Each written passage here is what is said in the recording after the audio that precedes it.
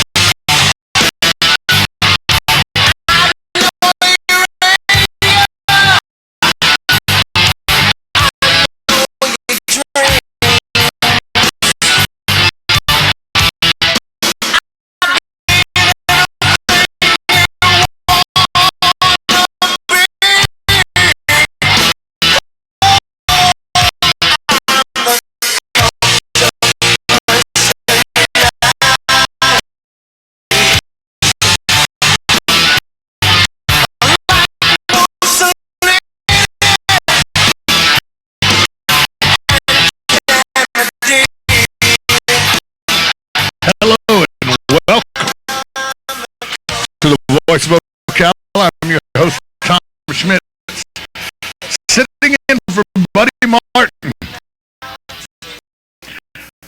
Buddy Martin on assignment this week, but I've seen some Facebook pictures. The assignment includes lobsters and his family at the beach house. But the show must go on, and it will, even in Buddy's absence. We have a huge day to get to, as this weekend was full of topics to report and discuss. This weekend was full of just things going on. From President Barack Obama weighing in on the George Zimmerman verdict Friday and an impromptu 20-minute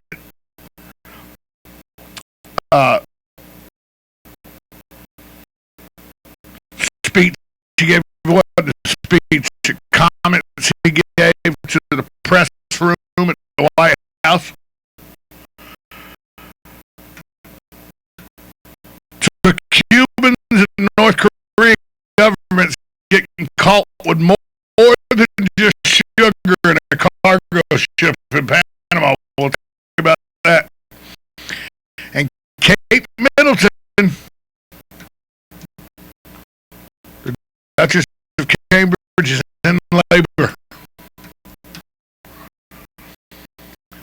We'll talk about that.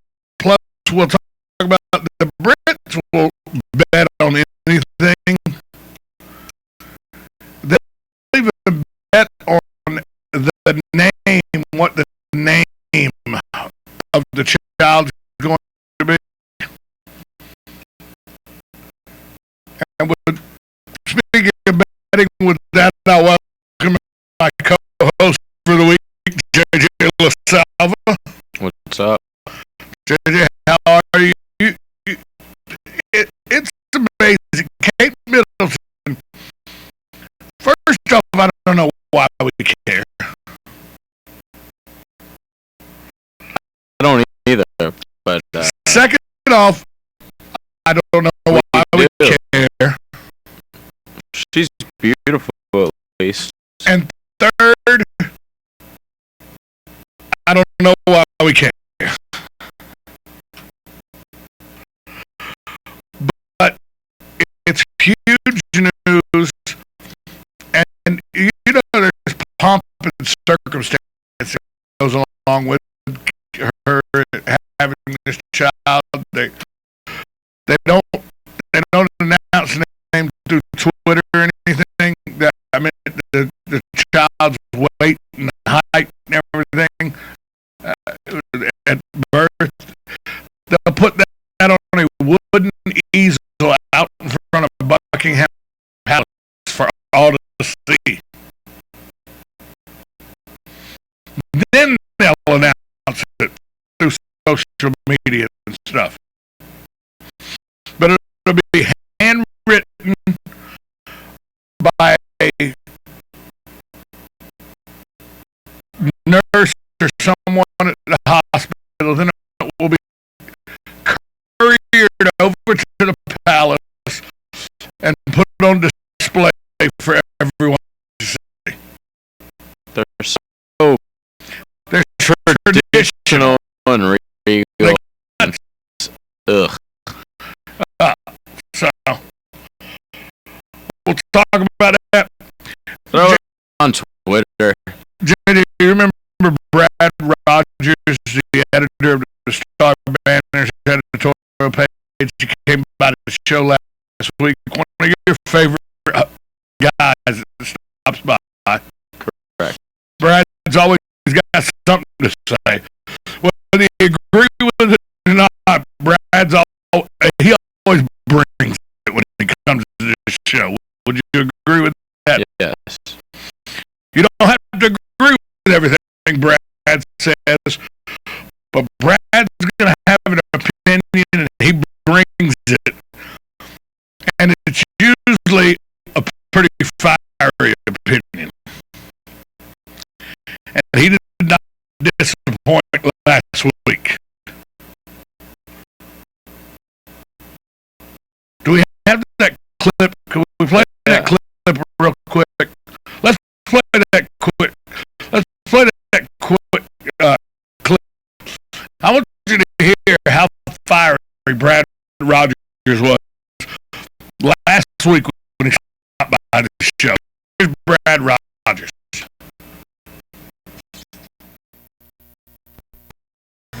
So, do you ever read my editorials?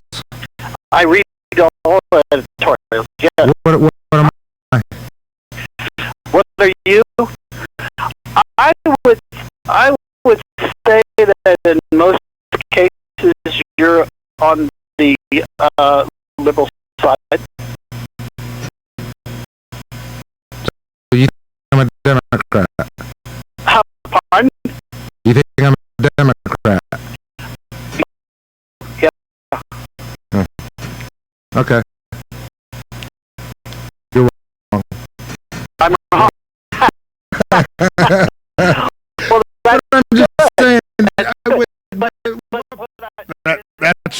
That's not actually the clip we're looking for. JJ's gonna try to get the clip we're looking for. It was last week. Brad Rogers stopped by the show, and among things he had to say, he really called some people out,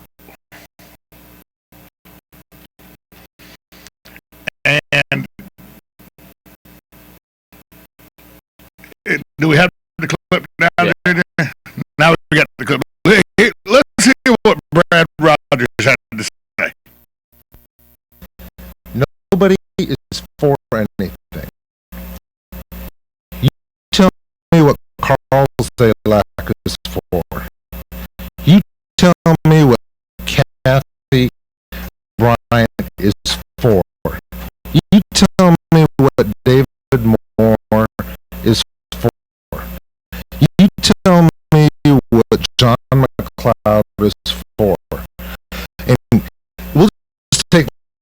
school board, are they even breathing? I mean, seriously. We're laying off school teachers. We're in a community where we have one of the lowest educational levels among the metropolitan areas. 22 metropolitan areas in the state of Florida. Guess which one has the lowest educational level? I'll take a shot here. It might be ours. Right. And guess which one also, by the way, didn't have the political gonads to send somebody to Tallahassee and fight so we would have a sitting Senate seat in this town. Oh, by the way, our 22 metropolitan areas, there's one that doesn't have a sitting Senate seat. That would be ours. First time in over 50 years we have one from our area. We don't have a sitting state senator, and we don't have a sitting congressman, and that is by, you talk about a failure of leadership. If you don't think that having a sitting senator in the state senate is important, How do you get the money? we're screwed. We have to depend on Dorothy Hukill and Charlie Dean. That was Brad Rogers. That was a little bit of the bite where he just went off talking about how our government officials in this area don't stand for anything. You don't know what they stand for. They won't come out and tell you what they stand for. Well, JJ, in hour number 2, one of the people he called out by name, John McLeod, councilman for. I'm going to ask him what he thinks about that statement and see if I can get him to tell us what he stands for. I think I know what John stands for. I know John. I see John regularly, but we're going to give John a chance to answer Brad Rogers, because Brad was pretty fiery about it, if you remember, JJ. He kind of went off for about 3 minutes total there. I'm also going to ask John McLeod why it's important that the city, why the city council thinks it's important to change the city charter, or put to a vote a change in the city charter.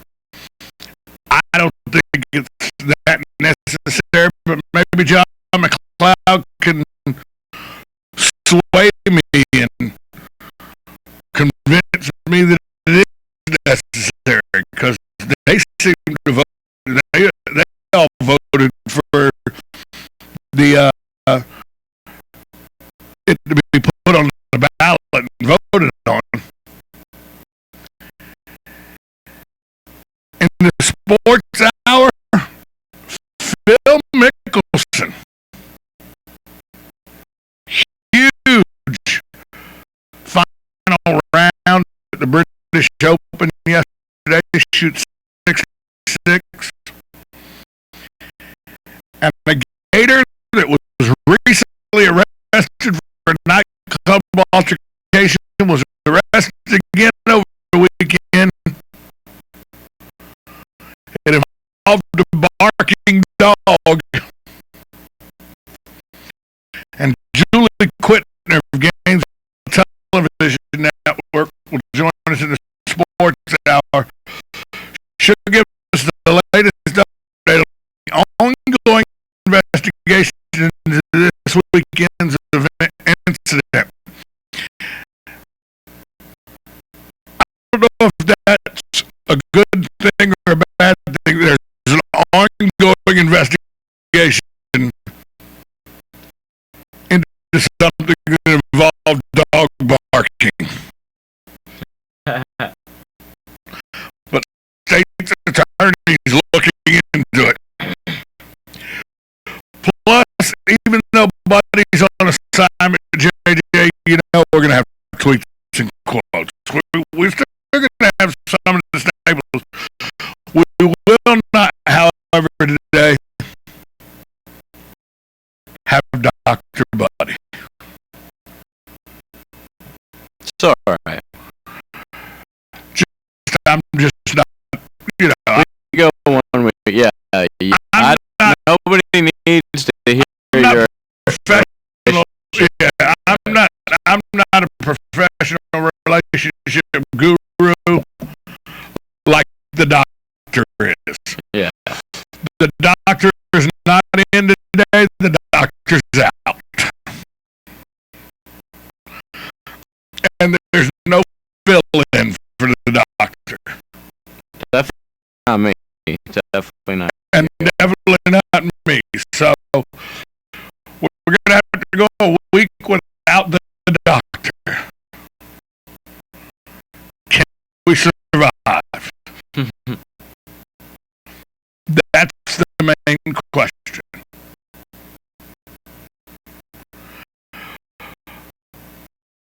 That's what we got on the show today. When we come back, I wasn't really happy with the president on Friday afternoon. I'll tell you why next on the Voice of Ocala, 1370 AM, 96.3 FM, streaming live at WOCA.com. Source. Since 1976, Daniel L. Hightower, a lawyer, has been fighting for accident victim justice in North Central Florida and statewide. He believes everyone in America should follow the rules, including the insurance companies. He and his firm have experience fighting for victims of personal injury, wrongful death, workers' compensation, and Social Security disability, as well as serving those in need of help with bankruptcy, simple wills, and estate plans. The mission at the law offices of Daniel L. Hightower, PA, is to represent deserving clients and recover the maximum benefits they are entitled to by law in a timely manner. In personal injury and workers' compensation cases, there are no fees or costs unless a recovery is made. The law office of Daniel L. Hightower is located at 7 East Silver Springs Boulevard, Suite 300. For your free consultation, 352-629-7777 or 1-888-LAW 1976, and visit danhightower.com for more information. Daniel L. Hightower, PA lawyer, fighting for accident victim justice, and the proud sponsor of Ask the Cops. This reprise of Ask the Cops is proudly brought to you by Daniel L. Hightower, attorney, fighting for accident victims justice since 1976. Every once in a while, you come across a funeral procession and you see a police car is involved. What is the situation with that? Is there like a law if you know you're going to have a large procession that you have to have traffic control through the police departments, or And is there a fee that is charged, or just what is the policy on that? We have a volunteer funeral service that we provide. So basically, we do most of them, if not all of them, just so that we keep everybody safe through the intersections. That was a reprise of As the Cops, proudly brought to you by Daniel L. Hightower, attorney fighting for accident victims justice since 1976. Can be heard the second and fourth Friday of every month on the Voice of Ocala. Hi, I'm Tom Ingram, CEO of Gateway Bank, inviting you to drop by our main office on Silver Springs Boulevard every Friday from 3 to 6 p.m.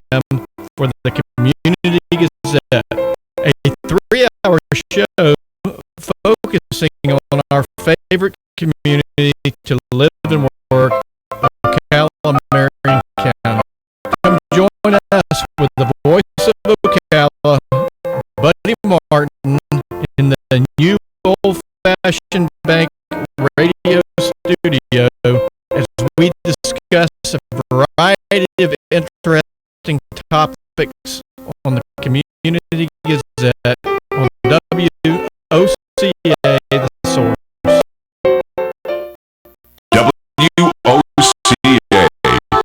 News Talk 1370, fulfilling your need to know. On the next AM Ocala Live, Robin and I will be speaking to Professor Donald J. Devine, the Vice Chairman of the American Conservative Union. He's coming out to speak to us about his book, America's Way Back, Reclaiming Freedom, Tradition, and Constitution. Open for debate where both sides of one issue will be debated. Carol Ann Baldwin will be on the air answering your questions about your lawn and your garden on her show, You've Got a Garden. If you need disaster restoration, call the guys at Damage Control, Joe Wright and Rob Sobieski will be in the studio answering all of your questions. And Carrie Hart will be on the air with, she has written a book called The Call to Greatness, the exciting, joyous journey your soul wants you to take. She says she can communicate with those who have gone on before us. She's a spiritual explorer, a pathfinder, a singer, and a songwriter, and she's coming to speak to us about our lives and what we can make of them. All of that plus fun with Joe on the next AM Live right here on the Source, WOCA 96.3 FM, 1370 AM. Good credits, bad credits. It's none of our business because we're not an auto dealer. We're not a bank. We're not your mother. We're OCalaForSale.com. Marion County's marketplace for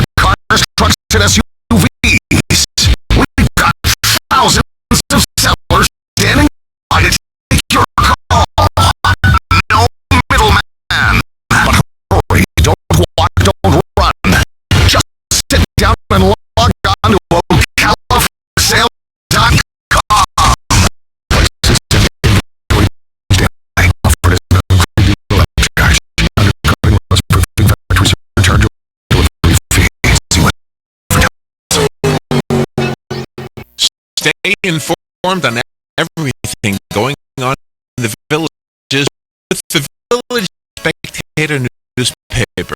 The Village Spectator is exclusively devoted to the villages with news, commentary, and more. And yes, they have Tom's Picks, a free referral for people who are looking for a company to work for them. Tom's Picks will refer the company that fits your needs. And we ask is that you tell them the way you heard about them. Call Tom's Picks at 804-1223 and pick up your copy of the Village Spectator today. Now read Ocala downtown newspaper online. This is Tom Schmidt live in the WSCA studios with this news break brought to you by Rinstar Medical Research. An assailant who stabbed a Hispanic man in the back with a knife inside a local bar Saturday night was arrested with what has been dubbed as Florida's hate crime law. A Marion County Sheriff's Office report states Monty Niblet, 59, was arrested on charges of aggravated battery with a deadly weapon shortly after 9 p.m. at Terry's Bar and Grill on Northeast 36th Avenue. This news break was brought to you by Rinstar Medical Research, seeking tomorrow's answers to the health questions of today. Call 352-629-5800 for more information.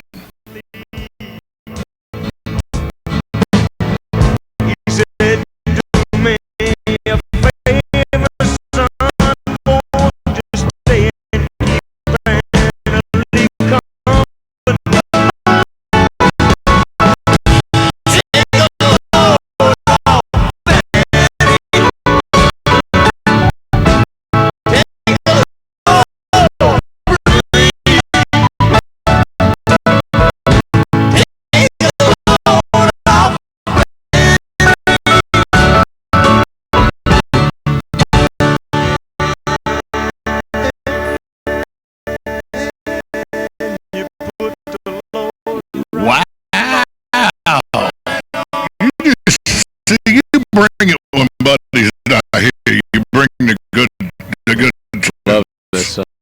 You bring the good sense. Bro, a friend of mine had Allman Brothers live concert DVD. And I was watching it. Lo and behold, playing lead guitar, Derek Trucks.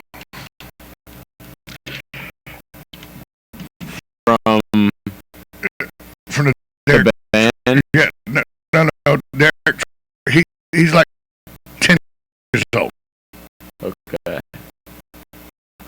No, he's not now, but first time I saw Derek, he's like 13 years old, headlining in his own band when I was in college in Statesboro. The Derek Trucks Experience would come up and play. So, gifted kid, but if you grew up, you were Butch Trucks nephew, and you grew up around Allman Brothers all your life and learned to play guitar from Dwayne and Greg Allman, I guess you're pretty good too. Just saying. I'm not good at any musical anything. Yeah, I'm not good, you know. My brother learned how to play the piano just by listening. Which brother?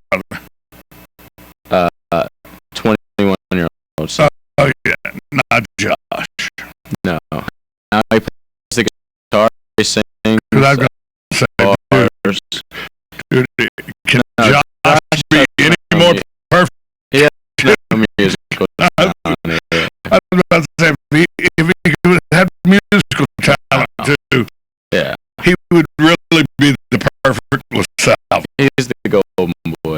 Yeah, he would be. He would be. By the way, that show got canceled. Just, Golden Boy, the show got canceled. So Never even heard of that. I don't know, but it was one of my buddy's favorite shows. It was on the season now, so So, y'all were the only people. we were the only two. A lot of people, though, listened to President Obama as he stepped into the press room last Friday without a teleprompter and noted a history of racial disparity in law as well as a more nuanced social prejudice that contributed to a lot of pain in the African American community, that contribute to a lot of pain in the African American community over the George Zimmerman vote. He said there are very few African American men in this country who have not had the experience being followed when they are shopping at a department store. That includes me. Yeah. That's the Secret Service following you, Mr. President. There are probably very few African American men who have not experienced walking across the street and hearing locks click on doors of cars. Happened to me, at least before I was a senator. Let me tell you something. When I was in my late teens and early 20s walking through the streets of Atlanta, People lock the doors. there were like 5 or 6 of us that walked together in a group, all Caucasian. We'd walk in through traffic and people would lock their doors. That's not something that only happens to the African American community. It's just questionable looking people in general. Exactly.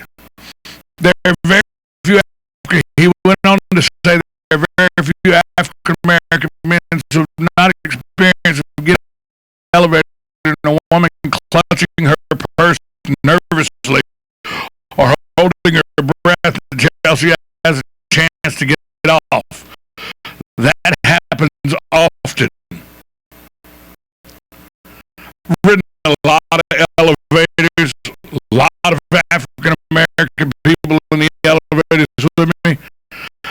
I lived in and out of casino hotels in Las Vegas and Atlantic City for the better part of 8 years.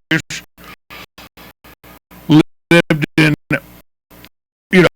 traveled around, lived in Raphael, a hotel in downtown Chicago. Have been to probably 20 plus hotels in the Orlando area. Maybe I'm oblivious to it because I'm a Caucasian man. Never seen anybody clutch their purse when an African American enters an elevator.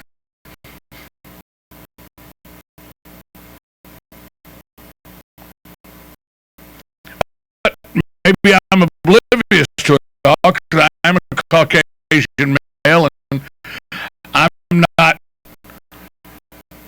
Maybe I'm not. I'm definitely probably not subjected to what African Americans are regular basis. What he said is true, but what does that have to do with, you know, you got to do it right after the Trayvon thing, and to say that could have been him 35 years ago. Okay, so you would have assaulted somebody and then been shot. First off, he's in his late 40s, early 50s. So 35 years ago, he'd have been 15, not 17. Okay?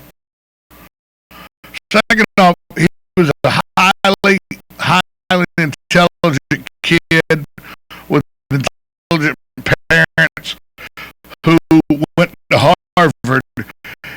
I don't think he was in, you know, Suspended from school. right, and living with his, and had to go to his father's house because he was suspended from school.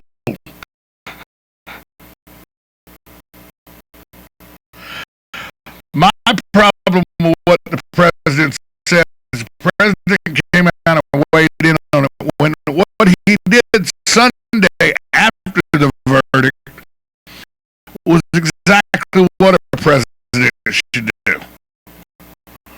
Okay?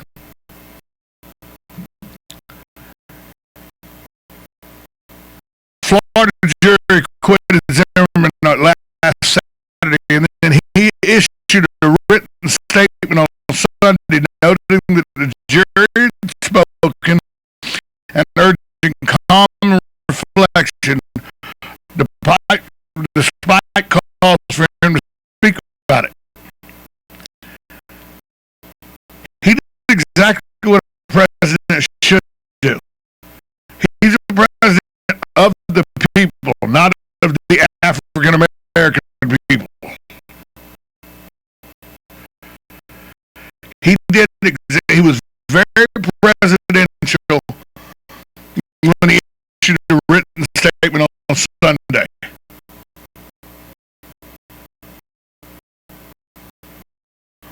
The fact that he come out and by making this statement lend credence to what Al Sharpton was saying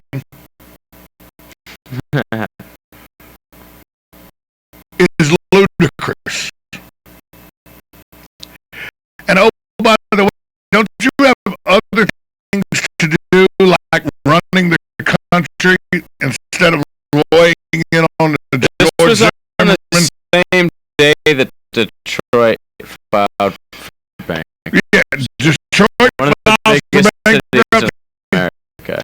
And so what are you trying to say, that George Zimmerman racially picked this guy out? Is that what you are Because saying? that's the jury said that it didn't happen. Exactly. Are you telling me that the system we have in this country, which you as president, you took a sworn oath to uphold the Constitution, and the Constitution, you know, the judicial system and all set up, patterned after the Constitution? Are you telling me now that he racially profiled him so the jury didn't know what they were talking about? You don't like the jury system?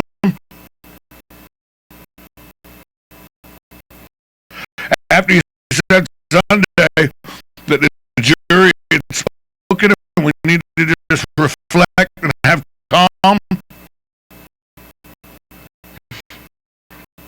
For a day.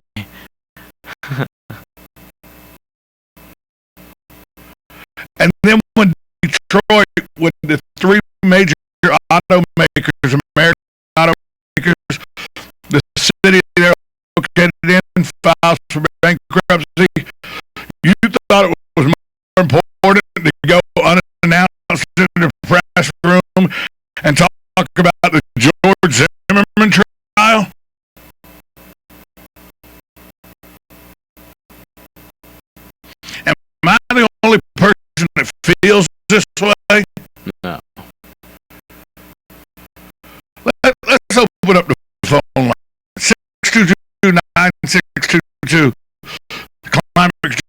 source hotline. Am I just off base here? Should I give the president a pass because on the day one of the major metropolitan cities in this country, where the three major automakers in this country are located, files for bankruptcy, he doesn't come in and give a 20-minute impromptu talk about that.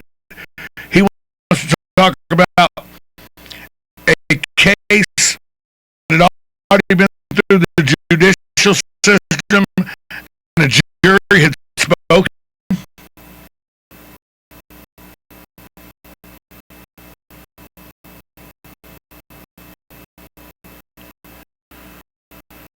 And as you all hear, I refer to him as my president, our president, because he is. Truth be told, I'm a Republican and have no desire to back anything that the Democratic Party backs. But he is my president because he was duly elected to that office by the people of this country.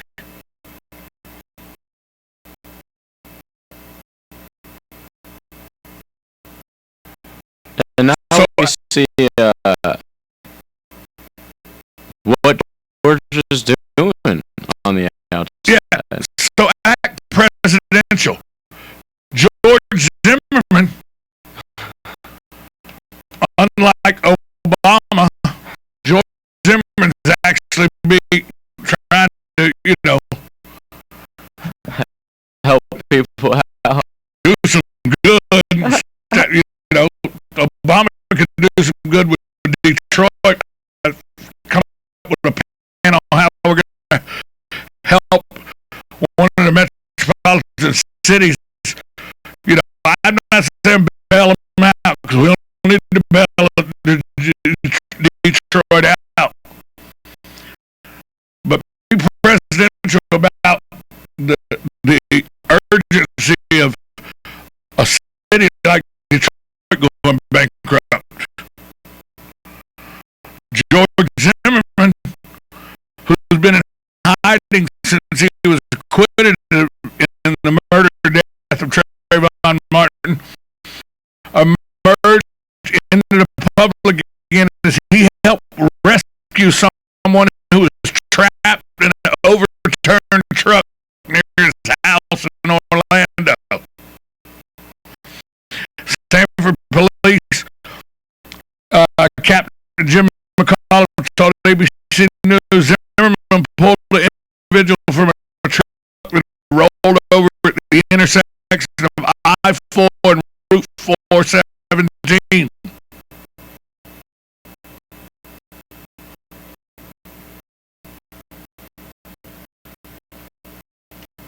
So George is trying to become a citizen back again. This happened less than a mile away from where Trayvon Martin was shot. What are you still doing around there, George? He's trying to get on with his life. Dude, not the place. Well, not if people like Al Sharpton keep calling for, protest over hundreds of cities. Groups like the Black Panthers want to put a price on his head. And then the president comes out and says he understands where all the animosity is coming from. It could have been him. That's got George feel good. When you got the president coming out against you after you just won the case and were acquitted, you still got Eric NAACP, they need to file. They're thinking about filing They're not federal charges. there's no federal charges to fine. There's no federal charges to file. They can't charge them with They- second degree murder and just run it back. They have to charge him with civil rights violations, stuff like that.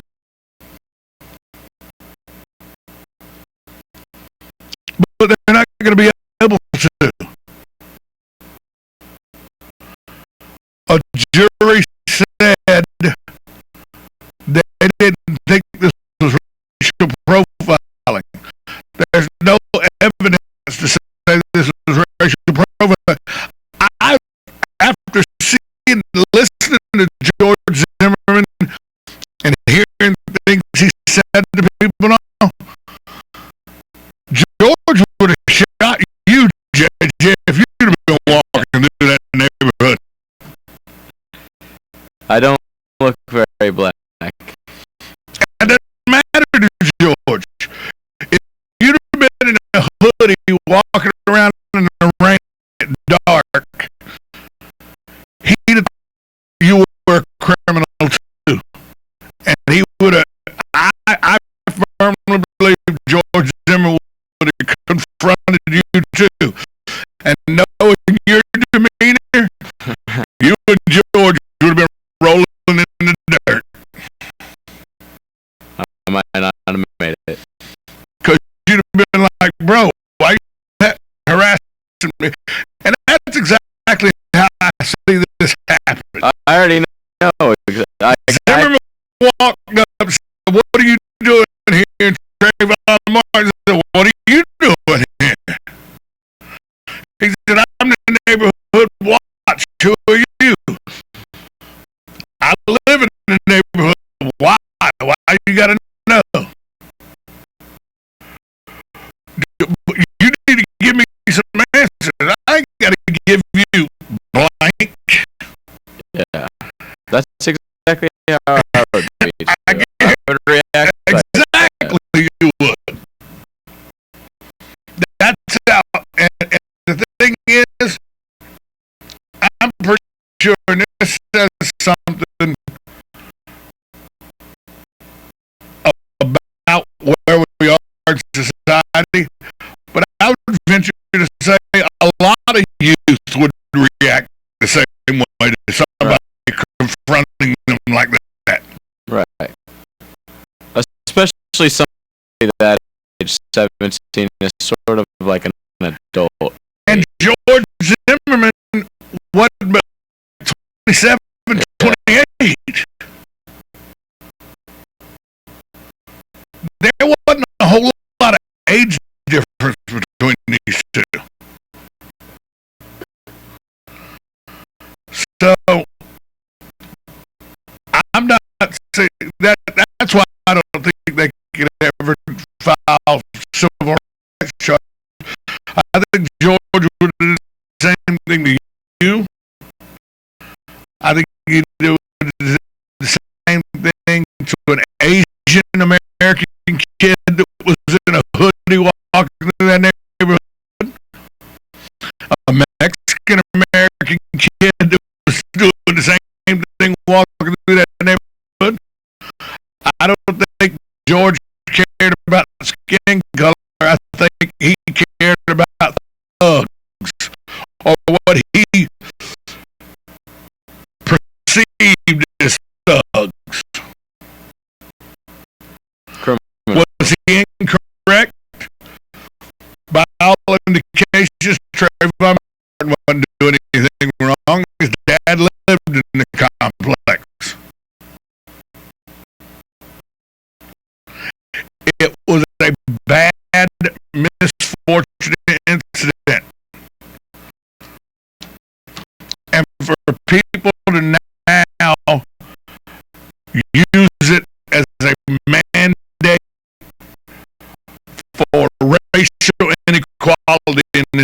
country to me is right.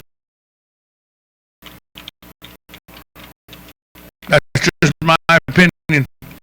If you have one, call it 622-9622 on the Climate Control Source Hotline.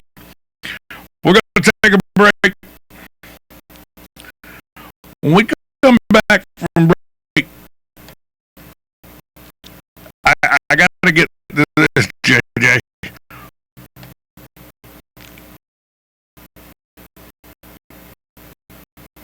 Kate Middleton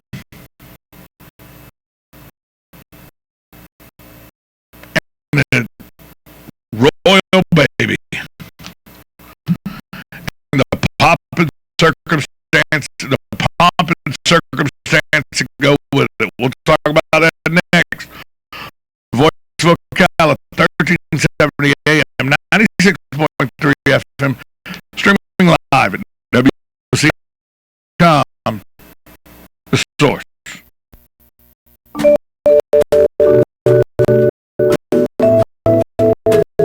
Having the motivation and making the commitment to quit smoking is a great first step towards becoming smoke-free. However, anyone who's tried to quit smoking knows how challenging it can be. Having the determination to quit might not be enough. You may need some help. If you're ready to quit smoking or between the ages of 18 and 75, currently smoke 10 or more cigarettes a day, and can commit to participating for 24 weeks, you may be interested in a research study which is being conducted to evaluate the use of investigational drugs to see if they can aid individuals in their quest to quit smoking. To help you quit, smoking cessation counseling, all study-related medical care, we provided it at no extra cost. You'll also be reimbursed for your travel time. To receive more information about this study, how you can participate, please call Star Medical Research in Ocala at 352-629-5800. Star Medical Research in Ocala, 352-629-5800.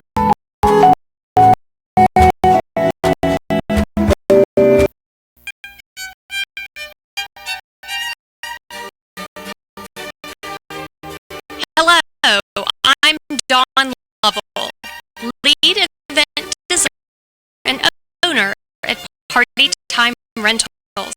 Have you ever wondered what it takes to make an event spectacular? Well, look no further. It's what we do every day. Whether you're hosting an intimate dinner for 10 or a gala for thousands, Party Time Rentals, we find just the right style and elegance to make your event a success. Our extensive inventory of the finest in chandeliers, tents, crystal, china, and specialty items is featured in our fabulous showroom. Stop by and say hello. It's a great way to get ideas for an event and an experience for yourself, how you can make your party time special. Party Time Rentals, located on Southwest 10th Street, just off Route 200 in Ocala, and off Southwest 34th Street in Gainesville. For more information, call 352-629-8858. That's 352-629-8858. The party begins at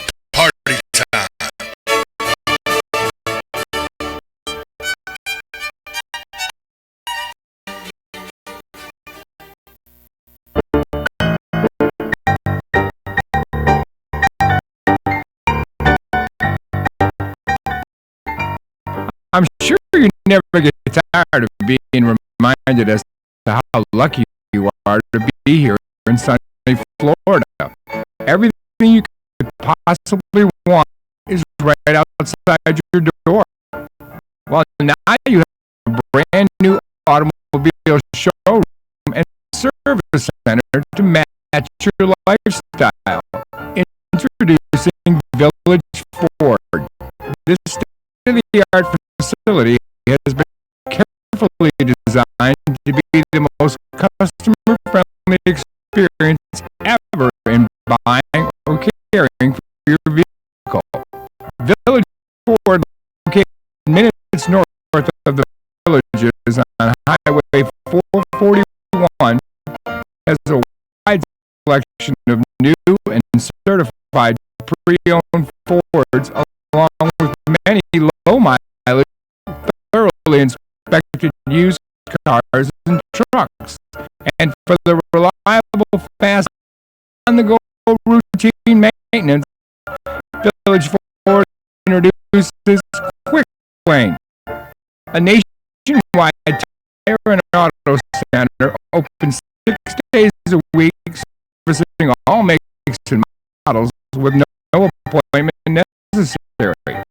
We invite you to visit Village Ford and find out for yourself how buying your next car is as pleasant as, well, living where you do.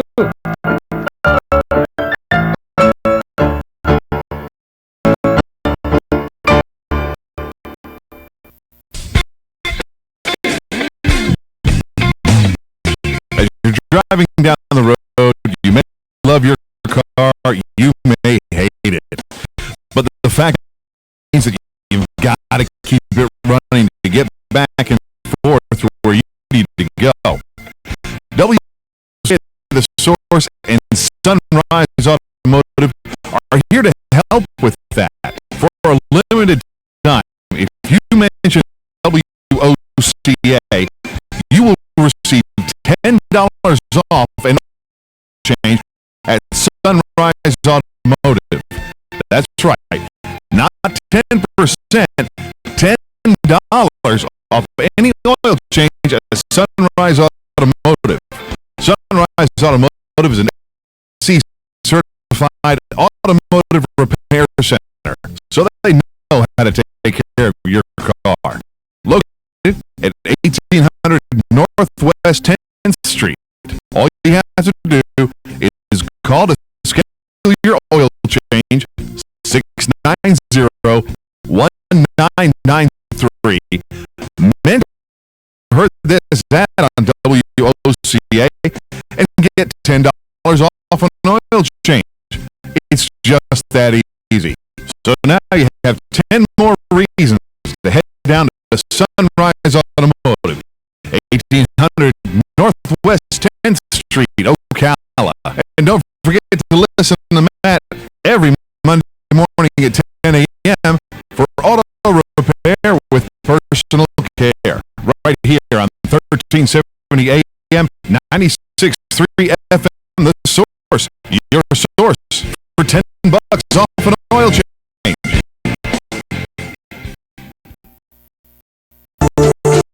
You've got a garden and we've got a show for you called You've Got a Garden with your host, Master Gardener Carol Ann Baldwin.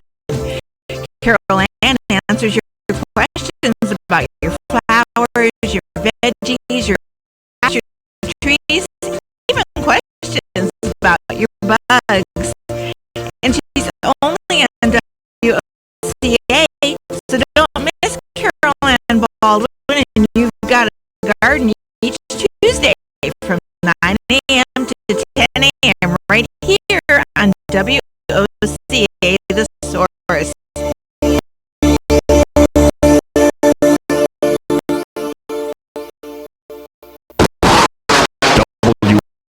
WOCA, Ocala.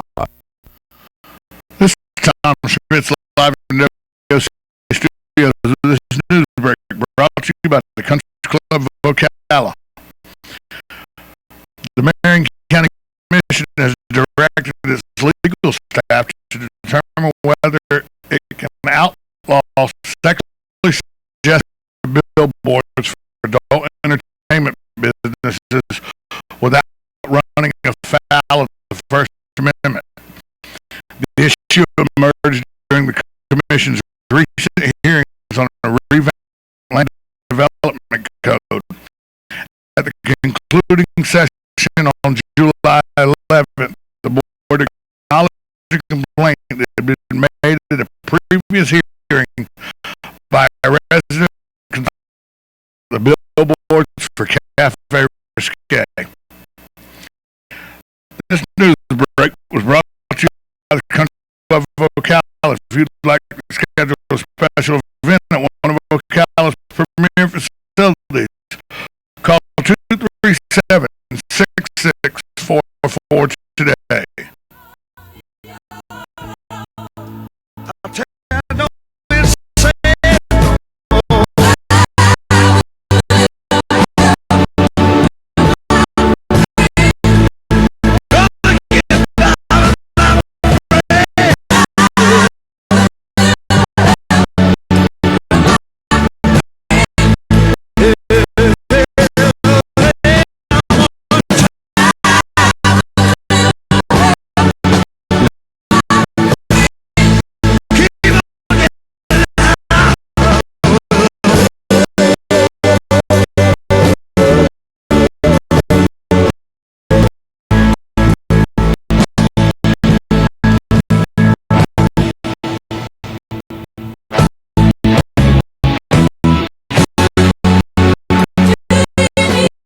We're back on the Voice of Ocala. I'm your host, Tom Schmitz. Buddy Martin filling in for Buddy Martin, who is on assignment. It is official. We have a new prince in the royal family, named to be given at a later date. 8 pounds, weighs over just 8 pounds.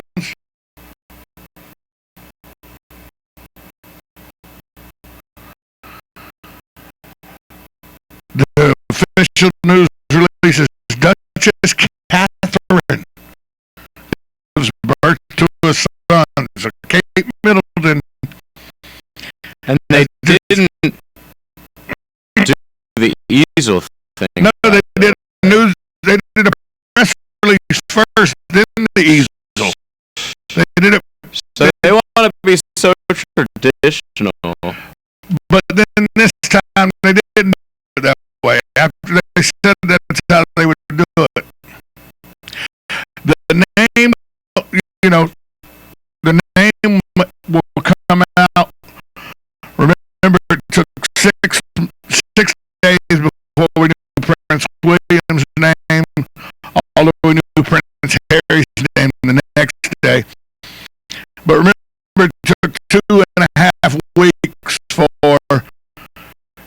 Kate and William to tell what their dog's name was. So, don't hold your breath on the name for the kid. Well, but we got odds on the names for the kids. What right now, JD, if we went right now to the London betting houses, give us the odds on names for Kate Middleton and Prince William's son. All right. Obviously, they're not the same at all of these bookies, but at this particular one, it's most of them have this. George is the favorite, and it's 6-1 odds. I don't know why everybody seems to be liking George, but he's a heavy favorite right now. Alexander 18-1. Henry, that's an English name, 20-1. James 11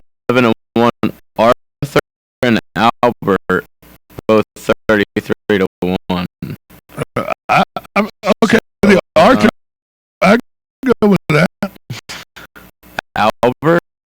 Arthur. I can go with Arthur. Let's see. Yeah, most of these places all have George.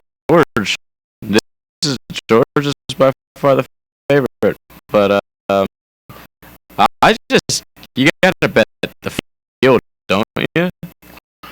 I think you would have to. Yeah.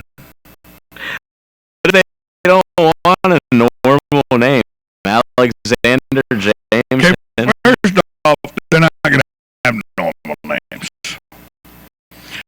Because Prince William's name is Prince William Arthur Philip Lewis.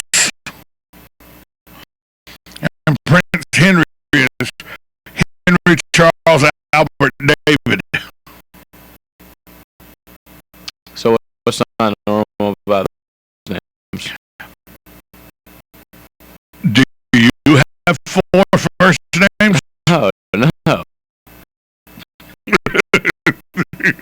You know, that's what the royal family, they don't have last names.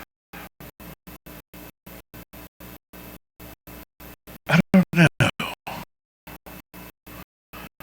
I should know that. I don't know. Yeah. Me being a trivia and a history guy, I should know that, but I don't know. It's the House of Windsor. Like, do you just lose your last name? I believe it's the House of Windsor, but Look it up. I don't know. That's a very good question. So, Kate Middleton, it has been announced by Kensington Palace, has given birth to a boy a little over 8 pounds at birth. Was born sometime.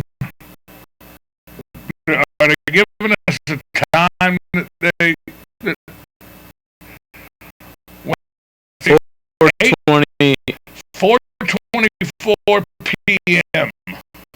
third time. their time. So that was 11 hour time. 11 so it was born 11 something this morning.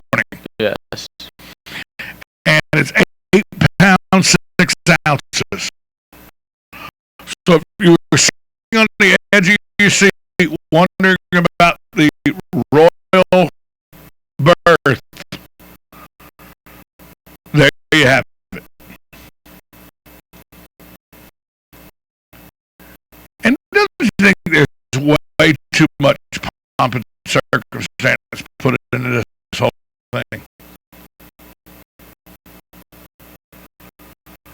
Not for them, man. Look at those people not working today, just lying in the streets, chilling. But it's leading news broadcast here. Well, it's a slow news day here. Really is. Now that this Trayvon Martin thing is over. It's not really that slow.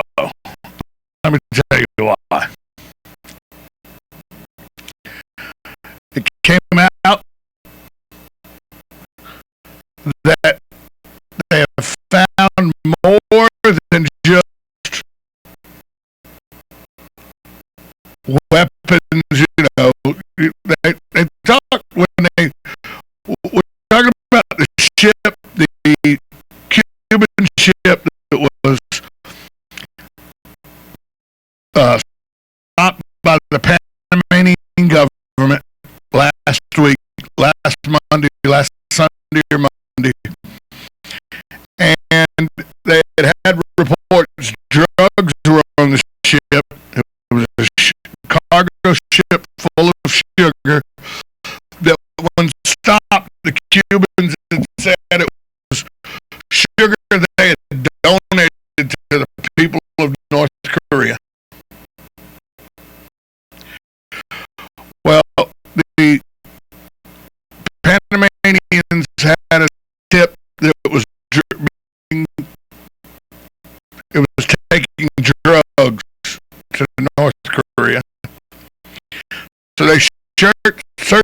the ship. Did not find any drugs. What they did find is munitions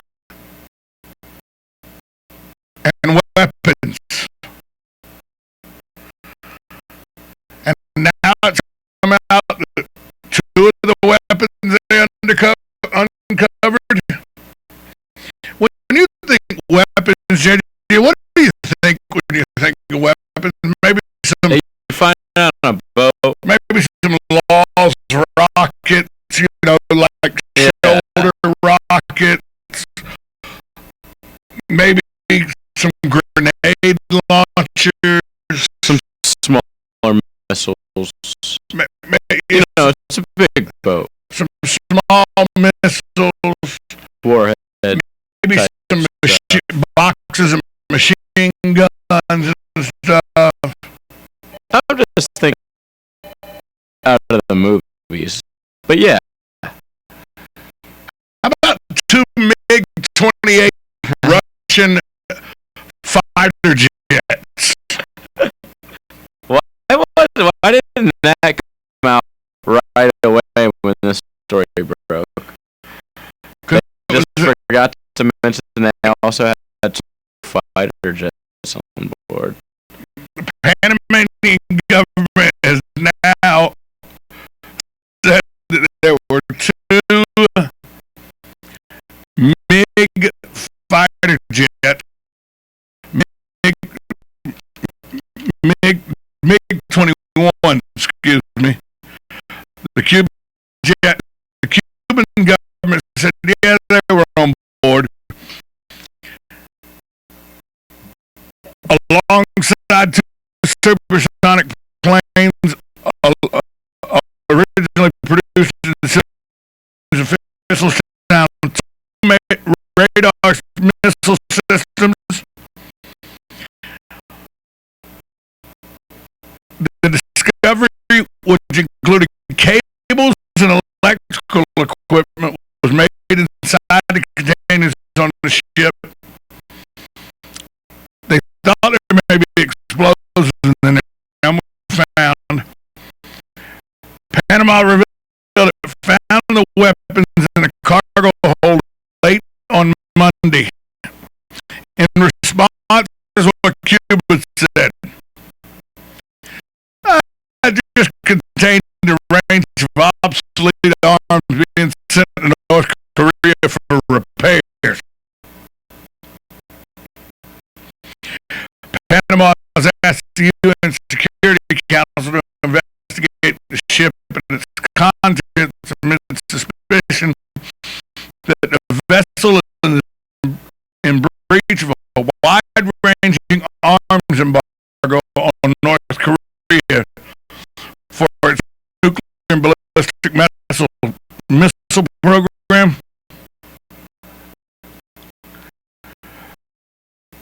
Cuba originally said, like I said, it was just sugar that they were sending over to the people of North Korea. Now they've changed their tunes and said, oh, it's outdated old equipment that we're just getting repaired.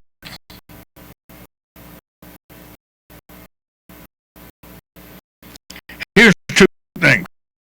One is everybody's up in arms that Cuba has violated the UN embargo. Cuba doesn't care about a UN embargo. Okay? Cuba doesn't care about a lot of stuff.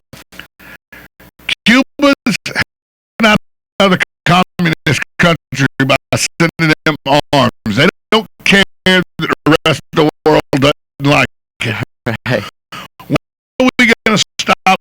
When is the UN going to stop, or Panama, or anybody going to stop thinking these countries like Cuba, Iran,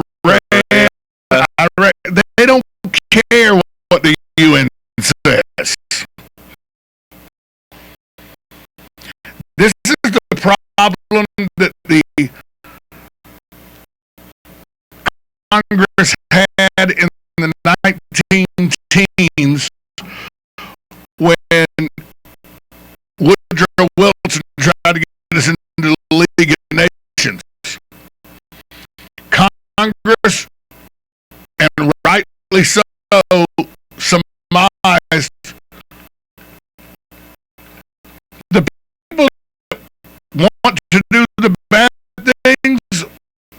don't give a damn what the League of Nations tell them not to do.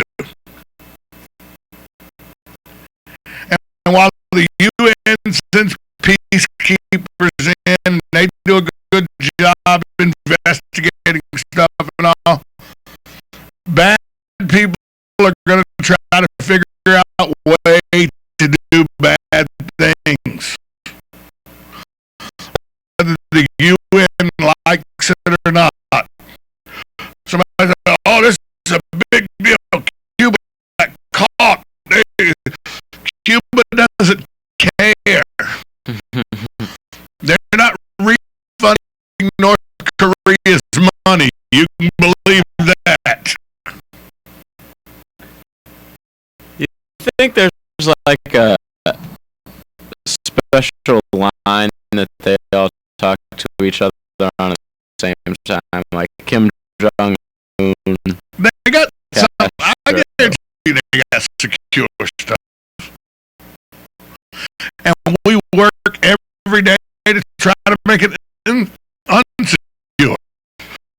Just like they work every day to try to make U.S.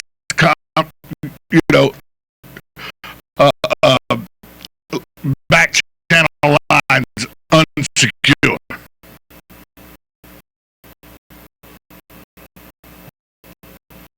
But people are up in arms. How can Cuba do this? Because they're Cuba. That's how. They're a communist country ran by a dictator who doesn't subscribe, who do not subscribe to the ways of Western democracy. Are you in any way worried about North Korea and what they could do? No, and here's why. Is North Korea working their ways toward nuclear armament? Certainly. There are three reasons why I don't worry about North Korea. One,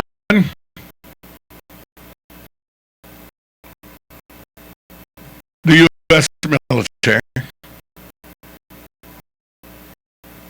Two, the Chinese military.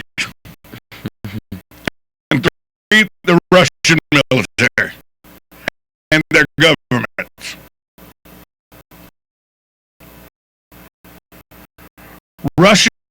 China knows that if North Korea launch a nuclear attack towards the U.S. or any of their allies, that the U.S.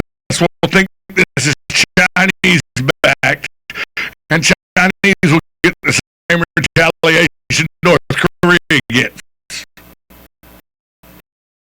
It's the same adage it's been since the big powers got the bomb in the 40s and early 50s. You shoot yours, I'm going to shoot mine, we're all going to die. The Chinese government wants to die about as much as the American government wants to die, and that's they don't want to.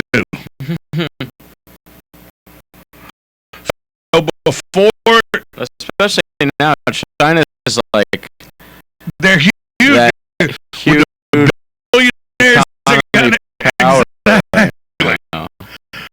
China is fixing to be China is the largest business country. Exactly. They don't care about that type of stuff. Well, they still are operate under communist rule, but it's a relaxed communism. It ain't the communism of the 1950s. Still, if communism came, It ain't Khrushchev's communism. Okay? It ain't Ho Chi Minh communism.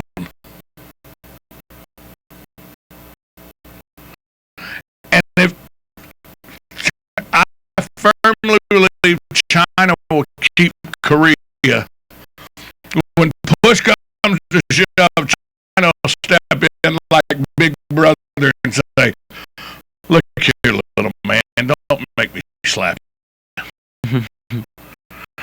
Keep hanging out with Dennis Rodman, keep acting like a crazy man, but we'll slap you.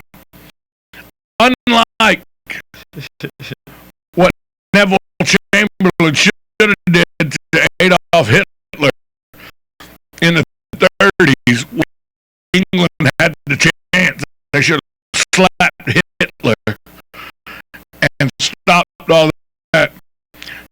China's not going to make the mistake the Britons and the French made. If North Korea starts to get out of line to what China thinks is something America could retaliate with, China is going to preemptive strike North Korea by slapping them upside the head and saying, "Look, we allow you to exist. Don't make us not allow you to exist." And the Chinese are much more ruthless than we would be. We have laws that govern how we treat warfare and stuff like that. we got morals. The Chinese have, I wouldn't say the Chinese don't have morals now. Relax. I'm not making that statement. If you heard that statement, you want to write a comment, that's JJ LaSalle. That's JJ at WOCA.com. But I believe the Chinese operate under a different rule of warfare than we operate under.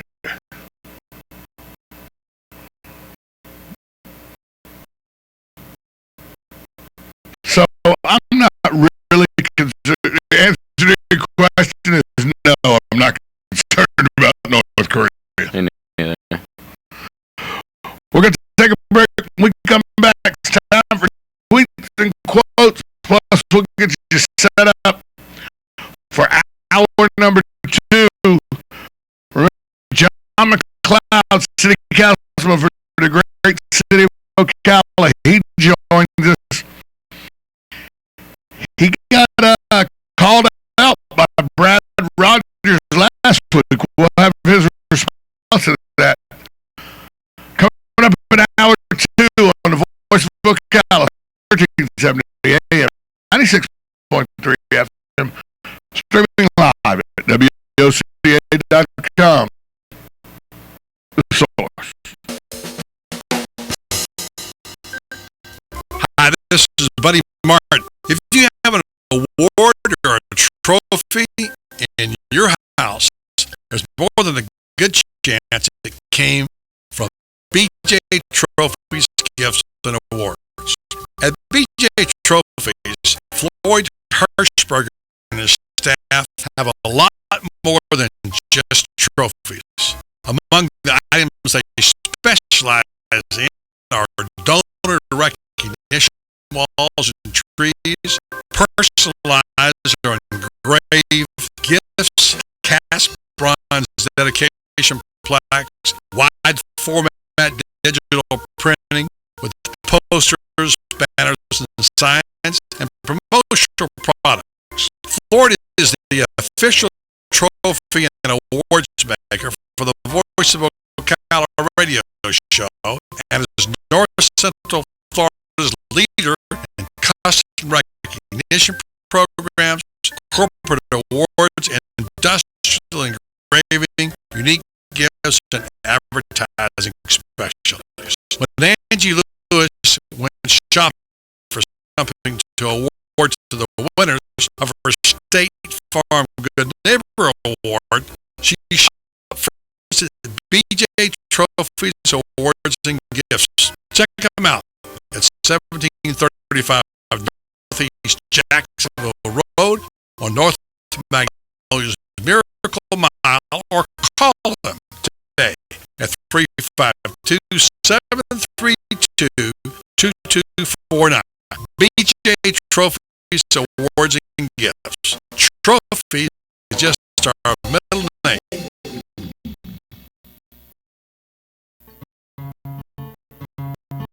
Like a good neighbor, State Farm is there. And so is State Farm agent Angie Lewis, working hard to serve her community as a citizen and insurance agent. Angie wants to help you as you adjust your insurance needs to your life. From everything to helping educate your teen driver, to protecting your family against everyday risks. She wants to change the way you perceive insurance by developing relationships with her clients, which is why Angie and her staff are proud to be a part of so many good causes in Ocala. In turn, she's chosen to single out those who step up as leaders each month on the Voice of Ocala.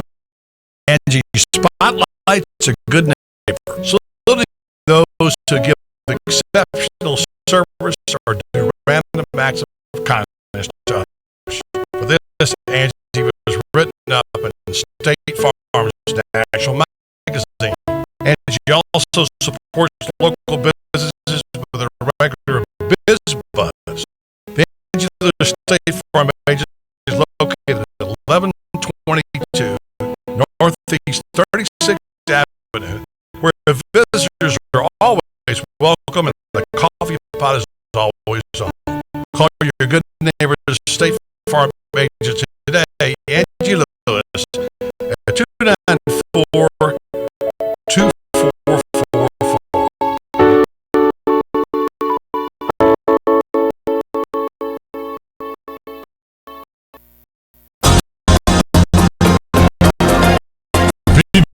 Promotional Solution, your company's supplier of banners, digital decals, yard signs, and magnetic signs, where you give them approved artwork by noon the next day by 4 p.m.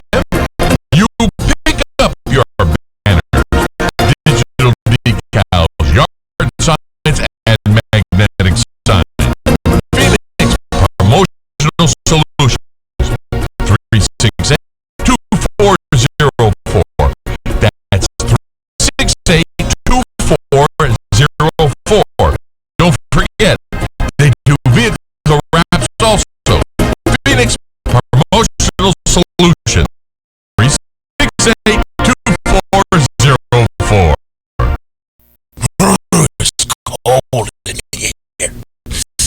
Ooh, it's hot in here. It's just right in this house. Looks like 1 out of 3 know about climate control mechanical services in Ocala. The first didn't call 291-0185. The second didn't know to call 291-0185. The third called 291-0185. So the moral of the story? To know is one thing, but to know and take action is another. Climate control mechanical services, just right. Howdy, folks. Sorry,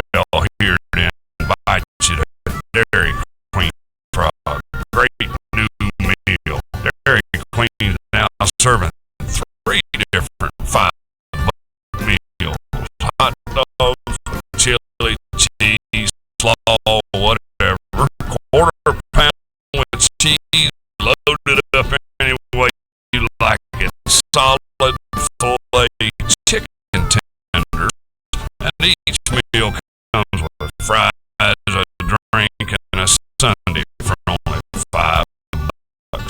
You got that right. Nobody beats that deal. A great value and a great meal. So come on down to Dairy Queen at Silver Springs, where they always treat you like kings and queens. News Talk 1370. WOCA invites you to discover your full business potential. News Talk Radio is the perfect environment for your advertising. WOCA's News Talk format pinpoints information hungry, better educated, high-income adults. So use us to talk to them. Call 732-8000. 732-8000. We're Ocala News Talk Radio. News Talk 1370 WOCA.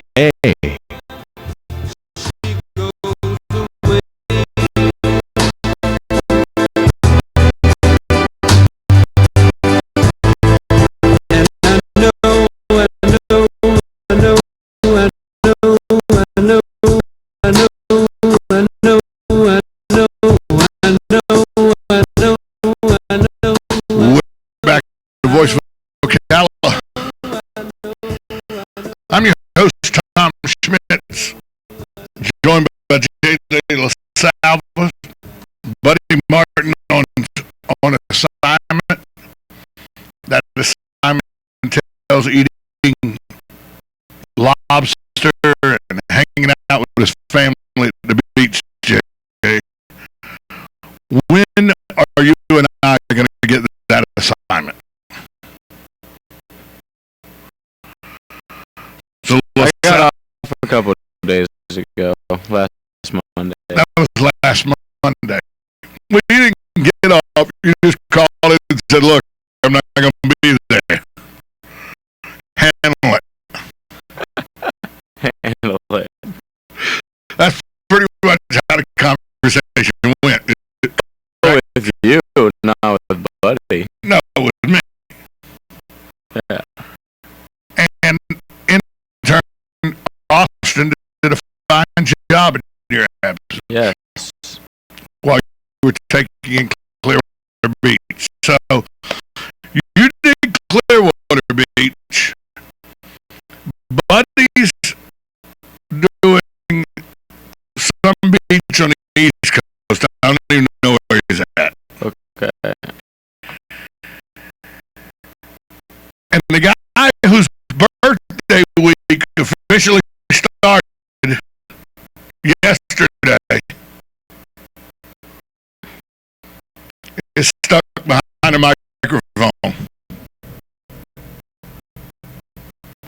for the next week as Buddy enjoys himself, and you've been in Clearwater. Well, you don't celebrate a whole week for your birthday. I do. It's like a 12-year-old That's type. my birthday week. What day is your birthday? Wednesday. Saturday. Oh.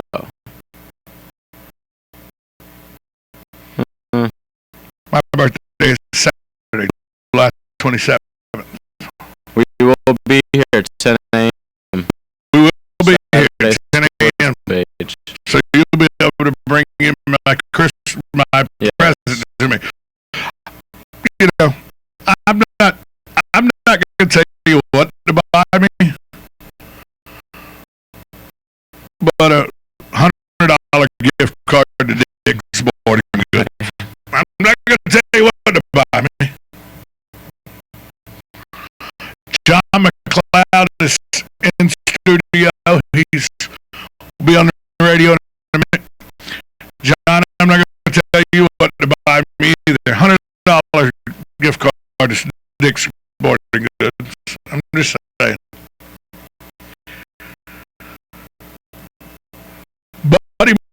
not with us today, but we do have tweets and quotes. JJ, let's go ahead and fire up tweets and quote music. As you know, mine are usually more funny than they are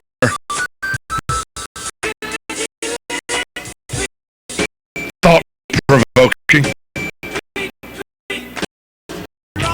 But today I got one by Albert Einstein. Education is what remains after one has forgotten everything he learned in school. Albert Einstein. There's a place you can touch a woman that will drive her crazy. Her heart. Melody Griffith. And finally, a guy I like to read a lot, JJ, Stephen King. I'm the literary equivalent of a Big Mac and large fries.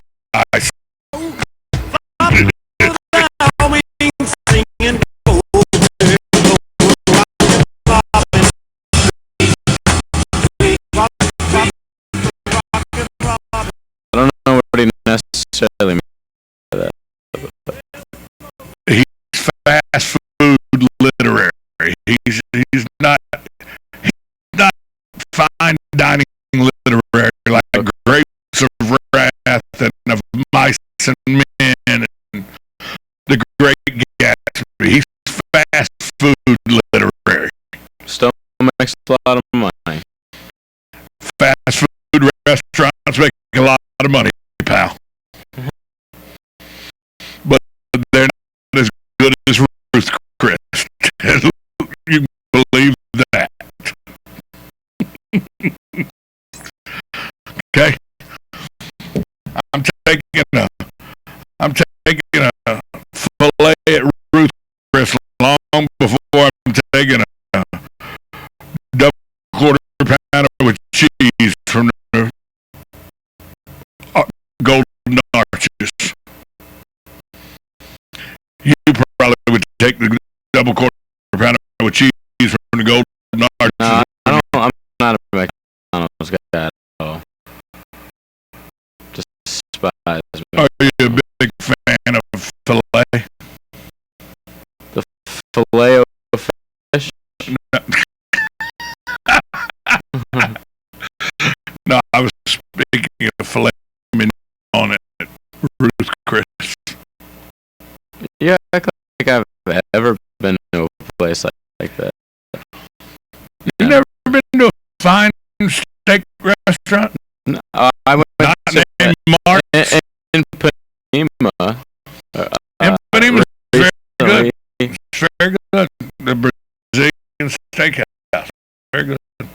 But it's in Ocala, so how really... Well, what do you do? Hey, Mark is very classy down on the square. A lot of things down on the square are very classy. You know, it's not very, very classy right down the square. The square itself. It's under renovations. We'll ask Councilman McLeod when those renovations, if he knows, he may or may not know. He knows, he's all-knowing, so he probably does know when those renovations should be coming complete. That's who we're going to talk to next. City Councilman John McLeod joins us in an hour or two. Do we have you for the whole hour, sir? Absolutely. We have John McLeod for the whole hour. This could get fun, folks. We have John for the whole hour. We're going to talk about all things Ocala. Find out his viewpoints on things like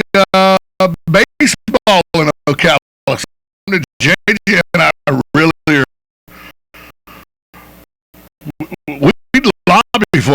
We'd be on a committee right now, just or you know, whatever it takes to get baseball here. We're all for that. We'll ask him his stance on certain things. We'll ask him a year into it how one of the places that are city owned is being run by a company that the city hired to run it.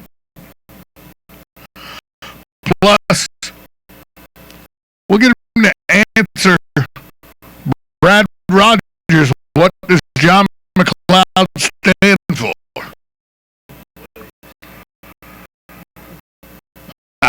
I'm very interested in to see what those are. And then in the sports hour, Julie Quitner of Gainesville Television Network, she's going to join us. She's going to talk to us about an incident that happened over the weekend. In Gainesville,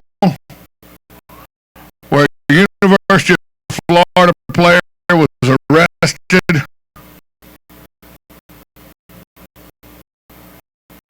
for barking at a dog. We'll tell you all about that hour 2 and hour 3 in the sports hour on the Voice of Ocala, 1370 AM, 96.3 FM, streaming live at WOCA.com. The Source.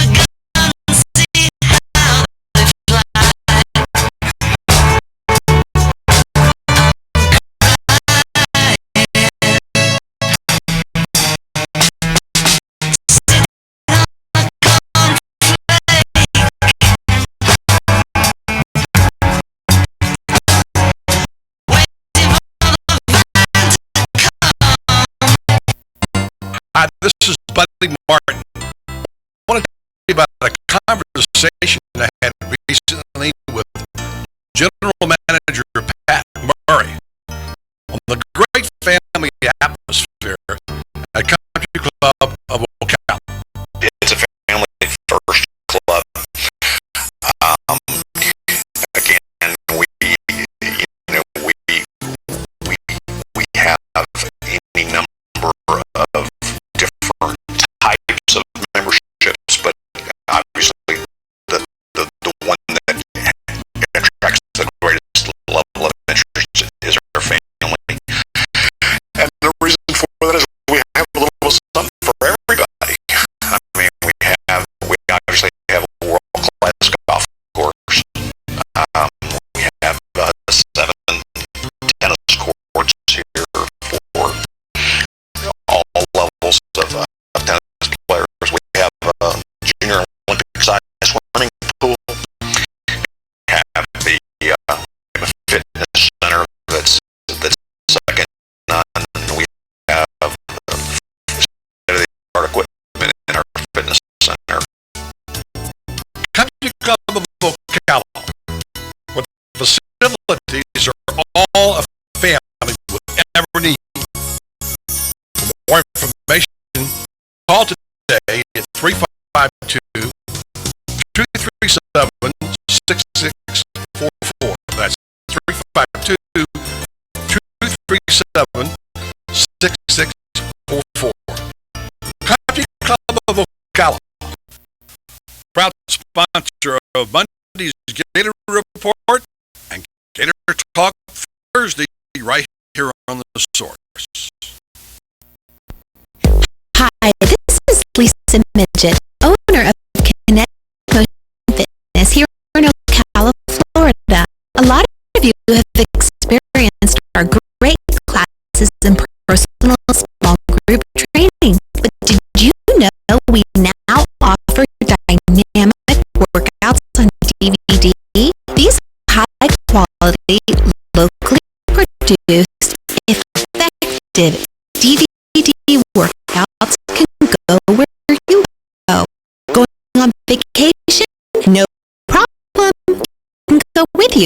Friends and relatives out of town who are jealous you get to come to KMF? No problem. We ship anywhere in the United States for free. Our great lineup of 4 DVDs includes Kinetic Achieve, Kinetic Couples, Kinetic Core, and Kinetic Campus. 4 great workouts for the entire family on DVD. Sound interesting? Check them out on our website at kmfocala.com. While you're there, check out our class schedule and come see us. We're only 5 minutes from downtown across from the Skylark Plaza. Visit kmfocala.com and like us on Facebook. KMF will get you results at our studio or at home with one of our DVDs. Kinetic Motion Fitness. We're ready when you are. Visit kmfocala.com for more information.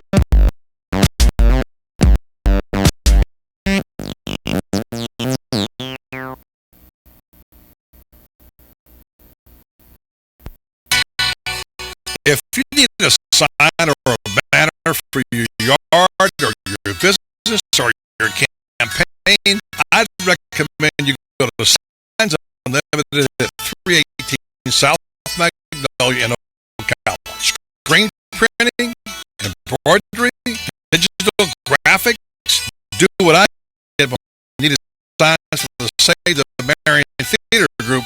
Go see Vic Buttermore, Signs Unlimited.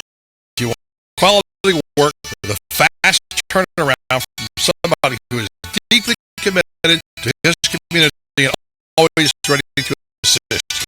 There's a reason Vic's slogan is, it's our business to make business better.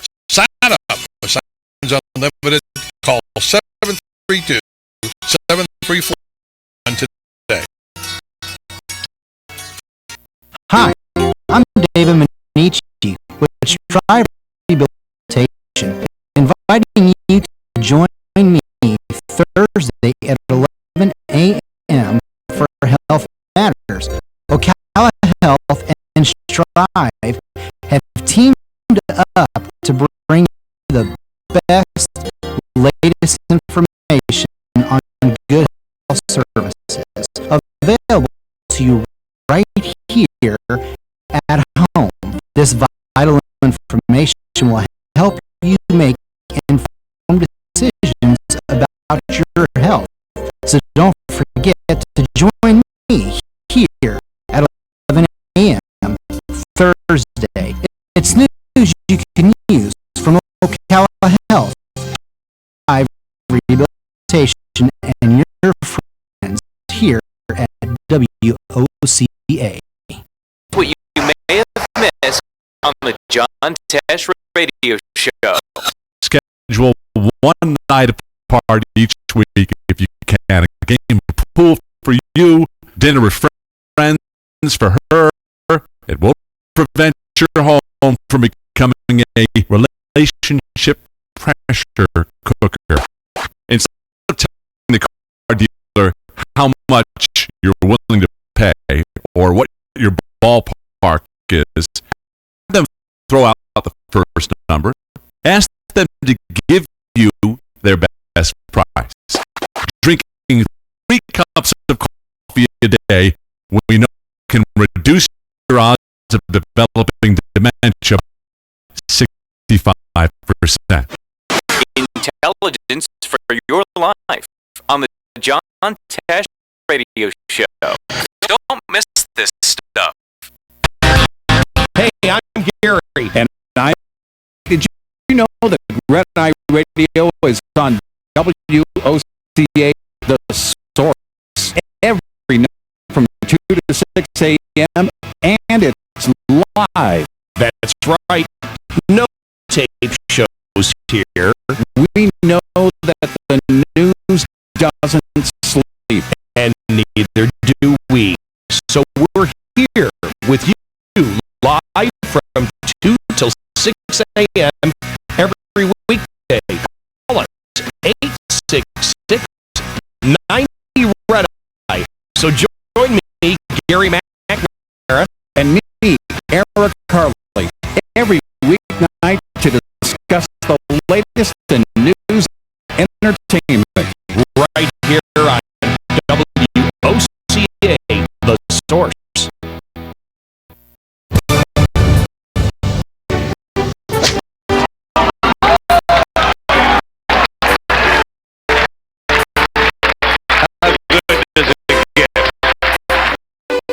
Golf has long been considered to be sports' most prestigious game, and WOCA has your connection to everything in the golf world.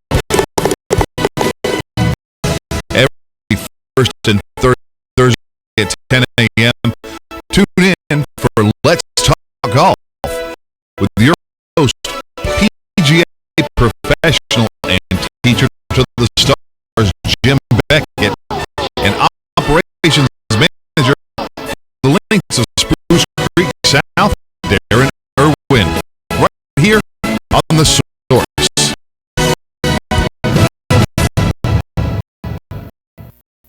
Hey, Matt, I know Sunrise Automotive does auto stuff, but I need some tires for my truck. Can you recommend someone? Yes, I can. We do that. No, I need them installed and balanced. And all that. Yep, we do that. Well, my son needed his window tinted. Yep, we do that. I need my seat replaced. Yep. That too. I need a new roof line, a new spoiler. Yep, we can even do that too. Okay, I get it. I suppose you can also do a radio show too. Well, as a matter of fact, join me every Monday at 10 for auto repair with personal care here on the source. Of course you do. You're listening to WOCA News Talk 1370, Ocala source for what's happening in today's hottest, up-to-date news and topics. King of England. A case against Toyota beginning with jury selection at an LA courtroom. It involves sudden acceleration, which a woman's family claims caused her death when her Camry went out of control. Around 80 such cases are pending against Toyota. Many have settled out of court.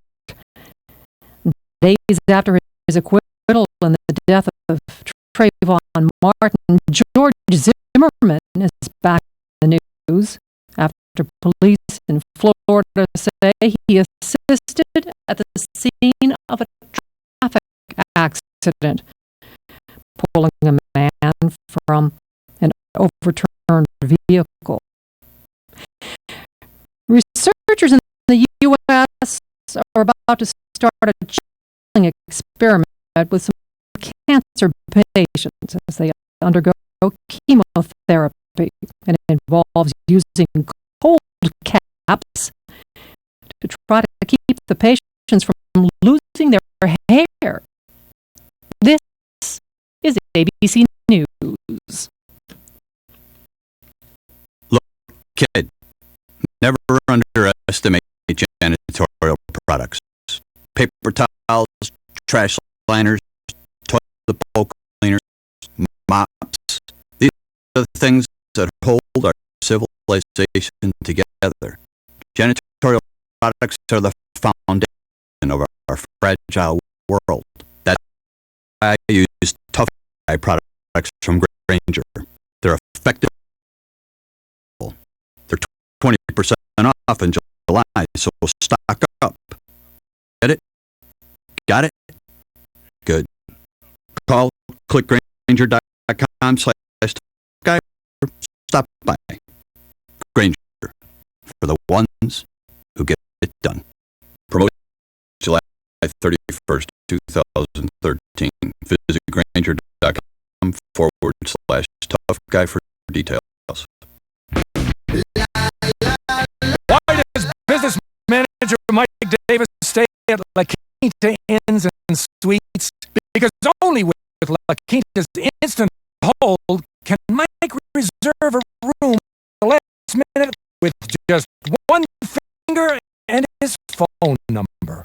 And the next day during his business review, you know what he does? Ladies and gentlemen, the stylings of Mike Davis.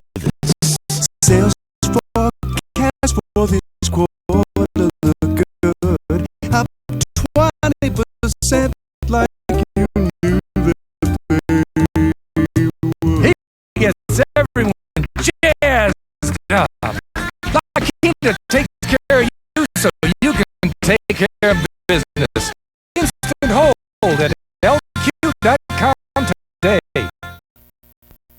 I'm just sick of all the amateur stuff, you know? I mean, like, if I'm paying top dollar, I want a little production value, you know? Like some editing, transition, something, some music. Don't worry. We didn't leave you.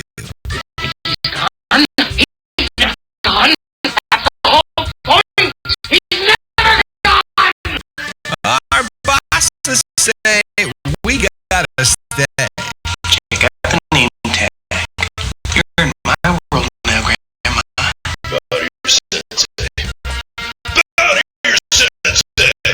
It's time for the second hour of the voice of ocala. You ever come across anything like time travel? Come on, stick around. Free. If you win, you win. If you lose, you still win.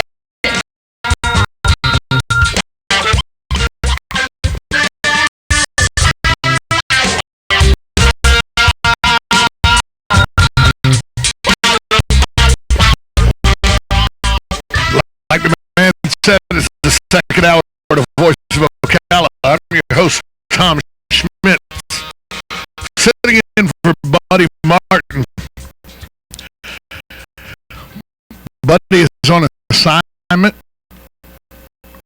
over on the East Coast beaches somewhere.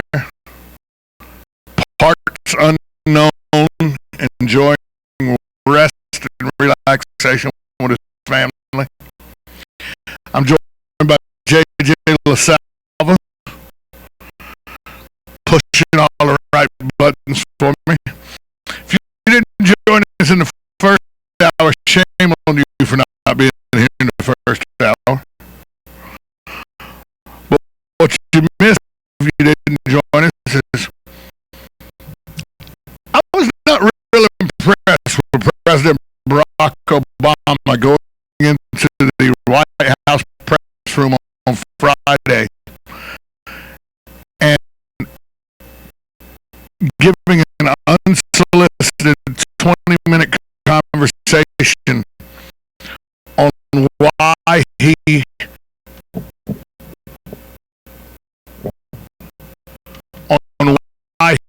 thought the George Zimmerman verdict he needed to make an address about the George Zimmerman verdict and the perils that African Americans face in this country. While we all agree that African Americans, the history of African Americans in this country have been less than admirable, it's been downright shameful the way that the African American community has been treated through the history of this country. I think the president stepping in after a jury of George Zimmerman's peers already, per our system in this country, had already found him not guilty of the charges that were filed against him. The president released a statement after that verdict on Sunday the week before, saying the jury had spoken and that was time for calm and reflection. That's presidential. In fact, he came out and made a statement about George Zimmerman and the verdict, and instead of making a statement about Detroit, where the three major automakers in this country are located, going bankrupt, to me shows a lack of presidential authority. He is my president, he's your president, he's our president. I know some people say he's not my president, shame on you, we're Americans, he's our president. But because he's our president, we can also tell you when we disagree with him. And I disagreed with him vehemently over his comments Friday. Also, Kate Middleton has had a baby. Her and Prince William have had an 8-pound, 6-ounce baby boy. It was announced that they had at 4:42 English time, 11:42 American time.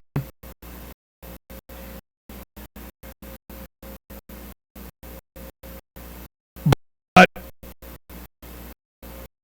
I don't know why it's important that we know Kate Middleton had a child, but it'll be on all your news tonight. So, Kate Middleton, now proud mother of an 8-pound, 6-ounce baby boy. Also, in first hour, I talked about Brad Rogers and some comments he made on this show last week, where he said he doesn't understand what people stand for, and he called out some county commissioners by name, Carl Zalick, Kathy Bryant, to name a few. And then he called out one Ocala City Councilman. I don't know who I don't know why I just figured it's single out this one Ocala City Councilman. He called out Councilman John McLeod. And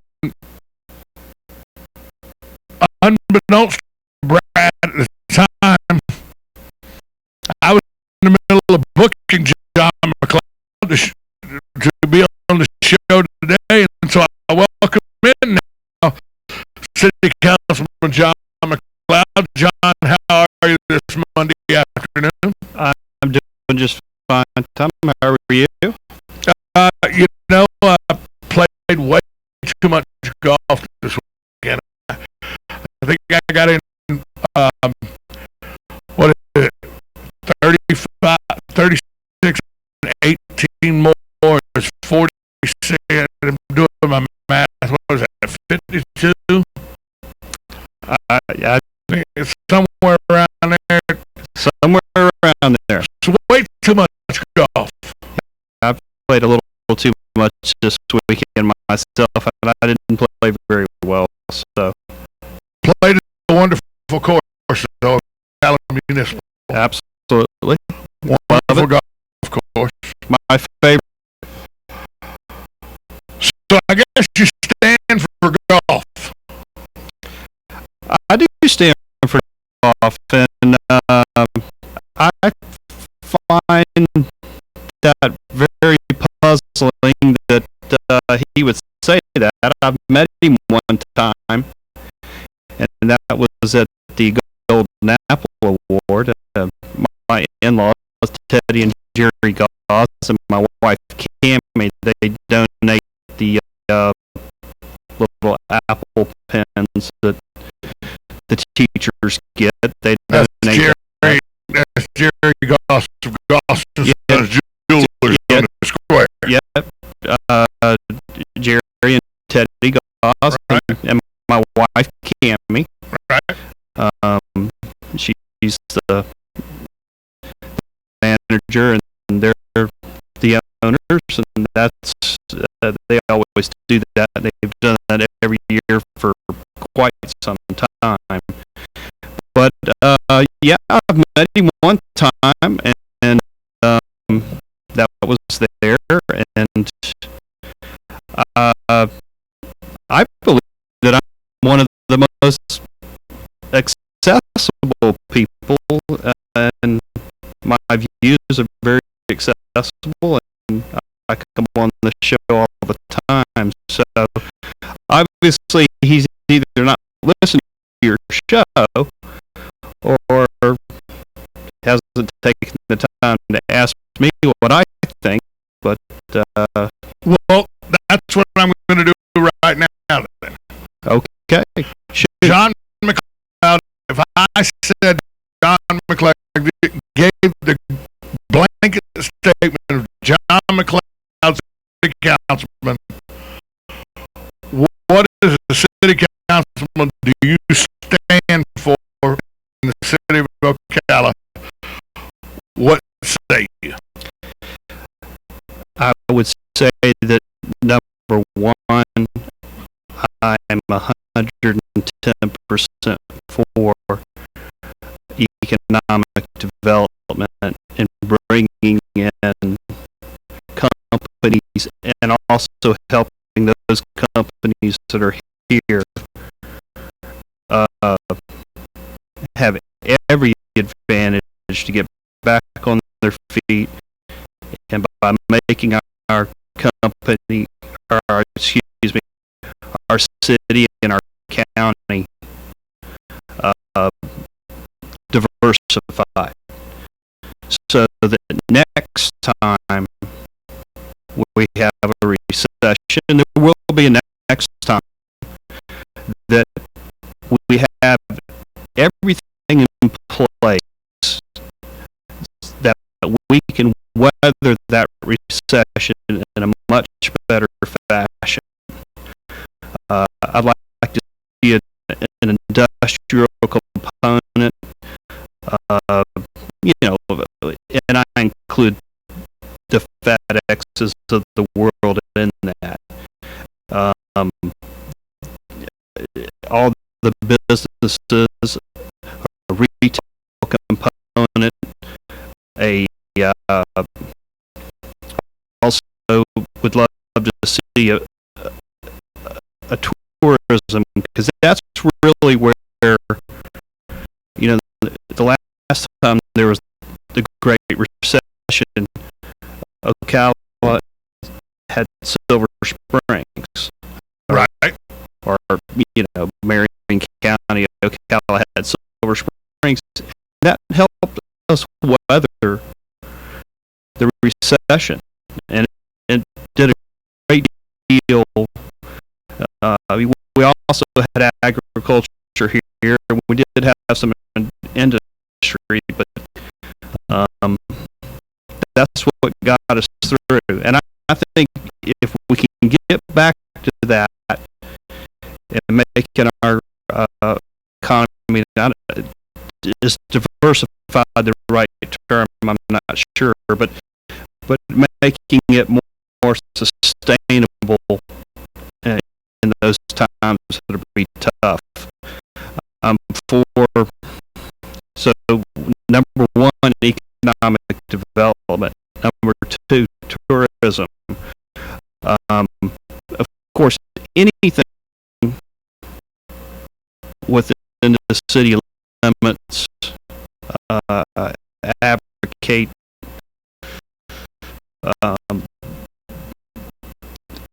recreation. Love to see our tennis courts. I'd like to see those expanded. Have more clay courts down at Fort King Tennis Center. Obviously, I'll tell you what, they were full this weekend. Yeah, they always are. Jason is doing a good job running that, and all the programs there are in place. And I like the fact that we've redone the golf course. We're doing. If you go to play Ocala Municipal Golf Course right now, as we call it, Muni, you'll find it's in as bad as about as good a condition as any golf course in Marion County. I disagree with you. The rough is just way too punitive. I never hit the ball in the fairway. I only hit it in the rough. It should be shorter. Well, don't hit it in the rough. Well, and again, it's tough to keep up with the rough with the amount of rain we had. And that's at any golf course right now. But right now that golf course is in very good condition. What other golf course can you play after 2-inch rain? Not very many. They got 5.5 inches Friday and Saturday. Right. Canceled a night glow tournament they were going to have. That's right. Which they're going to, by the way, you're going to have this Friday night. Mm-hmm. So there's a lot of things going on to attract people to the city of Ocala like these kind of things. Mm-hmm. Well, and back to Mr. Rogers' comments, I also advocate downtown, and what we're doing down there. We're obviously working with a local group, with the Peaks and the McBrides and the Boones, and they're trying to. One group's trying to bring a hotel down to the square. I think a parking garage is a key component to that. I'm a believer in having a parking garage downtown. Well, let's stop and take a break here. When we come back, we'll talk a little bit more about why a parking garage is so necessary in the downtown. Because I for the record,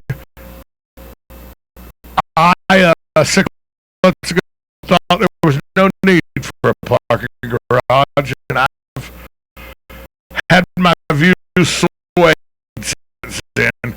So let's talk about, when we come back, we'll talk about why a parking garage is so important to the development of downtown and the economic development of Ocala. We'll do that next with Councilman John McLeod on the Voice of Ocala, 1370 AM, 96.3 FM, streaming live at WOCA.com.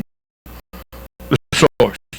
Since 1976, Daniel L. Hightower, lawyer, has been fighting for accident victim justice in North Central Florida and statewide. He believes everyone in America should follow the rules, including the insurance companies. He and his firm had experience fighting for victims of personal injury, wrongful death, workers' compensation, and Social Security disability, as well as serving those in need of help with bankruptcy, simple wills, and estate plans. The mission at the law offices of Daniel L. Hightower, PA, is to represent deserving clients and recover the maximum benefits they are entitled to by law in a timely manner.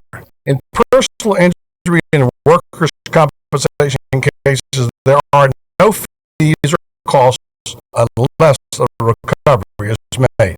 The law office of Daniel L. Hightower is located at 7 East Silver Springs Boulevard, Suite 300. For your free consultation, call 352-629-7777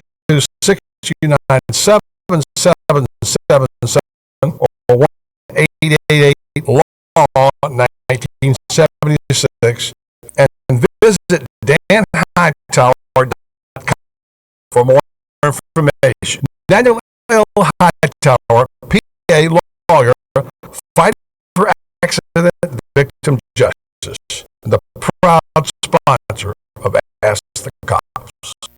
This reprise of Ask the Cops is proudly brought to you by Daniel L. Hightower, attorney, fighting for accident victims justice since 1976. Once charges are filed by the state's attorney's office, does the state's attorney's investigators then pick up the investigation, or is it still an active police investigation? No, I can tell you our job doesn't end until conviction, and in most cases it doesn't even end after conviction because of the appeals and stuff. We got a great working relationship with the state attorney's office here, as does the sheriff's office, and when they do file the case, they help us with investigators if they have them to give up. But for the most part, the prosecutor and the lead investigator kind of work hand in hand to make sure that all the T's are crossed, all the I's are dotted. That was a reprise of Ask the Cops, proudly brought to you by Daniel L. Hightower, attorney, fighting for accident victims justice since 1976, and can be heard the second and fourth Friday of every month on the Voice of Ocala. Hi, I'm Tom Ingram, CEO of Gateway Bank, inviting you by our main office on Silver Springs Boulevard every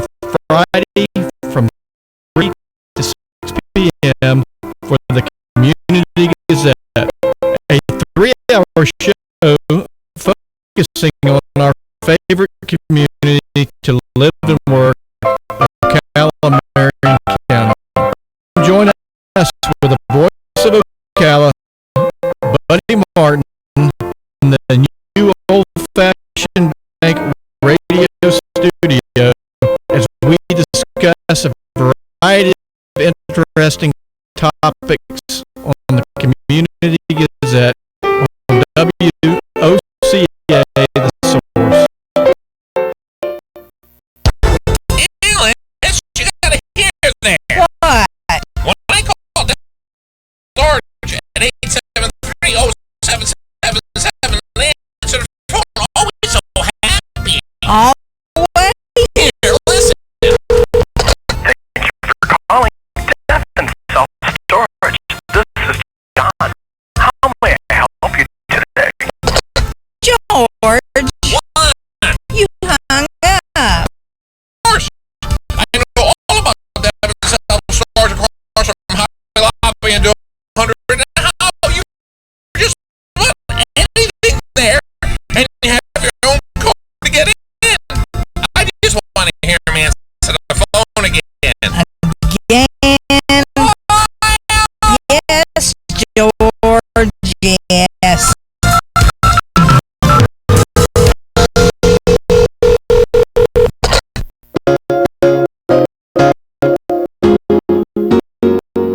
Sign up for this year's Marion County Heart Walk and be part of a local movement that's helping others live longer, healthier lives.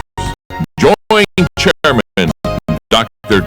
Jim Henningsen and walk with us on Saturday, October 5th at Baseline Road Trailhead. It's a free event promoting physical activity and heart-healthy living.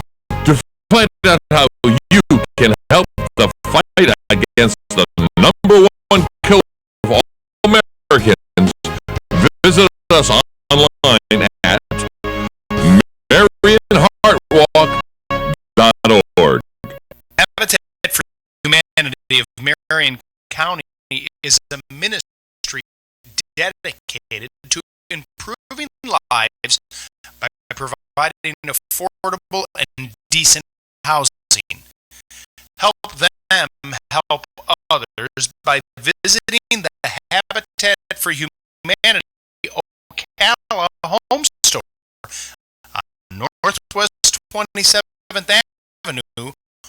To schedule a donation, give them a call and they'll come and pick it up. For more information, visit habitatocala.org. Habitat for Humanity of Marion County, building homes, building hope, building community. Pick up your copy of Lady Lake Magazine featuring local businesses and issues and written by local volunteers. Lady Lake Magazine has become a must-read in Marion, Lake, and Sumter counties. Audited by Circulation Verification Council, serving the area for 23 years. Plus, Tom's Picks, a free referral for people who are looking for a company to do work for them. All we ask is that you tell them where you heard about them. Call Tom's Picks at 352-04-1223 and pick up your copy of Lady Lake Magazine today. Now read Ocala Downtown newspaper online.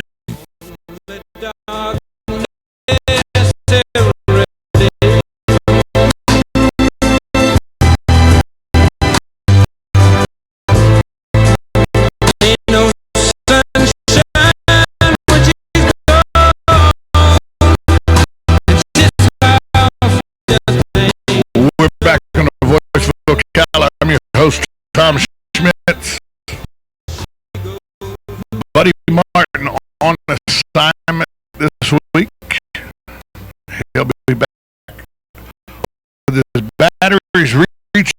and ready to go.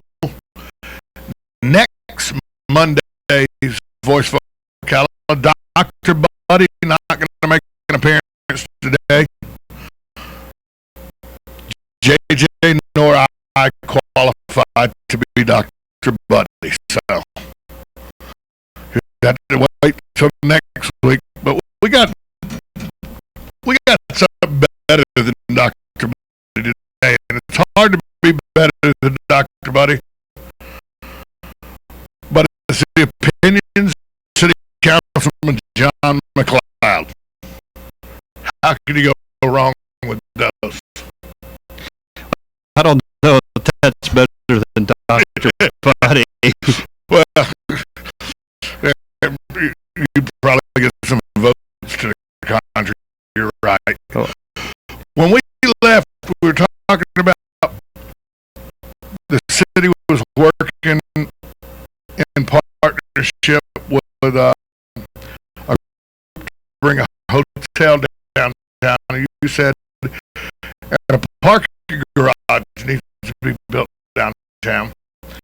And I've been a vocal person saying, stop it with the parking garage. There's plenty of parking. You just may have to walk a block or two. Stop being lazy. Park your car and walk. It's not like we live in downtown Atlanta or we live in downtown Orlando.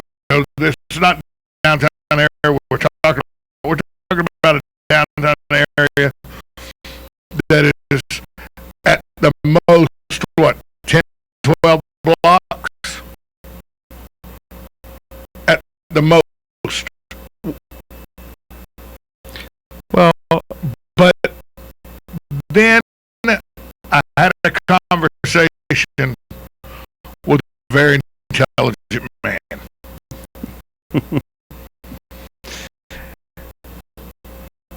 And he explained to me why a parking garage is a necessity for a boutique hotel to come downtown. Why don't you tell us why a parking garage is a necessity? Well, first of all, when you look at the parking situation, yes, there is a lot of parking downtown. But that being said, there's not that much parking right on the square. So you do have to walk a great distance. If you're going to have a hotel, you're going to have a great deal of parking very close to it. Otherwise, you're not going to get a hotel to come here. Because no man or woman that comes here for a business meeting or anything like that wants to get out of their car, park down in front of Feta, which is a great place, only 3 blocks from the square, but they're not going to want to lug their suitcase blocks to the hotel. Absolutely not. And anytime we have a big event downtown, try to find parking anywhere close to there. So you have to look at parking during peak times, not during 2 o'clock in the afternoon after everyone's left the restaurants. But that to me is the biggest problem. And you're also, if a hotel were to be built on the Chamber of Commerce side, that's where everyone is looking at and believes that's where it should go and would be the biggest benefit to downtown. build it there, you're losing all those parking spots. So, again, I think one as close as possible to that hotel site would benefit all of downtown, and also would help on the north side of 40, because again, we do have an obligation to answer the phone that, about a certain amount of parking spaces that we have to provide and help them get. So parking garage would help that also at some point. Because if I'm to understand the Gaslight District, once it comes into fruition, it will take up some of the existing parking that's there already. Well, we're still going to do some things in the Gaslight District. There seems to be a people that don't know, the Gaslight District's on the north side. On the north side of 40, yeah. Right. And again, we're going to still do some of this Gaslight District that we talked about, but it seems like to me when we're in council meetings or we're in workshops, and when it's kind of brought up, council's leaning more towards, okay, let's get the parking garage done and maybe scale back the Gaslight District. Again, we have some CRA funds that we could probably put towards that parking garage, and that's one of the main reasons it was developed to begin with. Well, we're trying to find out what John McLeod stands for. The citizens want to know too. We got somebody on the line. We got a caller on the line. You want to take a call real quick? Sure. We got Hugh. Hugh, how are you today? Very good. Thank you. A very interesting conversation. I'd like to get my 2 cents in it if I could. I'm very much concerned about putting a hotel in that lot that we're talking about down there. I think the open space is very, very important. It's limited now. Example is they moved the farmers market off the square to that spot because it was just too congested. You had that Christmas lighting program down there. I mean, I wouldn't worry about where you're going to park the cars. Where you're going to put the people. And if you put a building down there, you're just losing some more space. I mean, you need space for movement for people, and I think a hotel right down there would you're really pushing it, not allowing enough free and open space for that area. Well, actually, we've heard those arguments also, and one thing to consider also, the linear park is going to go where the old railroad bed is, and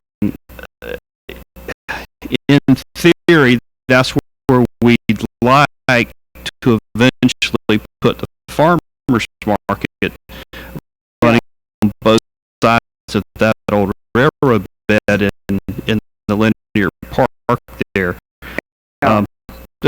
We have talked about that. There's two schools of thought there, and I understand what you're saying about the room and the space, and it's really nice to have. But we also believe that, you know, a boutique hotel right there on that spot would be a huge economic driver and really thrust our downtown in, you know, make it even that much better than it is now. Yeah, you know, other than the special events downtown, I don't know if a hotel would be successful down there. You know, you got that 75 corridor there where you got all the hotel lined up from one end to the other. That they're taking basically most of the business, and other than a couple of big events every year, I don't know if it would be a dead horse or not to have a big hotel in that area. All right. Thanks for the call. We'll answer that. We'll get John McLeod to answer that for you. Thanks for the call. What do you say to that? Because that is something people say with the Hilton and the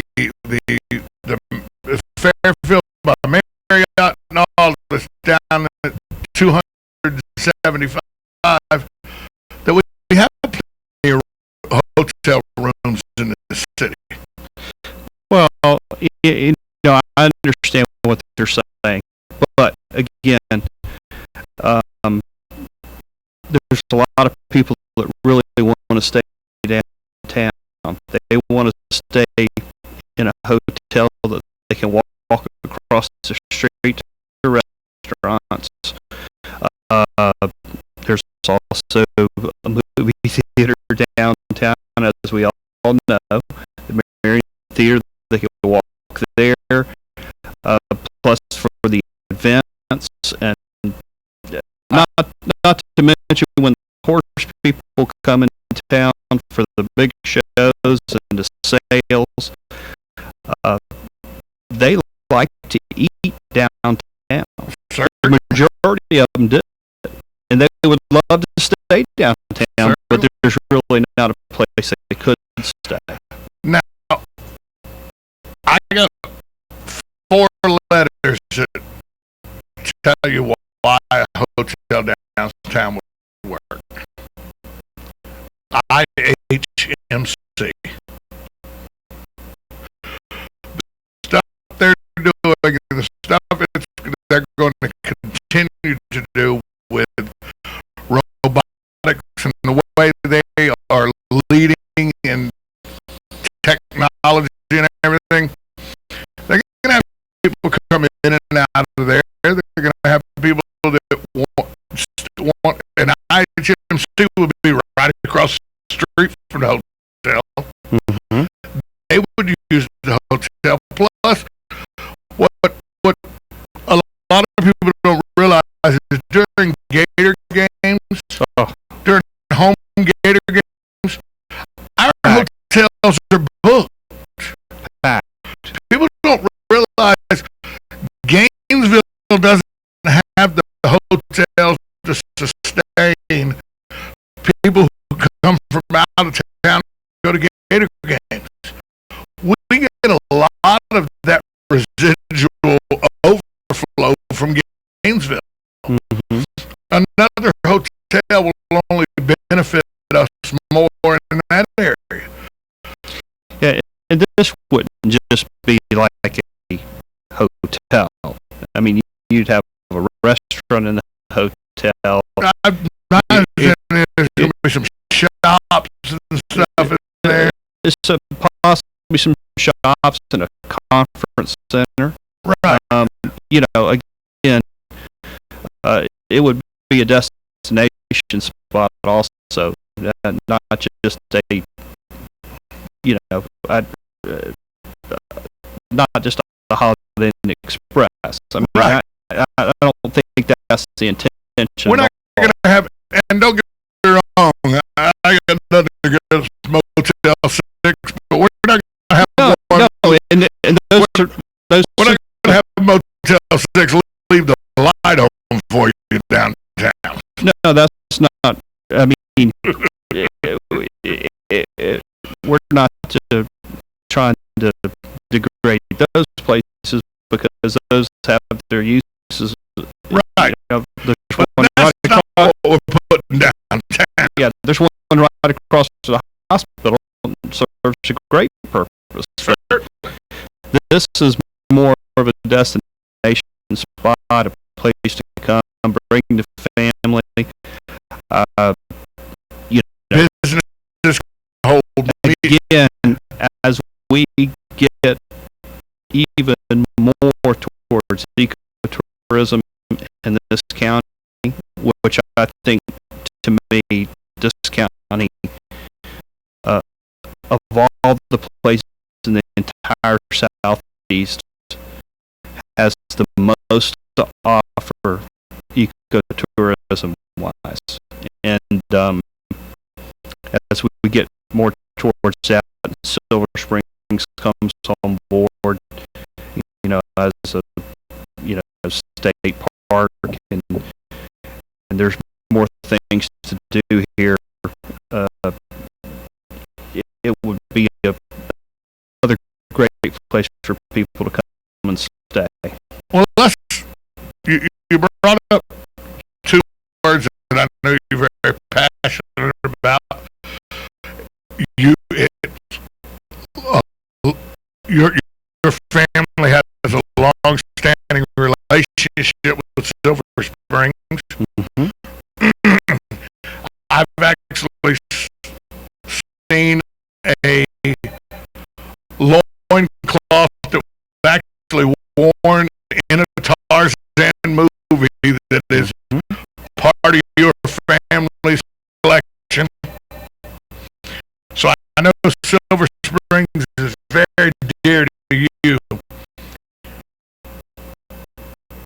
How close are we actually to having Silver Springs back the way I and you as children remember Silver Springs, the pristine waters and the fun activity? It was not the falling down, dilapidated mess it is now. Well, I don't know that it'll ever get back to where we were. But it's going to be something where it's more of I'm trying to think of the right term here. It's going to be more based on ecotourism. It's not going to be able to kayak. It's not going to be a theme park as it was back then. Let's face it, times have changed a little bit. We want it to have the ability to have local vendors in there and the support of that. But we also want to take care of our resource and there's no reason to have a safari ride anymore, the jungle ride anymore. Well, those aren't needed anymore. And a lot of those things, there wasn't a zoo necessarily there in the 50s and 60s. No. That came along later, and they just don't, it doesn't make any sense to have animals there from Africa that just don't belong there. That's not what it was for. Right. Let's take another call. Who do we have? JJ? Mark. Mark, hi. You're on with Senator Councilman John McLeod. Hey, John, and thanks for taking my call, you guys. I'm a big sports guy, but I'm also in favor of business. I just wanted to mention that one of the popular things that are the bicycle trails and the bicycle dirt track competition on be considered on heading out of the city up what's that 17. I mean, the bike trails around here, if they could advertising in the outdoor magazine, or also there are bicycling magazines, ocala, a fine spot for that. People, I've gone out there to get my bicycle done on out the direction I'm trying to describe right now. In any case, the bike shop that is out of Santos bike shop, and there were bicyclists in there from all over the country. One day I was in there. They were from Colorado, California, and other spots. I found that very very positive thing. So I think it would be a way to advertise the popularity of that location in a subtle way, and maybe a more affordable way for the advertisers, and in a classy way. I mean, it's well, let me answer that for you, and I agree with you 110%. We have some of the best biking trails in the whole state of Florida. The Santos Trailhead is phenomenal. I'd like to see us try to get a road race, a quick road race downtown again. They had one before where they did a large loop around downtown Ocala, and that was really good. Cool. But to the advertising question,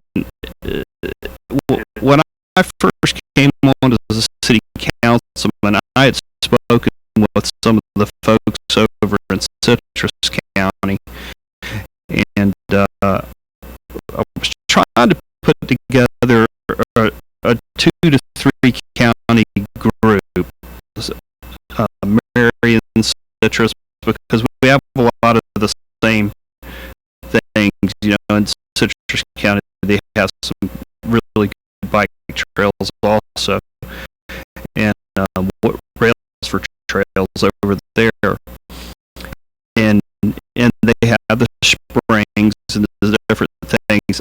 I wanted us all to work regionally together to advertise this whole region. Let's face it, Ocala's in the middle of that region, and we would benefit greatly from group advertising. And where somebody could come in Ocala and visit Rainbow Springs, Silver Springs, Crystal River, home of the Sassa, Santos, with the Coochie Trailhead. I mean, you just name it, it goes on and on.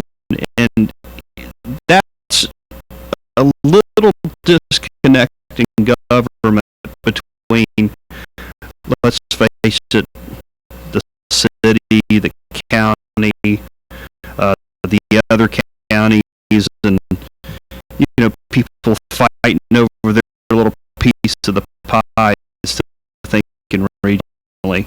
And I think that's something we should do. John, I think it was a good initiative, great initiative. That's where I live here in Ocala, but I work a lot in Crystal River. So, and I'm also an older, slower bicyclist. But I grew up doing a lot of bicycle riding. I ride my bike out of the baseline quite a bit. It may not look like it, but I try. I do too. Well, you're probably in better shape, John. But I would like to compliment you on your initiative. I think whenever there's strength in advertising, and I think they're sincere, and it was a humble. It continues to be a humble request to try to pull resources together, and also to be over verbal. But I would also recommend a last choice if the folks in that direction may not have been wanting to get on board so quickly. I don't know, but there are also, to me, with the park just north of the city, the state park. But I mean, I think I think you could be on to something. We also have the springs are popular. People come to visit the springs. Mark, we know that there's a lot that is possible here, and you're right. Cats County may be an option. Thank you so much for the call, Mark. Yeah. Well, and just to answer that a little bit further, and I didn't even get to the part about the Ocala National Forest in case we forget about that. I was thinking we could actually make bike trails through Silver Springs. Well, and believe it or not, when we had Citrus County over here, the city of Ocala put this together. I talked to our staff, and our staff got our county, and they got Citrus County to come over. Citrus County sent one of their commissioners. Our county sent just a staff member, and at the time, I'm not even going to go into who was head of the whole recreation thing over at the county, but it was our county that shot it down at the time. It wasn't Citrus County. They really wanted to jump on board, and we weren't set in stone who was going to be part of this. Could have been 3 counties, could have been 5. In the past, doing with Alachua County has always been a tad bit difficult because they, and I don't mean this in a bad way, but they kind of march to their own drum. I mean, you know, that drum, that they certainly do. That, well, and it's not meant bad because that drum was driven by the University of Florida, and you know, I kind of meant it bad. Well, you would, but I love the University of Florida, and my daughter graduated from there. I love the university, and I'm a booster, so I love the university. It's hard to do business with them technically, you know, speaking when you're talking counties. Well, ideology-wise, it's kind of difficult. You said that. I did. I'm trying to be nice. I am being. I'm just being accurate. And if we're going to take a break, we come back. It's time to talk baseball. Something JJ and I are interested in. That's probably something else I don't stand for while we're on it. We're going to talk baseball. Of course, something for it. We're going to talk baseball next with City Councilman John McLeod on the Voice of Ocala, 1370 AM, 96.3 FM, streaming live at WOCA.com. The source. July is the busiest vacation month of the year, so it's the slowest month in the car business. Our dealership is empty. It's bumming me out. This is Chris Spears from Prestige Auto Sales. Here's my plan to have a no-bummer summer.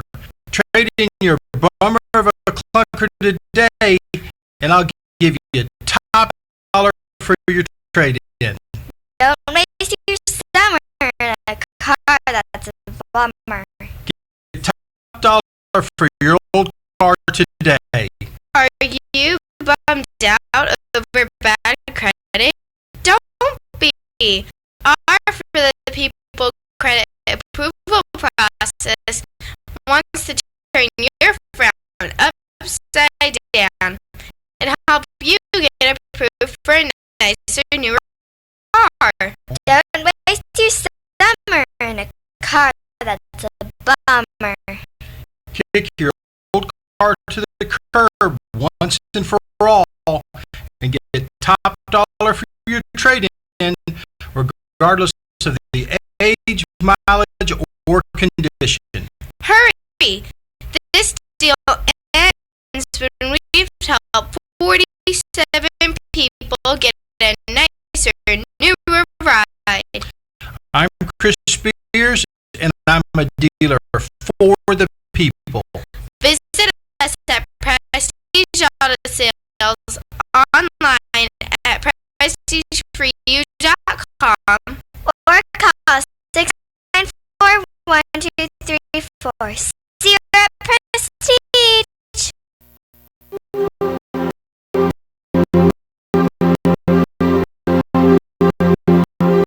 Dry, itchy, scaly skin. Do you have psoriasis?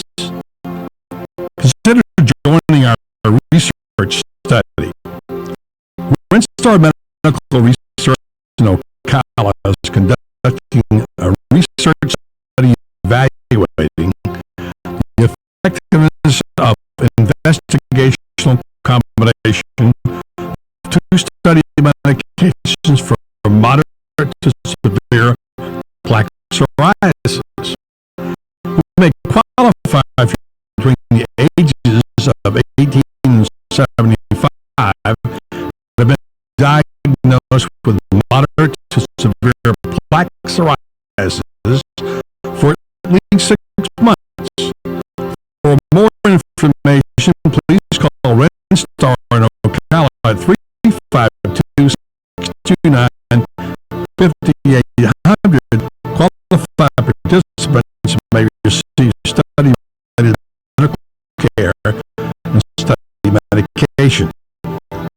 Compensation for time and travel may also be provided. To find out more information about this psoriasis study, please call Renstar Medical Research 352-629-5800.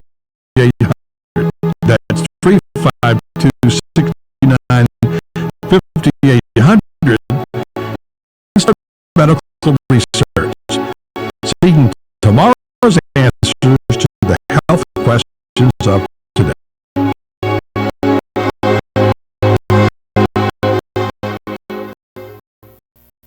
Hey, I didn't know it rained last night. Oh, it didn't.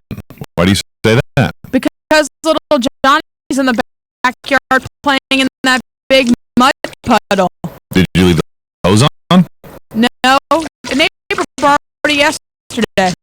Wait, is that the side where the septic Johnny, get out of there! having septic problems? At Mike's Got Plumbing, we can make those septic worries disappear. We can pump your septic tank, repair your drain field, and if needed, even install a whole new system. At Mike's Got Plumbing, we don't take crap from anyone. We take it from everyone. 237-2888. Mike's Got Plumbing. If water runs through it, we do it. You've got a garden and we've got a show for you called You've Got a Garden with your host, Master Gardener Carol Ann Ball. Carol Ann answers your questions about your flowers, your veggies, your grass, your trees, even questions about your bugs. And she's only on WOCA, so don't miss Carol Ann Baldwin. And You've Got a Garden each Tuesday from 9 a.m. to 10 a.m. right here on WOCA, The Source.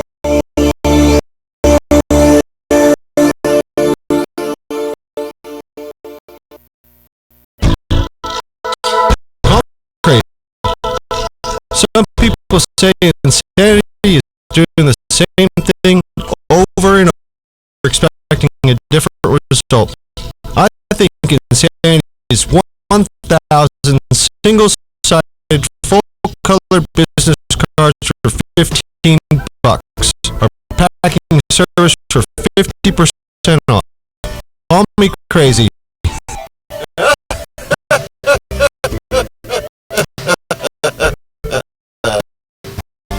Green Printing on the corner of Northeast 25th Avenue and 4th Street, 789-6683.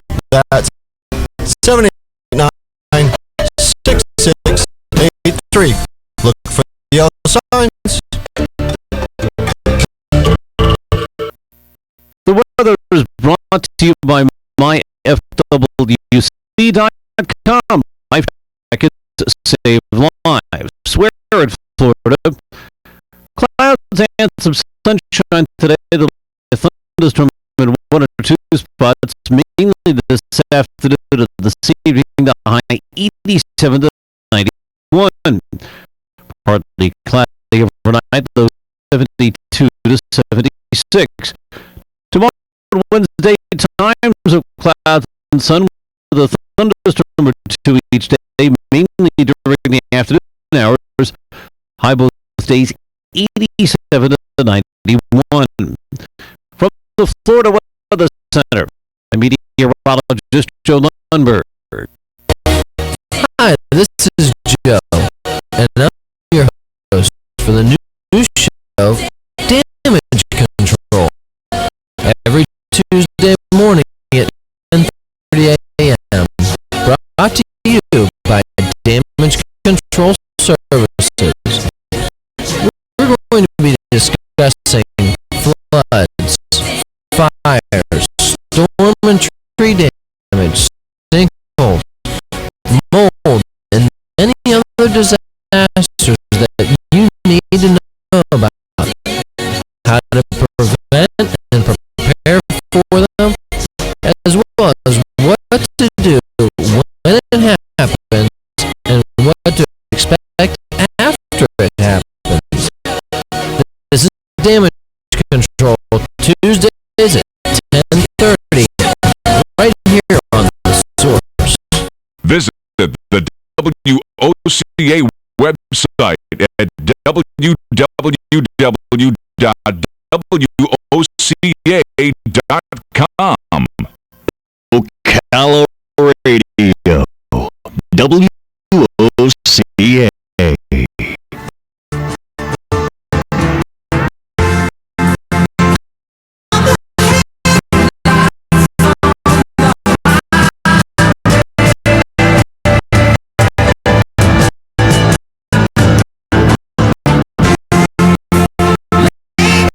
We're back on the Voice of Ocala. Hour 2. So rushing by so quick. I get John McLeod in here. He comes in whenever we ask him, by the way. I will venture to say that Daniel Owen used to be the most approachable city council person, but he's so busy now with his business and everything. I'd venture to say, in my opinion, the most approachable city councilman is yourself. So you come on here whenever we ask, and you remind me on a regular basis, hey, if you ever need somebody, I'll come on and talk about what's going on in the city. Well, I believe that's my job, you know, and you get paid Daniel, so handsomely for it. Daniel's he's put his time in, and, Of course, he has. and he's a lame duck, so you shouldn't really have to do as much of this. Why you gotta bring the ducks up? Because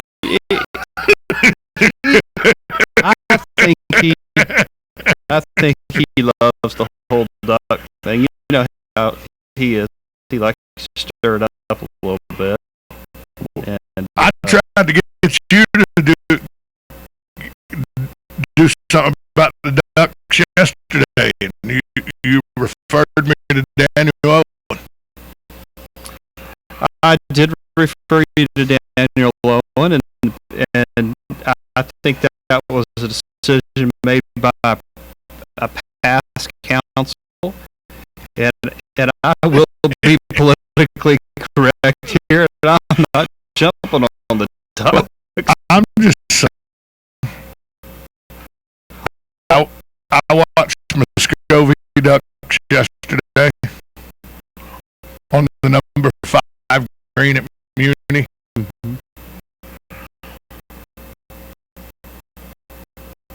Mess up my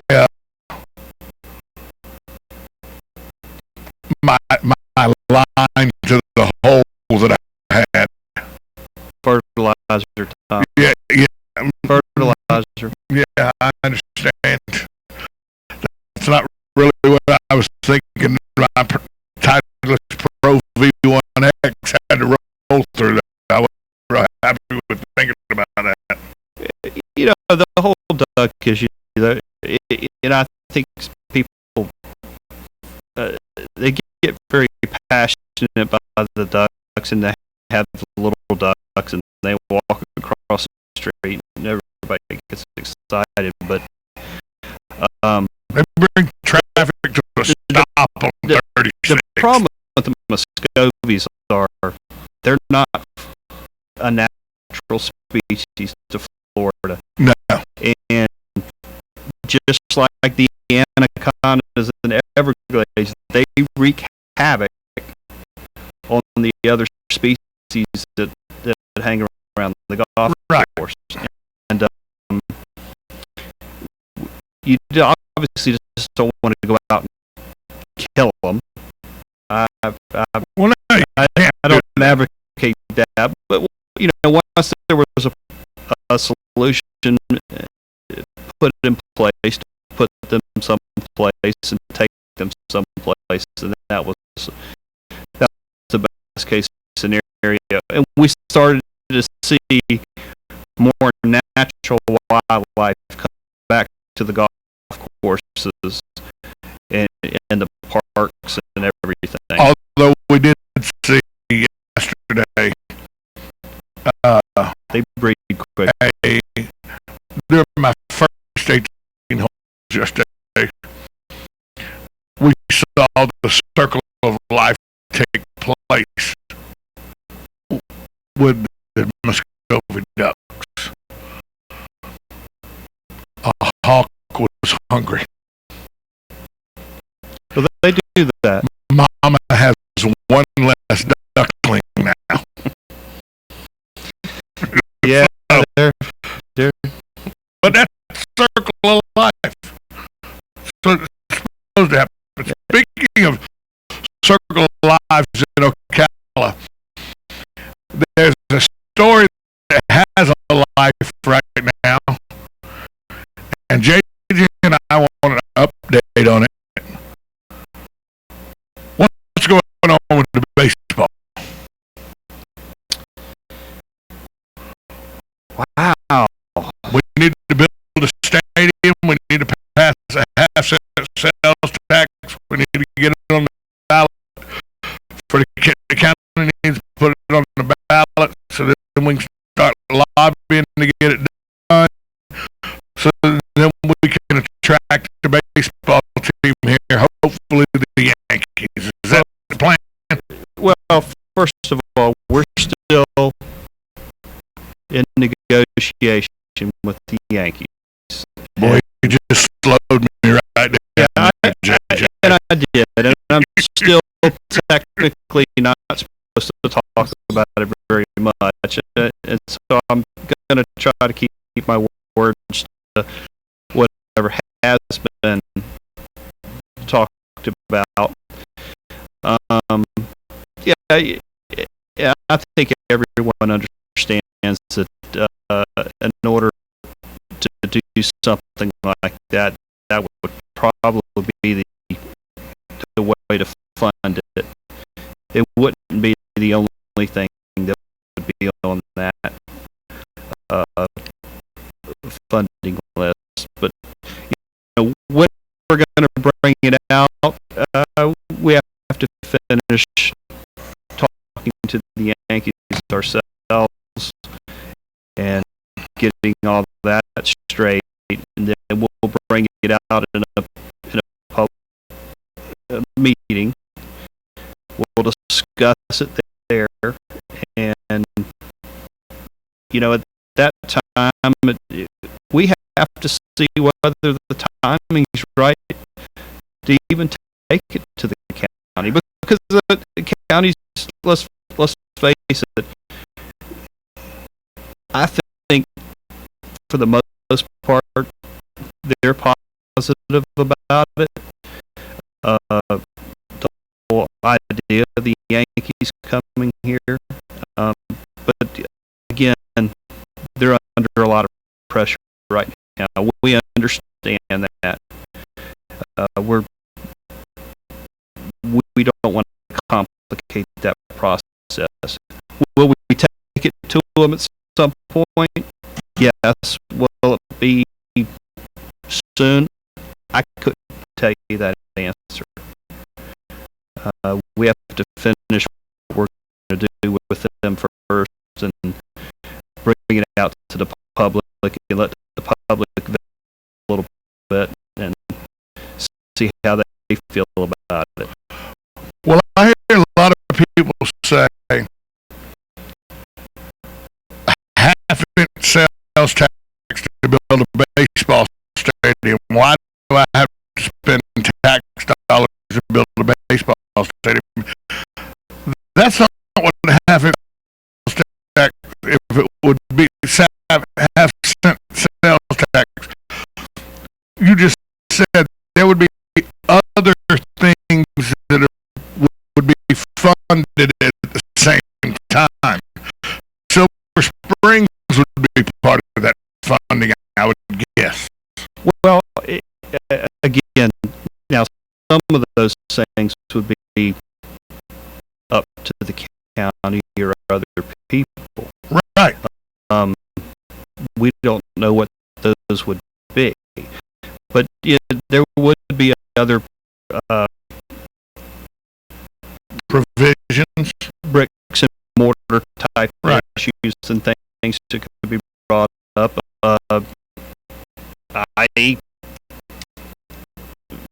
Vehicles for police and fire. Who knows? It could be any of the above, and we don't know what those are going to be just yet. So for me to really say Silver Springs or Rainbow Springs or the park system, that would be a little bit premature. Just be speculation. Yeah, it would be. See, and here's, and I don't advocate for raising taxes, by the way. It's against my Republican upbringing to want taxes raised. But the brass tacks of the issue is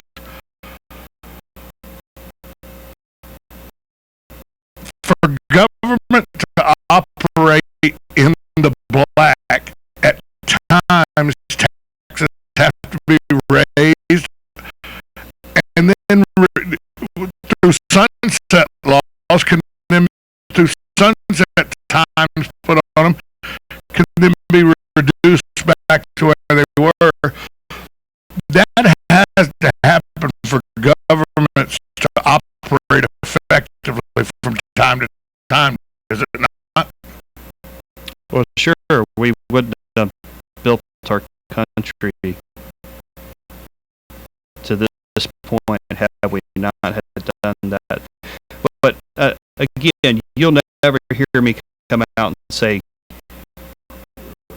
vote for a tax. No, I have not, and I will not ever say that. Now, what I will say is that the people ought to have the right to choose whether they want this tax or that tax. And we should put it on a referendum, and we should send it out to them. Now, it does cost money to do that. I understand that. But, again, the people of this city and this county should have the right to choose whether they want to fund this or not fund this. Well, now that we're talking taxes, we've got about 3 minutes. We're talking taxes. It was reported in the Star Banner last week that City Council voted to raise taxes. Is that an accurate statement? No. Why is that not an accurate statement? What we voted for was the rollback rate. The rate that we would have to use to collect the same revenue as last year. Now,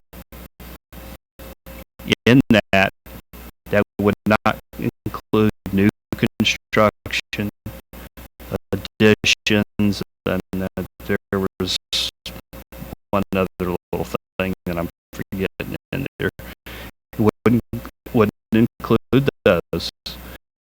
And why we voted for the rollback rate. One, our staff actually recommended, I believe it's a 6.1 multiplier, and that would have been a tax break or reduction. And we chose to go with the rollback rate because some of our budget numbers weren't all in. So we weren't really sure, and you can go to the rollback rate and come down. You just can't start at the 6.1 and go up. So we didn't want to get ourselves in a pinch, and come September, the final decision will be made. But it is revenue neutral. The state says it's revenue neutral. So again, headline is cities raising taxes. No. So this is done on a year-to-year basis to be able to operate at the same money you operated the year before. And it can go higher and it can go lower. Yes. Yes, but didn't it go? I think it was considered. Did it go lower last year? I believe it's by statute considered revenue neutral. Right. And you know, there's going to be some people that get a tax bill, they're going to be slightly higher. Well, guess what? Their property taxes probably went up. You know, so it's a little. Blame George Albright. Yeah. No, do not blame George Albright. I'm just kidding.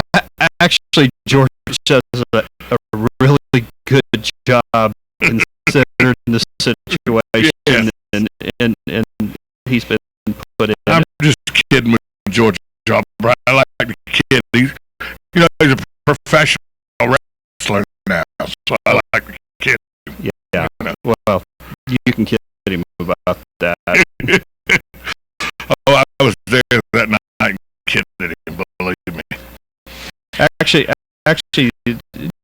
speaking, TV20 came to do an interview with me shortly after the Star Banner had that article, and once I explained it to her, she never ran the interview. Yeah, but she says, "Wow, that sounds a little sensational." I said, "Well, it depends on your view, but the Star Banner, they do have to sell paper from time to time, and they've been known to elevate it a little bit. I don't have a problem with that. Just it just gets a little bit." Well, Buddy and JJ say I embellish quite a bit on this show. I don't agree with that, but see, JJ is over there vehemently shaking his head up and down that I do. I don't know what he's talking about. Although every time JJ goes and pulls facts up and calls me out live on the radio. So, hey, his generation knows how to use a computer, and they will call you out. They will call you out.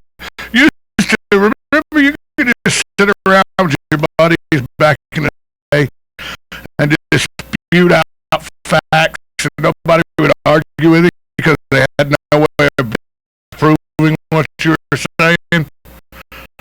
JJ's quick to Google and stuff. He just right away.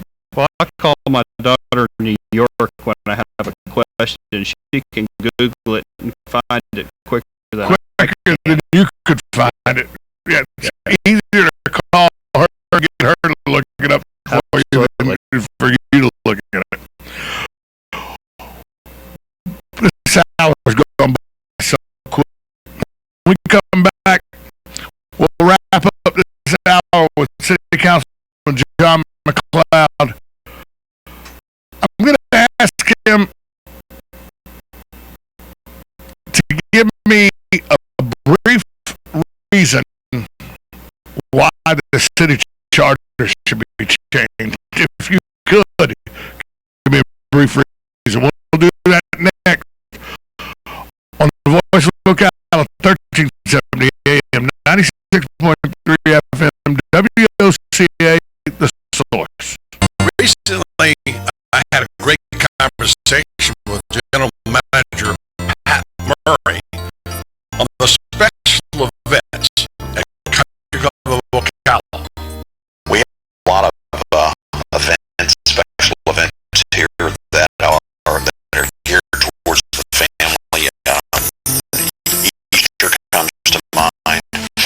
We have an Easter bunny who pops around on the driving range, and we usually hide somewhere in the neighborhood of 3,000 eggs, and burn them, so let them go harvest the eggs.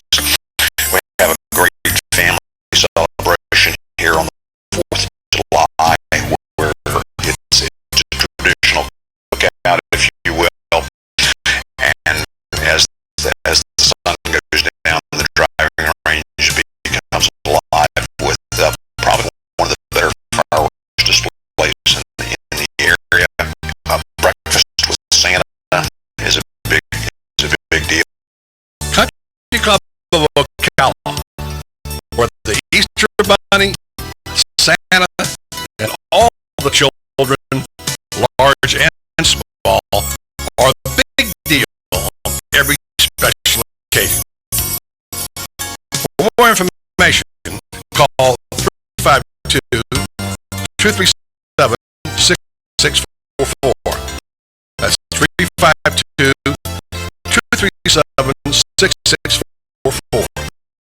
Country Club of Ocala, proud sponsor of the Monday Gator Report right here on The Source. Got you down. Are your wits end? Does the opposite sex just confuse you? Got the solution for you, Dr. Buddy. Well, let me just tell you what you slowed are doing wrong. Remember, dummy, it's about the chase and the romantic interludes, okay? Now here's the difference. Instead of dinner and a movie, which seems obsolete these days, they have these random phone text, Facebook post, instant message, and quote-unquote 9 dates. Traditional courtship, which is still what women want, guys. Picking up the telephone, asking someone on a date, maybe even go as far to pick them up in your car, requires courage, strategic planning, and a considerable investment in ego. So now you know where to tune in to get all your relationship advice. It's the Dr. Buddy Show every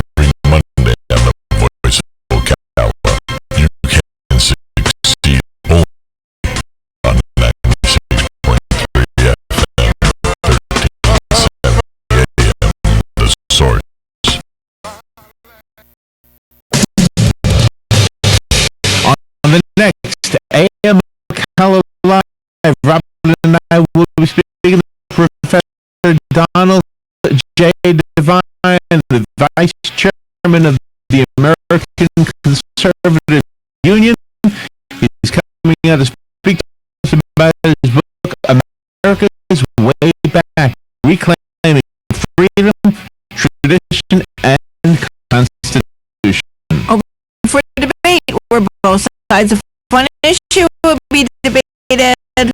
Carol and Baldwin will be on the air answering your questions about your lawn and your garden on her show, You've Got a Garden. If you need disaster restoration, call the guys at Damage Control. Joe Reichel and Rob Sobieski will be in the studio answering all of your questions. And then Carrie Hart will be on the air with us. She's written a book called The Call to Greatness, the exciting, joyous journey your soul wants you to take. She said that she can communicate with those who have gone on before us. She's a spiritual explorer, a pathfinder, a singer, and a songwriter, and she's coming on to speak to us about our lives and what we can make of them.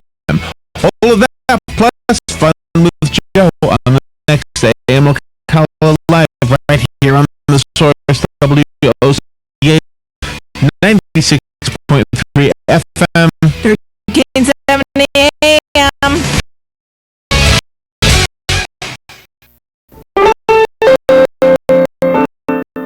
Hi, I'm Tom Ingram, CEO of Gateway Bank, inviting you to drop by our main office on Silver Springs Boulevard every Friday from 3 to 6 p.m.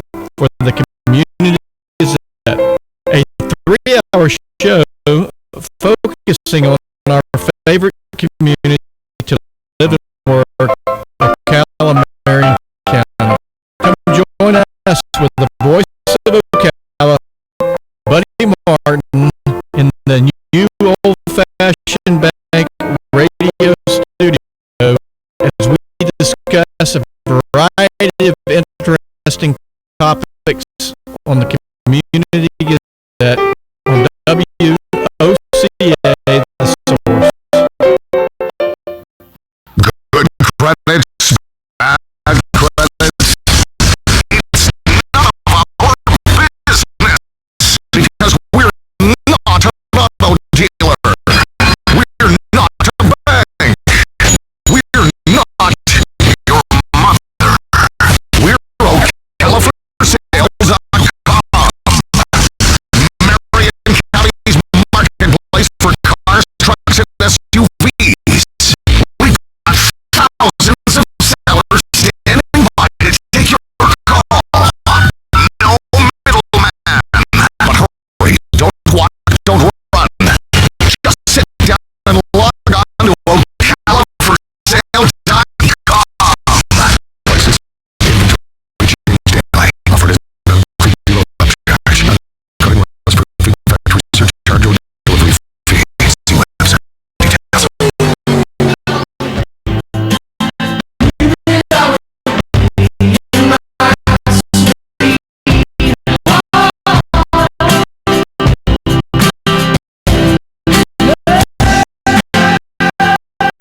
We're back, wrapping up hour 2 with City Councilman John McCloud. John, thanks for stopping by. The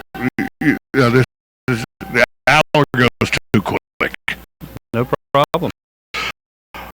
Real quick, the city charter, it's going, I guess the council voted to put it on the ballot October 15th to let the voters decide if we should change the city charter. A few tweaks to the charter. The one I'm most concerned about is the runoff elections. If a majority of the runoff election doesn't win, then you have to have another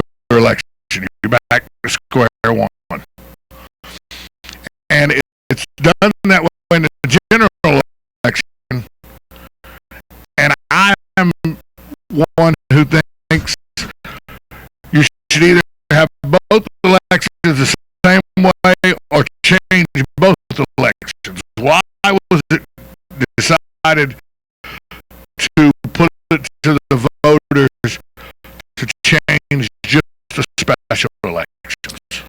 Well, first of all, there's many things in these changes, and most of them are really good. They filled in gaps in places that, for instance, what happens if someone passes away? You only have 4 council members. Who gets to vote? Who doesn't get to vote? So forth and so on. Most of the things are good. The biggest one that's causing problems is the runoff elections, and these are only for special elections, and we've only had 3 since like 63 years. Yeah, it's been 3 in the last 50 years. Yeah, and actually, Mr.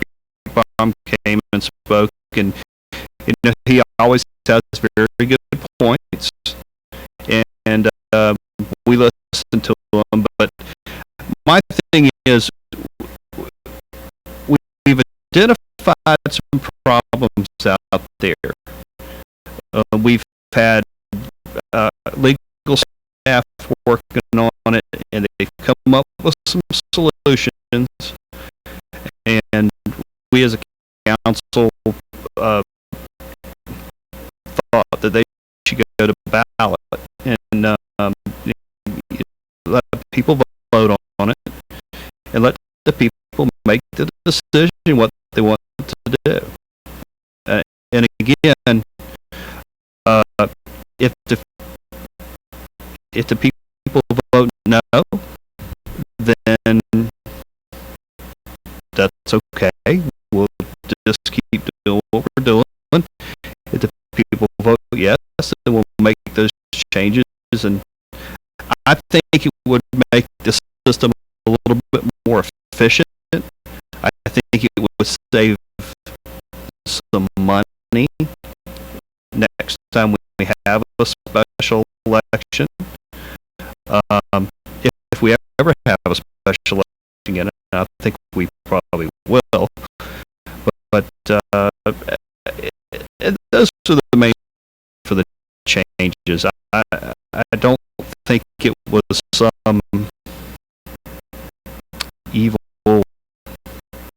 conspiracy to change the way we do things in the city of Ocala. Most of the changes were well thought out.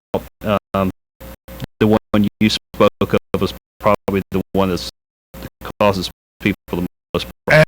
And if I'm correct, once it's voted on, if the voters pass it, then it has to get the approval of the state too, doesn't it? I believe that.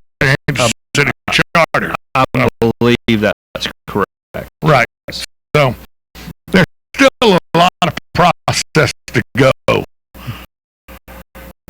You just started the ball rolling. Sure. Right. Sure.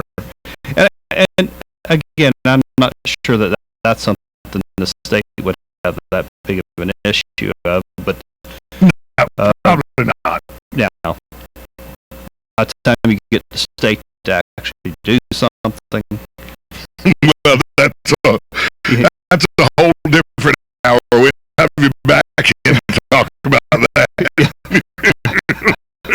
I may be a retired city councilman at that point. Well, you may well be. Well, John, thanks for stopping in. You're always accessible. I is a good friend of mine. I like Brad. I didn't really understand why he said, "What's John McLeod?" I knew what John McLeod stands for.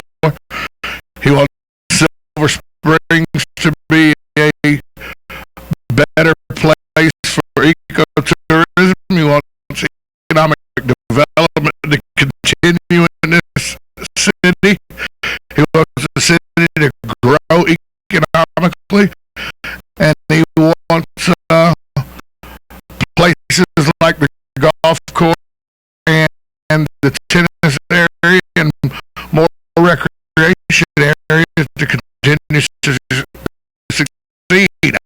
I knew that. Well, actually, most of the things that Buddy asking the tough questions on are the same things that I've been talking about since I was running for election or got elected. But anyway, I've only met him once, and so I'm sure he can find my phone number and ask me questions anytime he wants. Well, there you go. John, thanks again for stopping by. Thank you. You listen to the Voice of Ocala coming up in the sports hour. Julie Quitner, Gainesville Television Network, going to talk to us about a gator getting arrested for barking at a dog. Plus, we'll give you the complete wrap-up of Phil Mickelson's great victory at the British Open. Next on the Voice of Ocala Buddy Sports page on WOCA, the sport.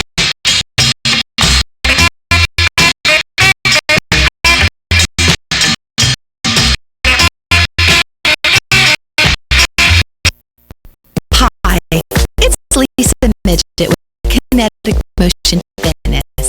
I'm looking forward to a fun, healthy summer, and I have a few ideas that might just help you and your friends stay in shape and have fun too, along with awesome personal training and group classes at our warm and inviting fitness studio. We also offer fitness classes at your home or business. And if you're tired of the same old, boring cake and punch party, why not let us host a hot new health trend, a fitness party at your home or office? If you're having a hard time getting to the gym this summer because of your crazy schedule, then work out with your friends or co-workers in a private group fitness class, or host a fitness party at your home office. We will bring you and your friends or co-workers one of our great workouts like Zumba, Pilates, body bar, yoga, Tai Chi camp, or Zumba Atomics for kids. We can even help you reach your long-term goals by meeting at your place weekly for an on-location workout. Check out our website at kmfocala.com and like us on Facebook. Kinetic Motion Fitness is located just 5 minutes from downtown Ocala near the Skylar Plaza. Kinetic Motion Fitness. We're ready when you are.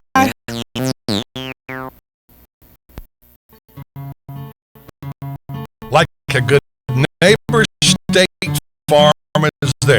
And so is State Farm agent Angie Lewis, working hard to serve her community as a citizen and an insurance agent. Angie wants to help you as you adjust your insurance needs to your life, from everything to helping educate your teen driver to protecting your family against everyday risks.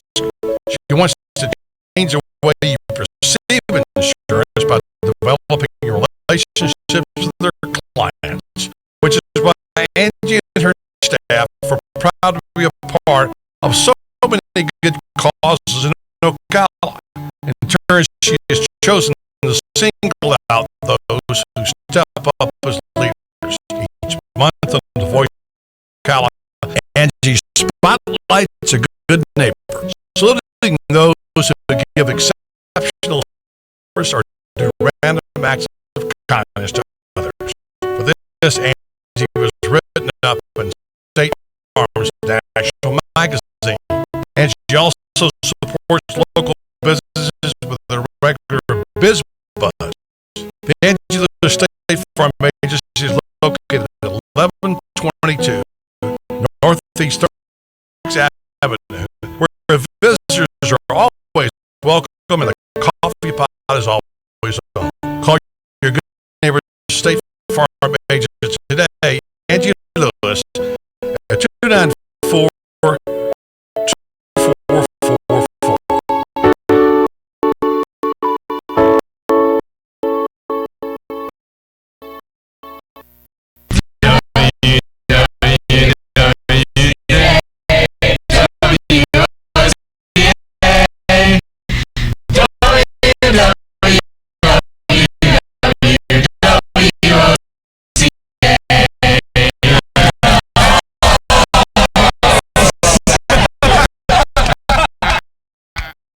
If it happens in Ocala, you'll hear it first on WOCA. News Talk 1370.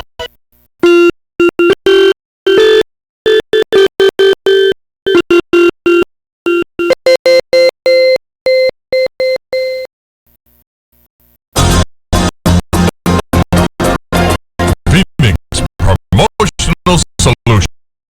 Your company's supplier of banners, digital decals, yard signs, and magnetic signs. Where you give them approved artwork by noon, the next day by 4 p.m., you pick up your banners, digital decals, yard signs, and magnetic signs. Promotional Solutions, 368-2404.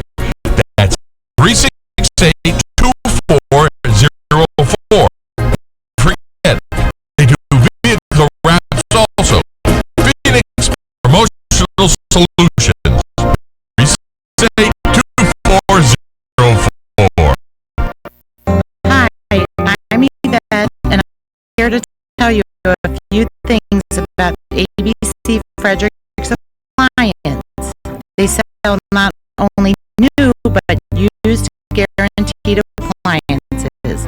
When you call ABC Frederick's Appliance, they will provide service on what they sell and any appliances that you own. ABC Frederick's Appliance is located in Bellevue, right over the railroad tracks.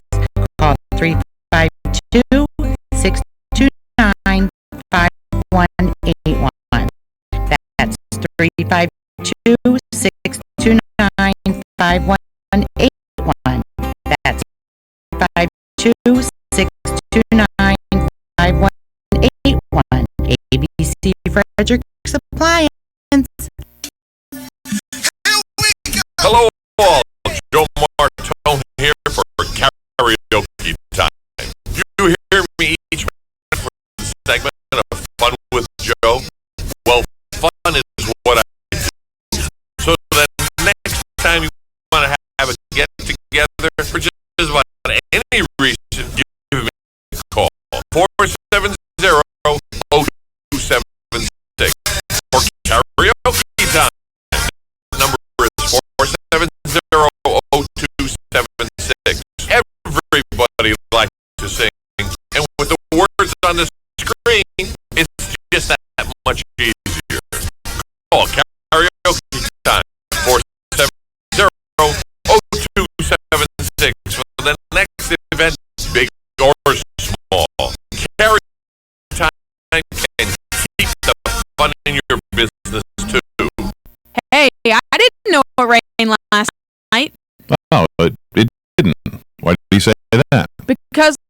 Johnny's in the backyard playing in that big mud puddle. Did you leave the hose on? No, the neighbor borrowed it yesterday. Wait, is that the side where the septic? Johnny, get out of there! Having septic problems? At Mike's Got Plumbing, we can make those septic worries disappear. We can pump your septic tank, repair your drain field, and, if needed, even install a whole new system. Mike's Got Plumbing, we don't take crap from anyone. We take it from everyone. 237-2888. Mike's Got Plumbing. If water runs through it, we do it. Stay informed on everything going on in the villages with the Village Spectator newspaper. The Village Spectator is exclusively devoted to the villages with news, commentary, and more. And yet, they have Tom's Picks, a free referral for people who are looking for a company to do work for them. Tom's Picks will refer the company that fits your needs, and all we ask is that you tell them where you heard about them. Call Tom's Picks at 804-1223 and pick up your copy of the Village Spectator today. Now, read Ocala Downtown newspaper online. You're listening to WOCA News Talk 1370. Ocala's source for what's happening in today's hottest, up-to-date news and topics. Bennett, it's a boy. Prince William's wife, Kate, has given birth to a baby boy, 8 pounds, 6 ounces. The baby becomes 39 for the British throne. Kate checked into a private wing at St. Mary's Hospital in central London early this morning and had her baby this afternoon. Pope Francis, back in his native Latin America, in Brazil to begin his first international trip as the Argentine-born Francis flew to Rio, no-frills commercial jet, carrying his own hand luggage. Skipping breakfast could increase your risk of heart disease, according to Harvard researchers who skip breakfast have a 27% higher risk of coronary heart disease compared to men who chow down first thing in the morning. Florida police have turned over George Zimmerman's gun and other evidence to federal authorities who are investigating the possible filing of civil rights charges against him and the death of Trayvon Martin. This is ABC News. The Home Depot has kitted away free smoke and carbon monoxide alarms from just $24.97. A lithium battery keeps them working for 10 years, so you never have to change batteries. With each smoke alarm designed for a specific room and the longest lasting carbon monoxide alarm on the market, you can replace your older alarms today with kiddo worry-free alarms starting at $24.97. More saving, more doing. That's the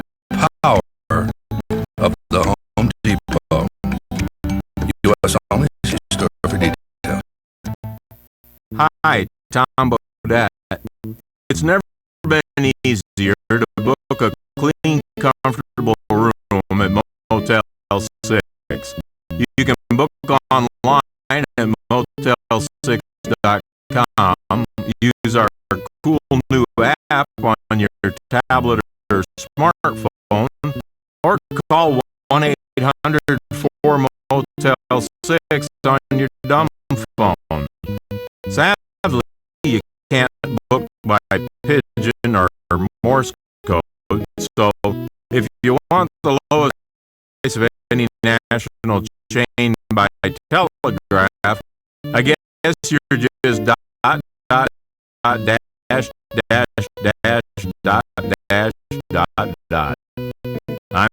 Tom Bodette from Motel 6, and we'll leave the light on for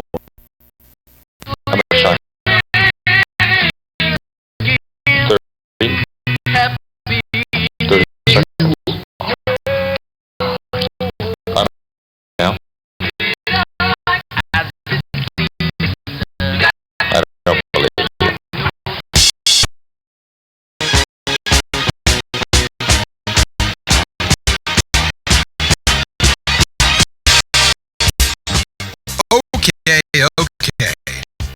Enough kidding around.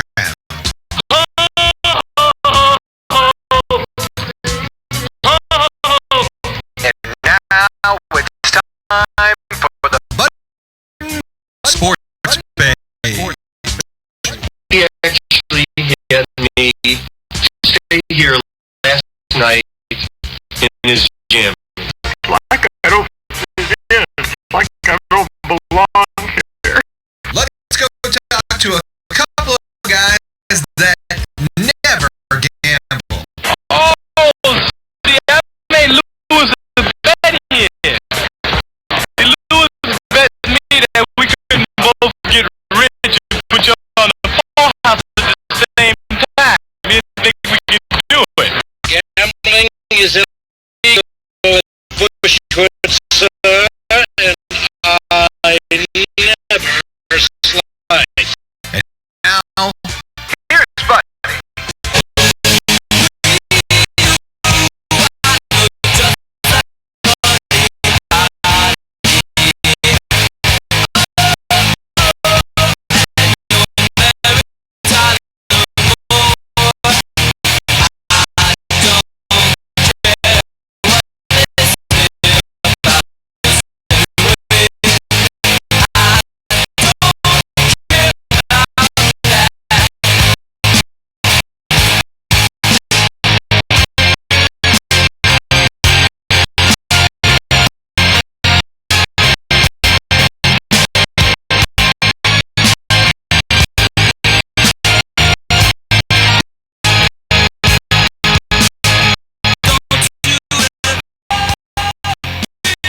Welcome to Buddy Sports Page.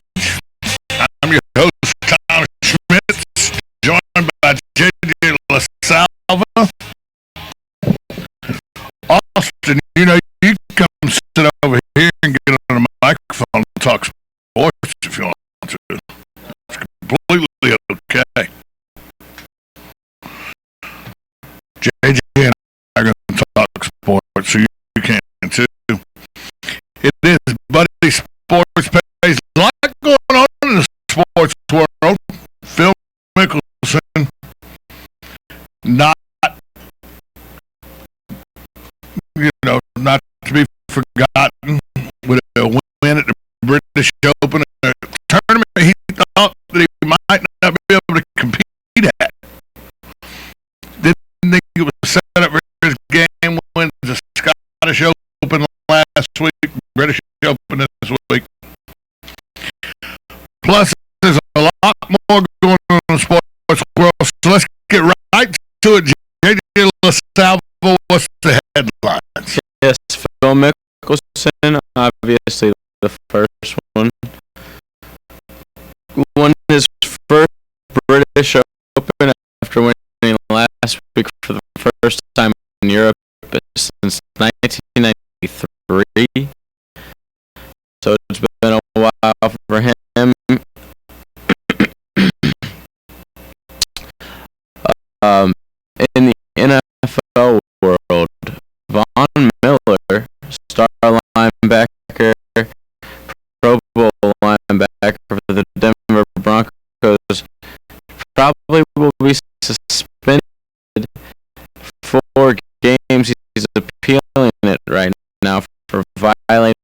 NFL substance abuse policy. So this is just another example that shows they don't really care that much about who tests positive for PEDs in the NFL, unlike baseball, because this is a star player.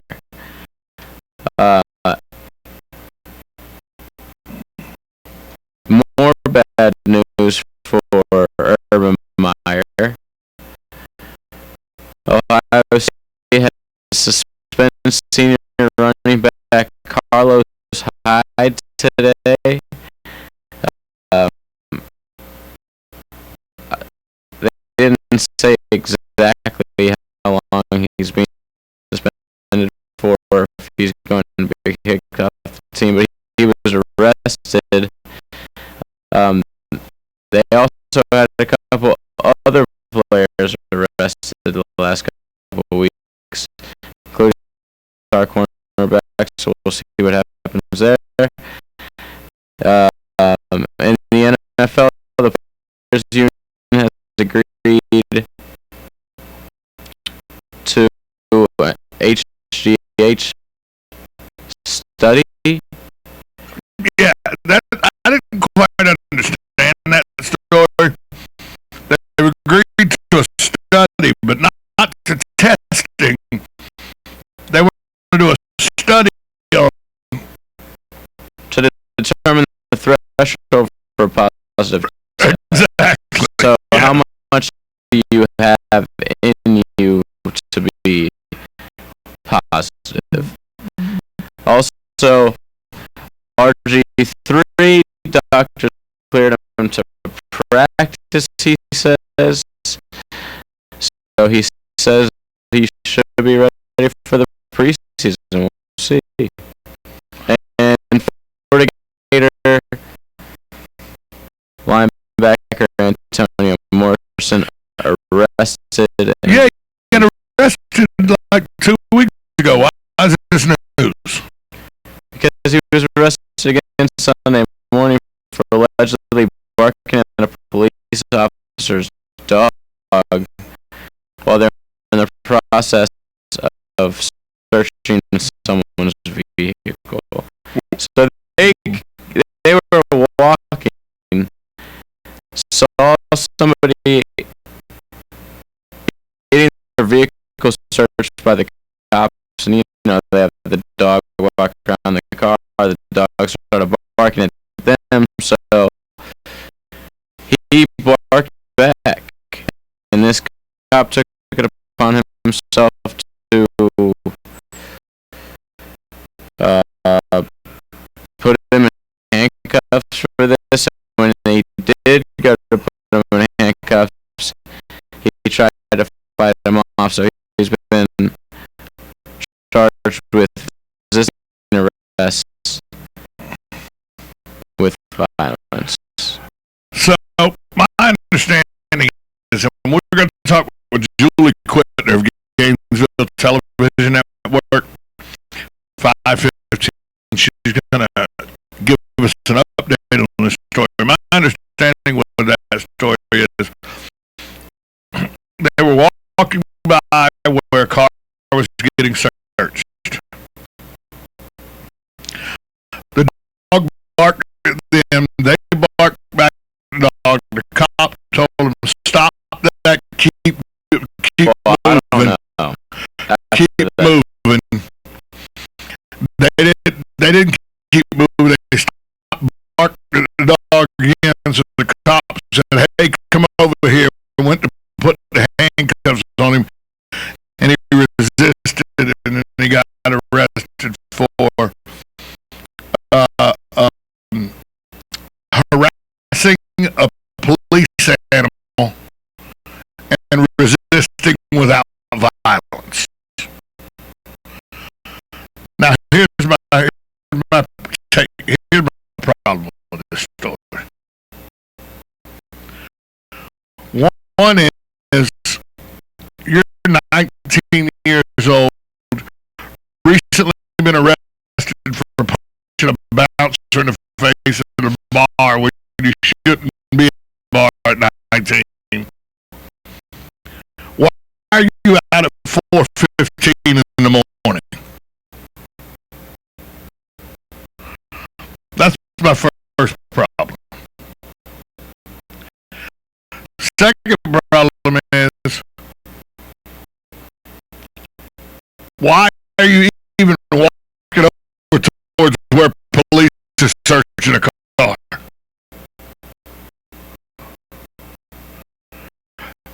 I've probably in my lifetime I've walked in the general direction or seen in my travels of walking when I was in college, probably 5 or 6 cars getting searched. Always did a 180, went the other way. You're just looking for trouble. Now, Austin, you and JJ is 23. Austin, how old are you? 18. 18. Both of you work here, upstanding guys and all, not had in the last 6 months or anything any run-ins with the police. Am I correct? Yeah, right. If you two were walking down a city sidewalk,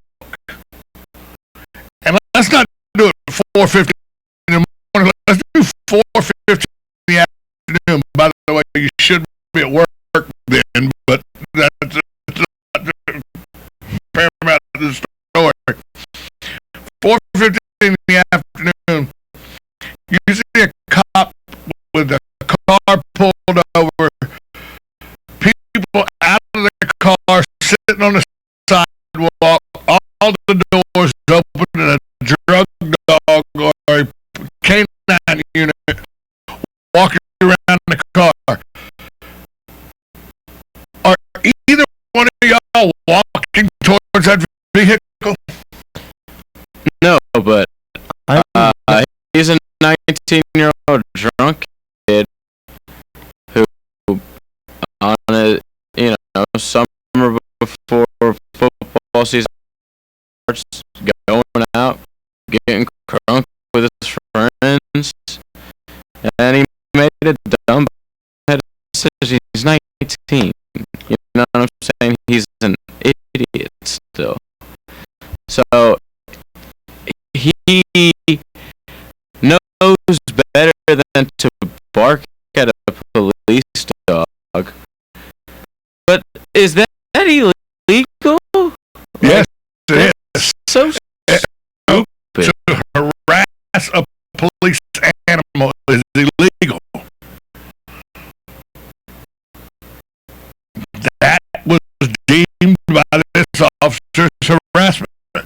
Yeah. And I do know something about K9 units, K9 officers, and their K9 officers. The guys and women, the women and men that are K9 officers have a bond with their dog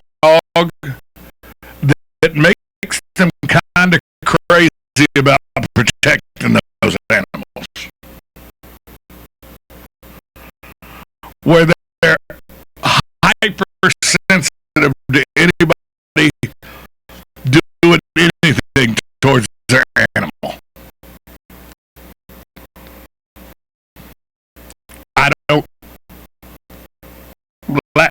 I was not there for the incident Saturday night, obviously at 4:15 in the morning, but if the reports are accurate, the way that they're coming out,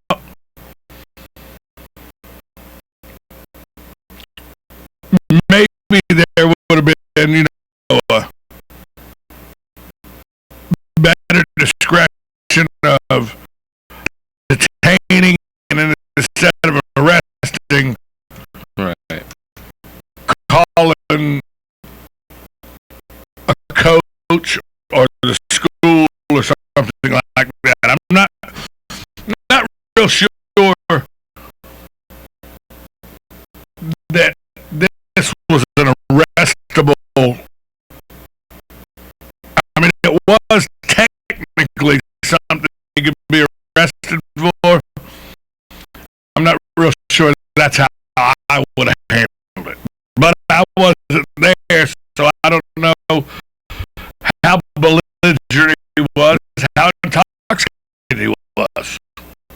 He offended the officers, though, so he was just mad that he offended them. I mean, I've been arrested for asking a police officer in Guyton, Georgia. I told you this story before, JJ. I understand about aggravating cops and cops just taking you in even though you didn't do anything really that wrong. I was with a bunch of my college friends. We were headed to St.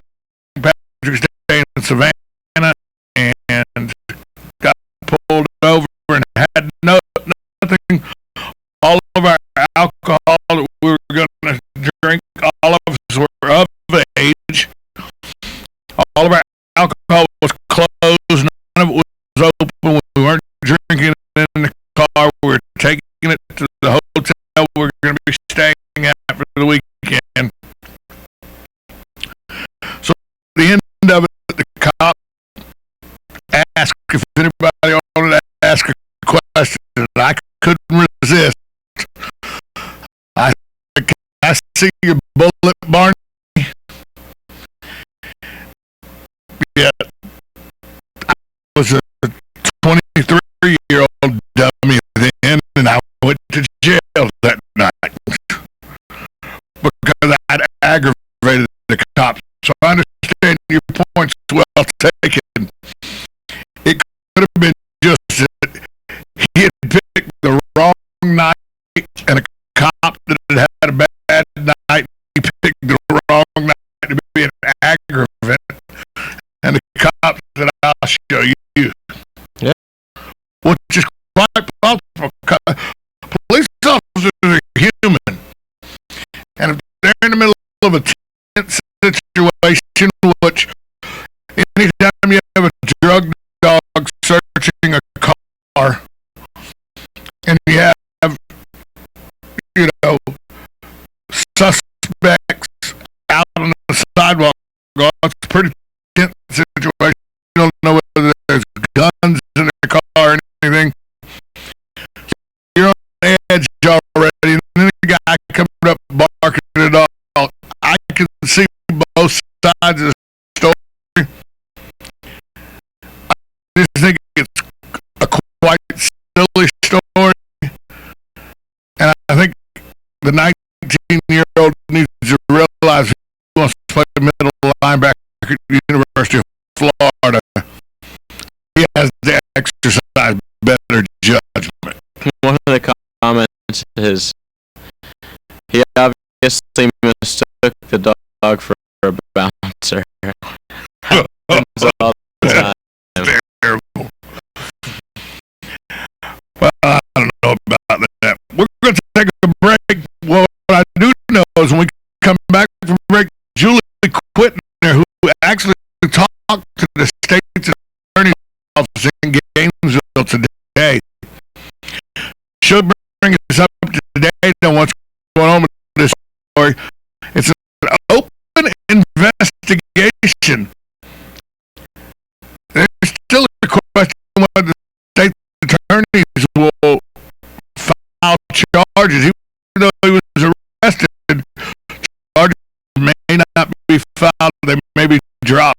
So we'll find out the latest on that next on Buddy Sports page with Julie Quitner from Gainesville Television Network on 1370 AM, 96.3 FM,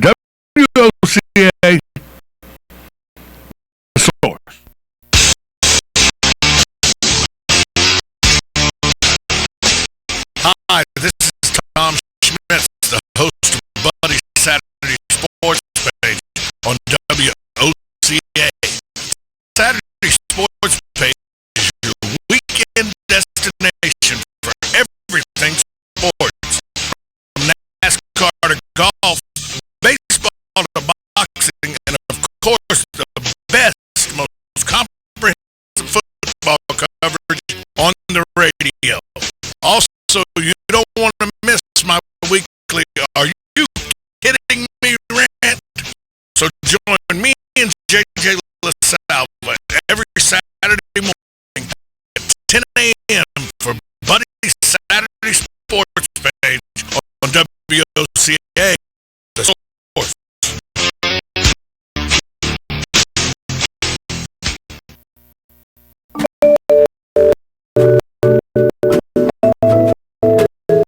Having the motivation and making the commitment to quit smoking is a great first step towards becoming smoke-free.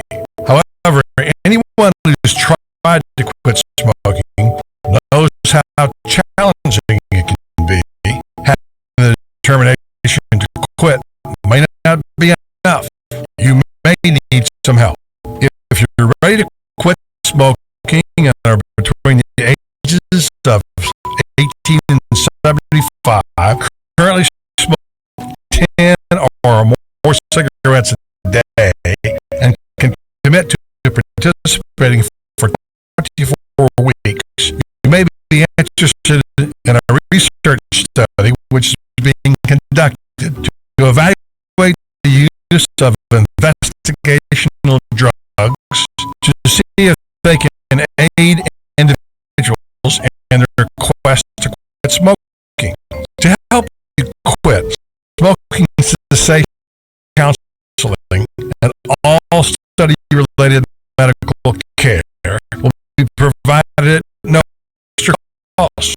You may also be reimbursed for your travel time. To receive more information about the study, how you can participate, please call Renstar Medical Research in Ocala at 352-629-5800. Renstar Medical Research in Ocala, 352-629-5800.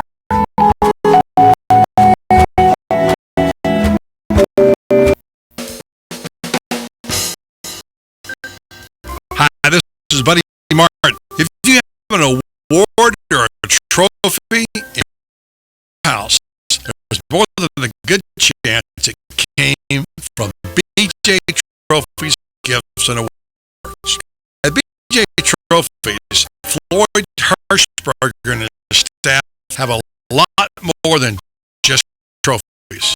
Among the items they specialize in are donor recognition walls and trees, personalized or engraved gifts, cast bronze dedication plaques, wide format digital printing with posters, banners, and signs, and promotional products. Florida is the official trophy and awards maker for the Voice of Ocala radio show and is North Central Florida's leader in custom recognition programs, corporate awards, and industrial engraving, unique gifts, and advertising specials. When Angie Lewis went shopping for something to award to the winner of a State Farm Good Neighbor Award, she shopped first at BJ Trophies and Gifts. Check them out at 1735 Northeast Jacksonville Road on North Magnolia's Miracle Mile, or call them today at 352-732-2249. BJ Trophies, Awards, and Gifts. Trophies is just our middle name.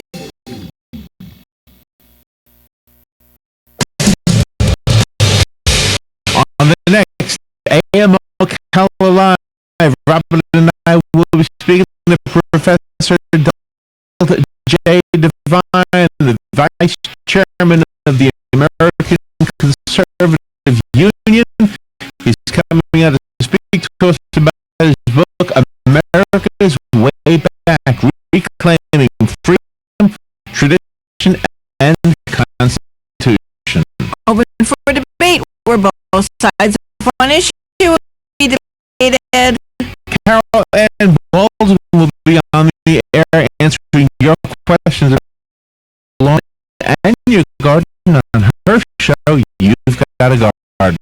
If you need disaster restoration, call the guys at Damage Control, Joe Reichel and Rob Sobieski will be in the studio answering all of your questions. And then Carrie Hart will be on the air with she has written a book called The Call to Greatness, the joyous journey your soul wants you to take. She says she can communicate with those who have gone on before us. She's a spiritual explorer, a pathfinder, a singer, and a songwriter. And she's coming to speak to us about our lives, what we can make of them. All of that plus fun with Joe on the next AM Live right here on the Source WOCA 96.3 FM. 1370 AM.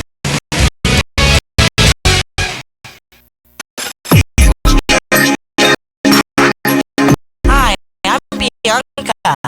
I'm Debbie. And I'm Lupe. And we would like to invite you to come visit our Merle Norman salon. Come check out our Merle Norman's award-winning makeup. Come experience our hair color, highlights, lowlights, perms, and organic hair treatments.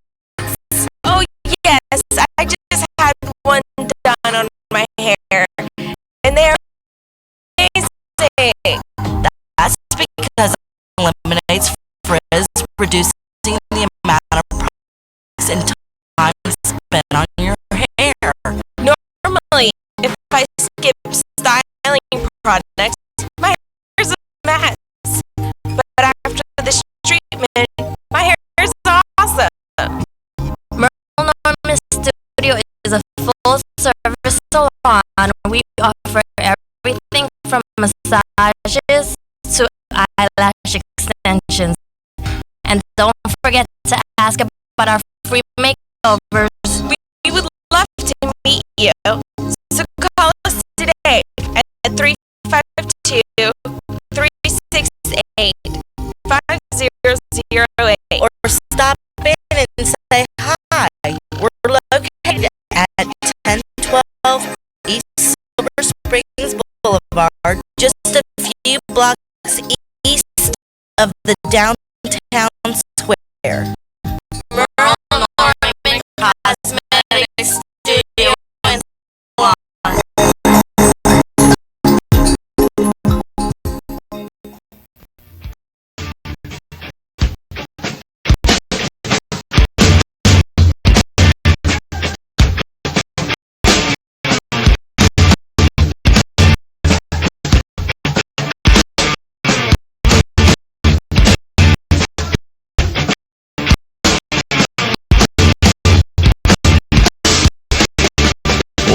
We're back on the Voice of Ocala Buddy Sports page. Anytime you can come back into the Rage Against the Machine, it's a good hour.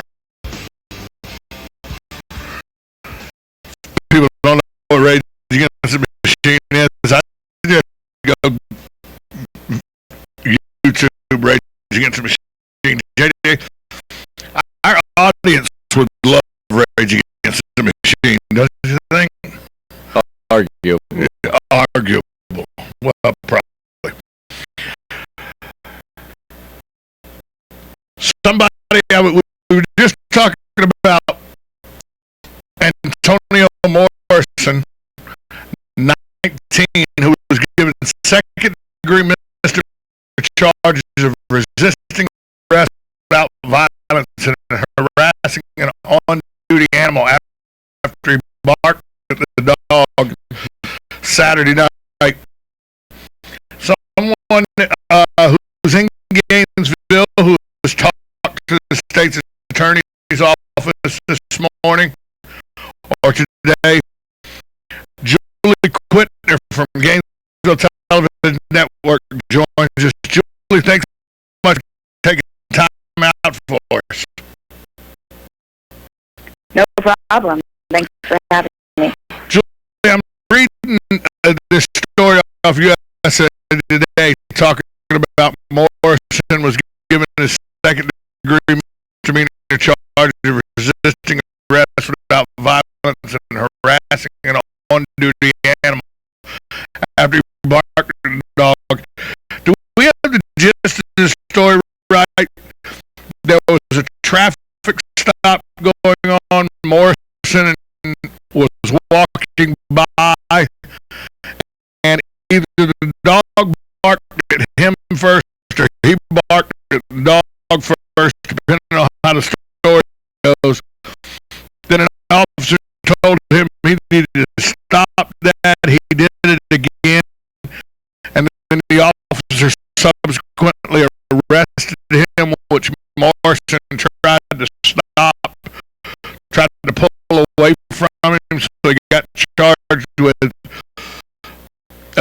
harassing a police animal and resisting without violence because of that.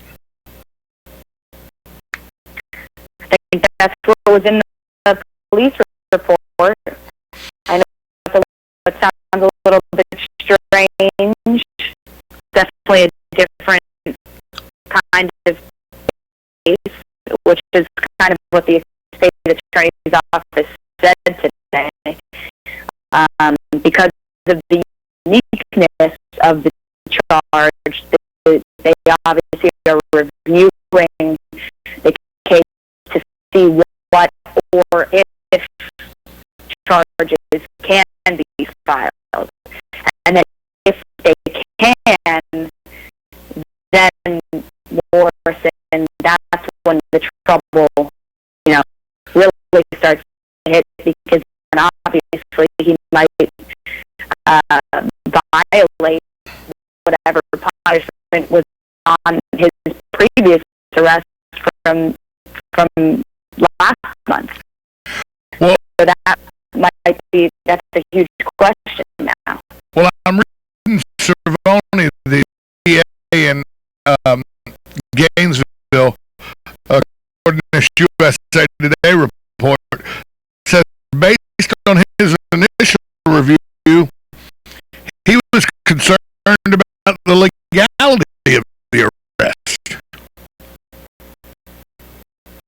Right. I mean, that's the question. And when I called today, they didn't want to give too much away. In fact, I think they had too much to give away yet. They said within the next couple of days, should have more of an idea, but they're definitely reviewing it because of how strange this all seems. I mean, it's basically, it almost seems like one guy's word against another with whether or not he barked or what happened, and if he actually interfered with this guy's, whatever case or whatever investigation he was doing with the dog. Because if he actually did, then I think there are some sort of charges here. And if if he didn't, then I mean, to bark at a dog, of course, before this, did I know that was a law? No, I did not. But I guess it is. Well, they're saying that if a crime is involved, then the previous deferral, which we're talking about, that he, Antonio Morrison, he got deferral of prosecution where he had to pay a fine, do community service, and keep his nose clean for 6 months, and if this is a crime, then the deferral is subject to revocation, and if it's revocated, he can actually face jail time. And this is something that just happened June 16th. There's deferral, so we're not talking about that long ago. He was in trouble with the law, you know, a month ago or so. Right, and from just my experience of seeing with cases like this is obviously he's under some sort of probation for, I think it was 6 months. Right. And to have something happen the next month is not okay. It's not what you want. You know, in a situation like this. So it definitely could have an effect. The guy on the phone, the attorney's office on the phone didn't want to go as far as to say jail time because he said that's not up to them. That would be up to the judge, obviously. But yeah, I mean, I think that's why Muschamp took the action that he did to go ahead and just suspend him for at least 2 games. I think that, you know, when we find out more, that maybe it could be more, I'm not sure, but I think that he had to go ahead and make that you know, those drastic call right away, because the kid to be in trouble, you know, arrested essentially 2 times in a little over a month. I mean, as a coach, you have to put your foot down and show that you're following these things and that you care. And you know, to have a miss. I mean, the Miami game is the second game of the season. You're going to miss that game, the first, you know, big game on Florida's schedule, and that's a huge hit for Florida. Well, I saw that he said at least, so he still leaves the door open. There could be more games than just Toledo and Miami game. Right. I mean, I think that if more comes out of this, if charges actually are filed, and if he does have to face jail time, I mean, who knows what Muschamp might do, but I think I agree with Muschamp, and for what it's worth, I agree with Muschamp, you know, going ahead and just taking that step to just come out, and we don't normally hear from Florida about these things right away. And that same, you know, that morning, we heard a statement from Muschamp, and that he would be, you know, suspending him for at least 2 games. So for him to come out and say that, I mean, he must be pretty upset with Morrison. Certainly. Now, let's talk about what this does. Morrison, a linebacker on the team. What's this do to the depth of Florida at linebacker? Well, it definitely messes with the depth of Florida linebacker. You know, on the right now, Mike Taylor is listed as the backup in the middle. You could see kitchens in there too. We don't really know. Obviously, Florida hasn't, given us that yet, and we don't get to watch practice, which starts, in the beginning of August. Mike Taylor, I mean, that's the guy that Muschamp has said has stepped up as a leader in the off season from what he's heard. So now here's your chance to step up and, so we can see what you got these first couple games if it's him. Well, Muschamp, who last week at SEC Media Day said he hadn't decided on the penalties from Morrison, of course, came out Sunday in a statement, said he was extremely disappointed in the decision-making young man. He's been suspended from the team in a little more, at least 2 games to begin the season.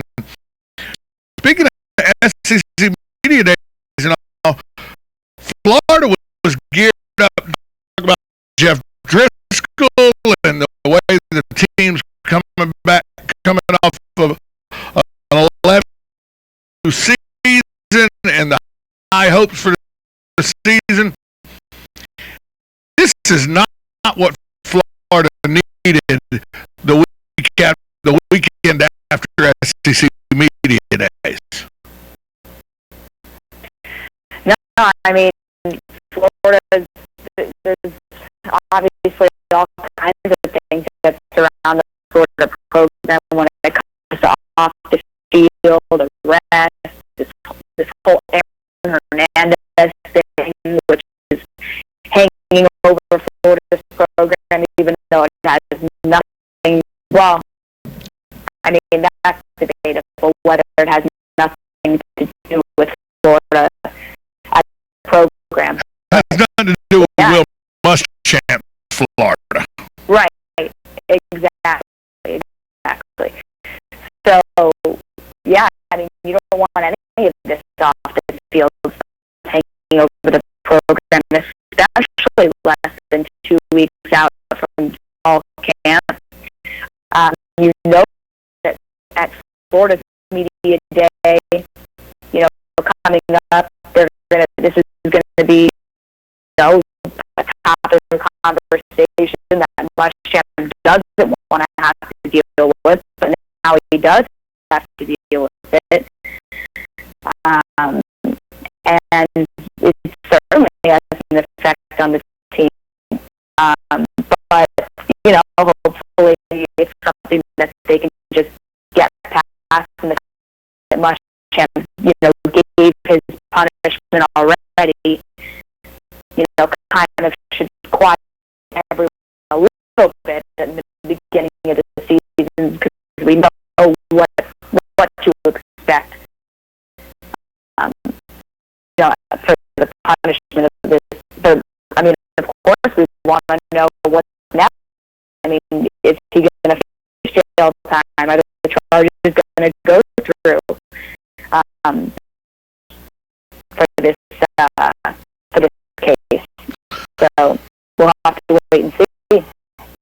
Speaking of Florida and their practice starting in August, you're in Gainesville. You talk to people that are around the program on a regular basis. What is the feeling you're getting from your contacts around the program towards what the outlook is for this upcoming season? I think that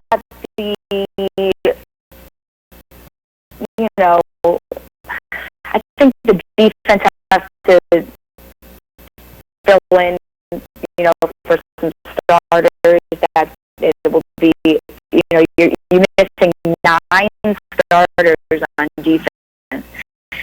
So, but Florida's never a really worry about defensively.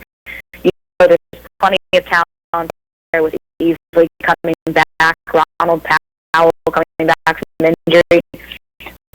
Offense seems to be the question mark the past few years. And for the first time, I think in a little while, I mean, besides a few of the playmakers, wide receivers is never really a position that we're totally comfortable with.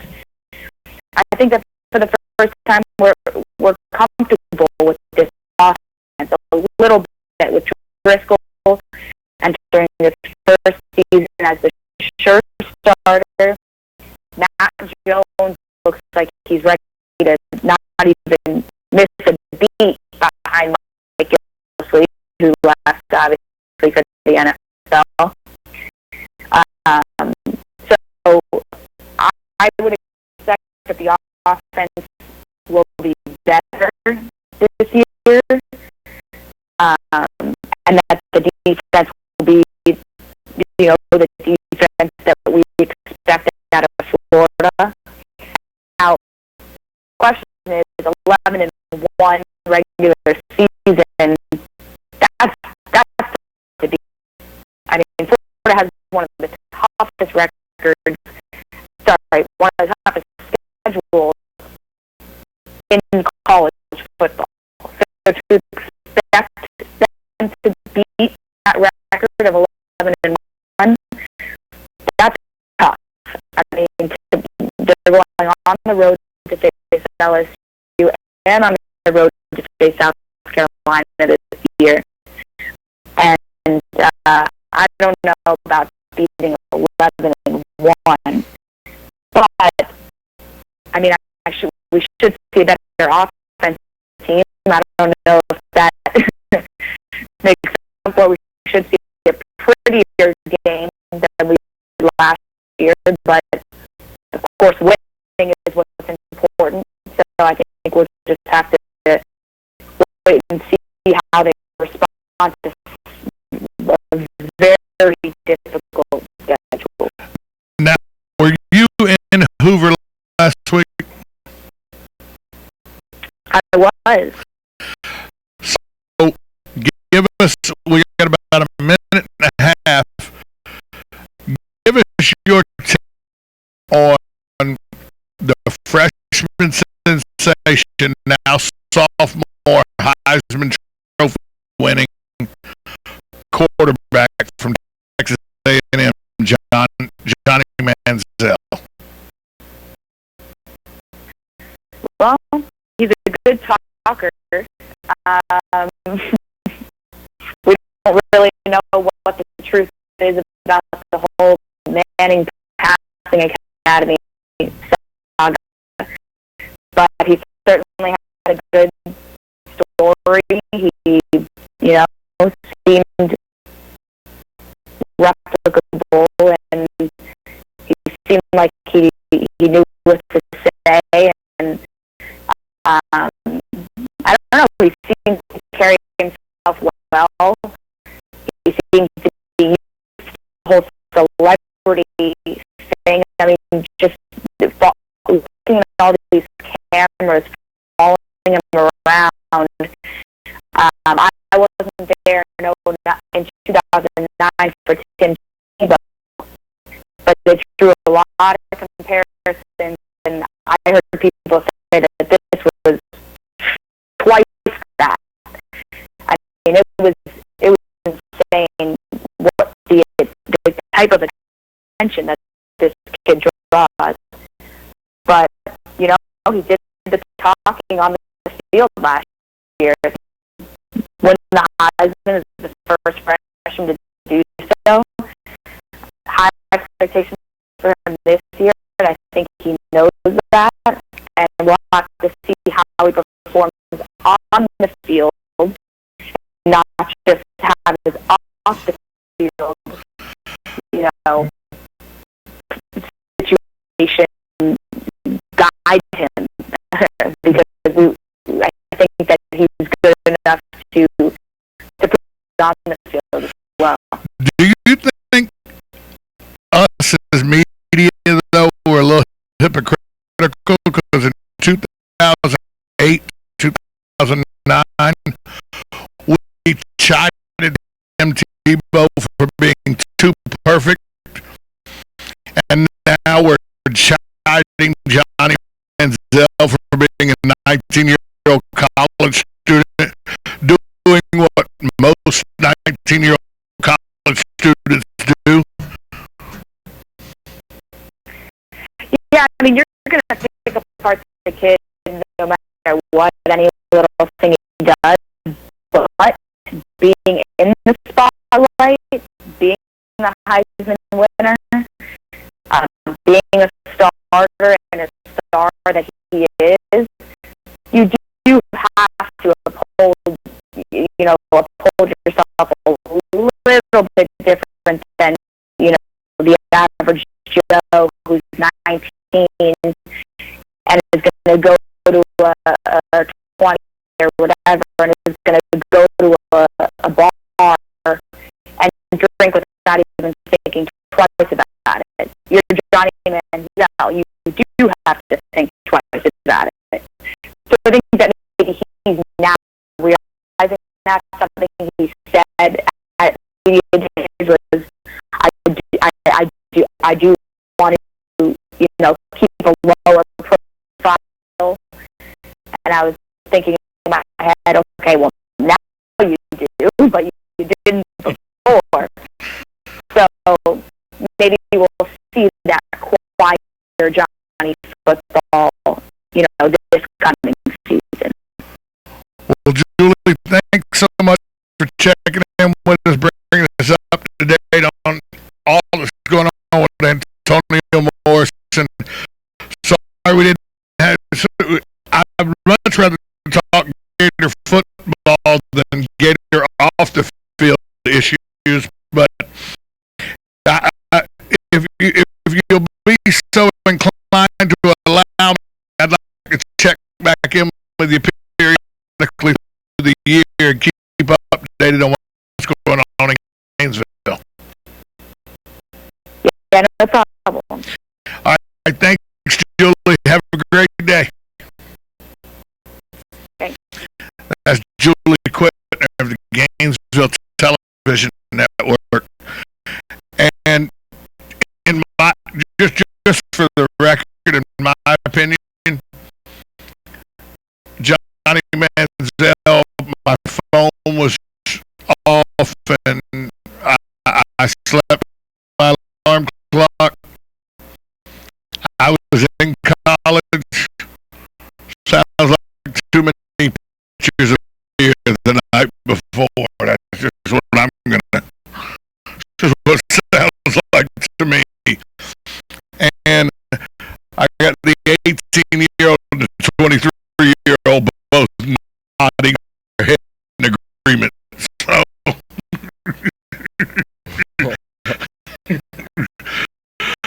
I don't think say what you want. This is just my opinion, and this guy's humble opinion. You're dehydrated. You can't stand the heat and everything of a football practice camp. Sounds like a hangover to me. But I don't know. I wasn't there. Yeah, if you want to go out drinking like that, you gotta be able to get up the next morning. You gotta man up. That's it. That's what this whole thing just.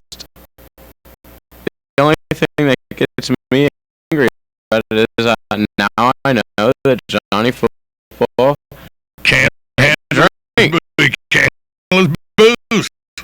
Wait. Well, he's 19. He shouldn't be boozing anyway. 20, something like that. We're going to take a break. When we come back,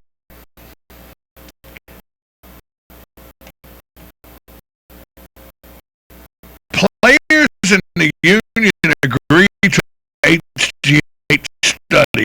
I don't quite get that. But what I is it Robert Griffin III said he is cleared to practice. We'll talk a little NFL. Starting to heat up, guys. Football season's right around the corner. The Hall of Fame game. You know the Hall of Fame game in the NFL is like in 2 weeks. Wow.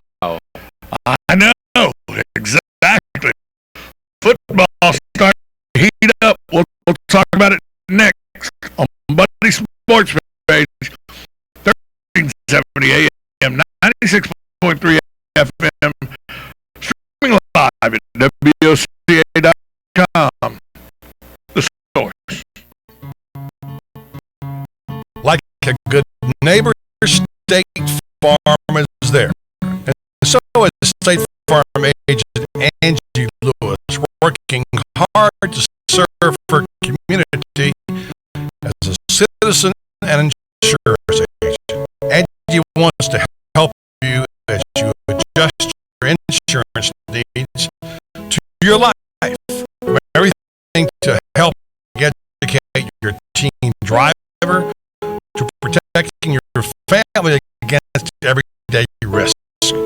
She wants to change the way you perceive insurance by developing relationships with their clients, which is why Angie and her staff are proud to be a part of so many good causes in ocala. In turn, she has chosen to single out those who step up as leaders. Each month on the Voice of Ocala, Angie spotlights a good neighbor, saluting those who exceptional service or do random acts of kindness to others. For this, Angie was written up in State Farm's National Magazine. And she also supports local businesses with a regular BizBuzz. The Angie Lewis State Farm Agency is located at 1122 Northeast 36th Avenue, where visitors are always welcome. Coffee pot is always on. Call your good neighbor State Farm agent today, Angie Lewis, at 294-2444.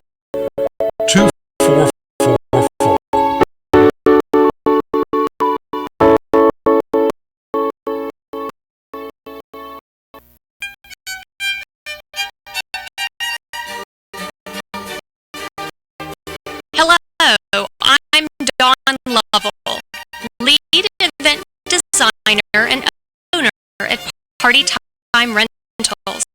Have you ever wondered what it takes to make an event spectacular? Well, look no further. It's what we do every day.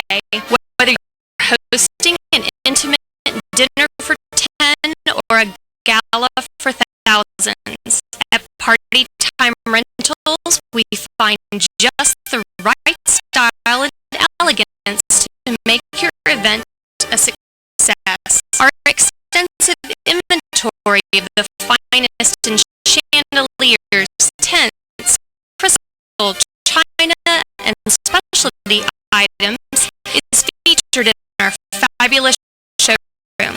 Stop by and say hello. It's a great way to get ideas and experience for yourself how you can make your party time special. Party Time Rentals, located on Southwest 10th Street, just off Route 200 in Ocala, and off Southwest 34th Street in Gainesville. For more information, call 352-629-8858. That's 352-629-8858. The party begins at party time.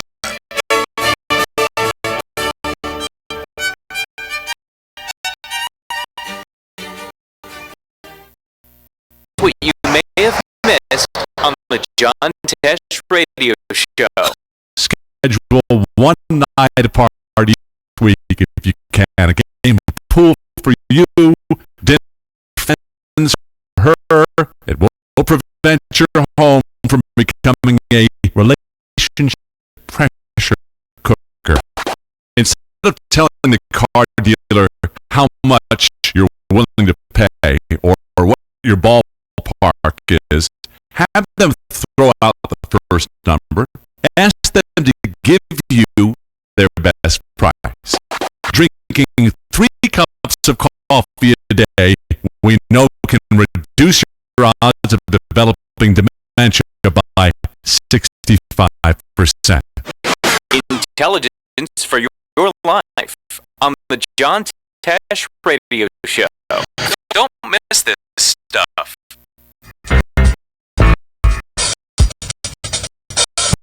Legally Yours, brought to you by Fuller and Attorneys at Law.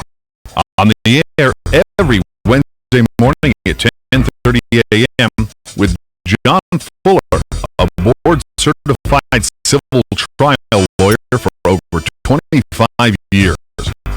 John welcomes your questions from business to complex family matters to legal disputes.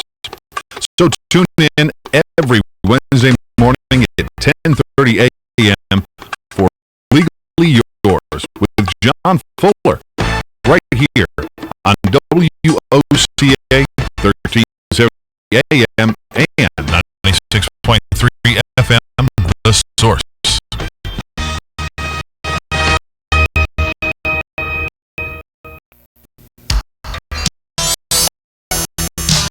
Gene Powell mowing. Our tractor services include bush hog, disking, front end loader, box blade, and stump grinding. We also have zero-turn mowers for the smaller paddocks, aisleways, fence rows, and lawn care. Fence row spraying is also available for weed control. We are licensed and insured. Gene Powell Pasture Mowing, 352-629-2440 or online at powellgene, G-E-N-E, at yahoo.com. Gene Powell Pasture Mowing. Habitat for Humanity of Marion County is a ministry dedicated to improving lives by providing affordable and decent housing.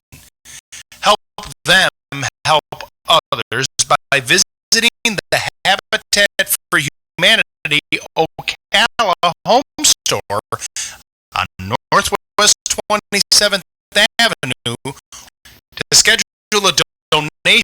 Give them a call and they'll come and pick it up.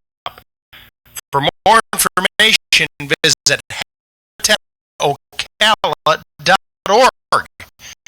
Habitat for Humanity of Marion County. Building homes, building hope, building community.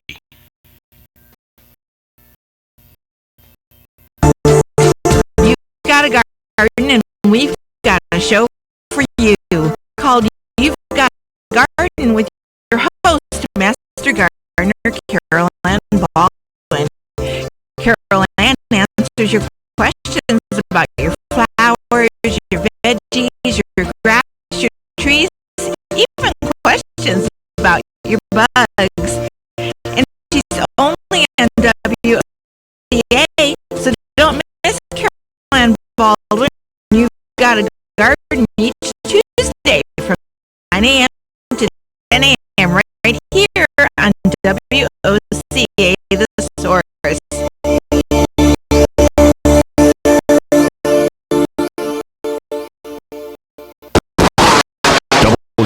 WOCA,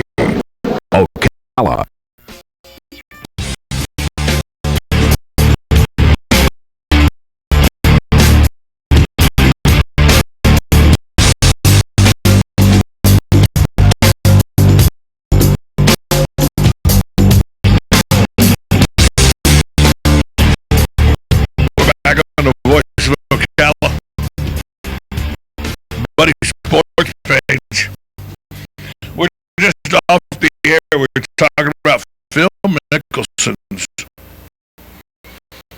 huge win at the British Open this weekend. And then JJ disappointed me when he said he didn't watch a bit of the final round. Did you have a Johnny Manziel moment? Yeah. Your phone was out, your phone was dead, your alarm clock didn't go off. Just Saturday night was just too late, man. You know what? By the time I woke up, they're interviewing Phil Mickelson. But there's still some guys on the course. So I'm like, okay, yeah. And he was a couple strokes back the day before, so I didn't think he was in contention. No, he wasn't a couple strokes back the day before. He was 5 strokes back. Okay. So he was at +2. Lee Westwood was -3. Yeah. That's what happens when you shoot 66. Guy was at -3 shoots 74. Think about that. That's an 8-stroke swing. How many people played under par on Sunday? Phil was at -5,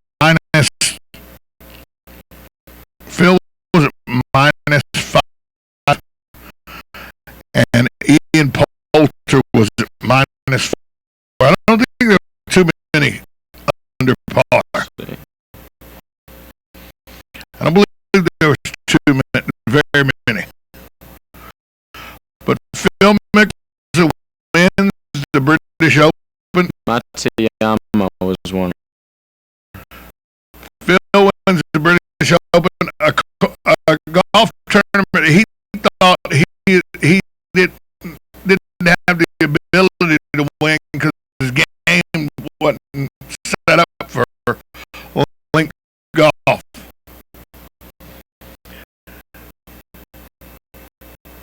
He blew the final round of the U.S. Open. You remember what, 3 weeks ago, 4 weeks ago? So to come back 5 down to win this, finally has an Open championship, just not the U.S. Open, the British Open. Conquered the enemy. But people say Lee Westwood gagged it away. Lee Westwood didn't choke. Tiger Woods didn't choke. That was a hard golf course out there Sunday. I watched the entire thing, had breakfast at Ocala Municipal, breakfast in the British Open, joined by none other than Tom James taking it in. Nice. Tom James texted me Saturday night and said, "Bruh, I got an issue. Tree limbs taking out the cable lines. They said it won't be back up until 3 or 4 tomorrow afternoon. Where can I go to eat breakfast to watch the Open?" So Tom James and I took in the Open and breakfast at Ocala Municipal. Then we had about halfway through, after we eat breakfast, we're halfway through the round. The lady who runs the snack shop there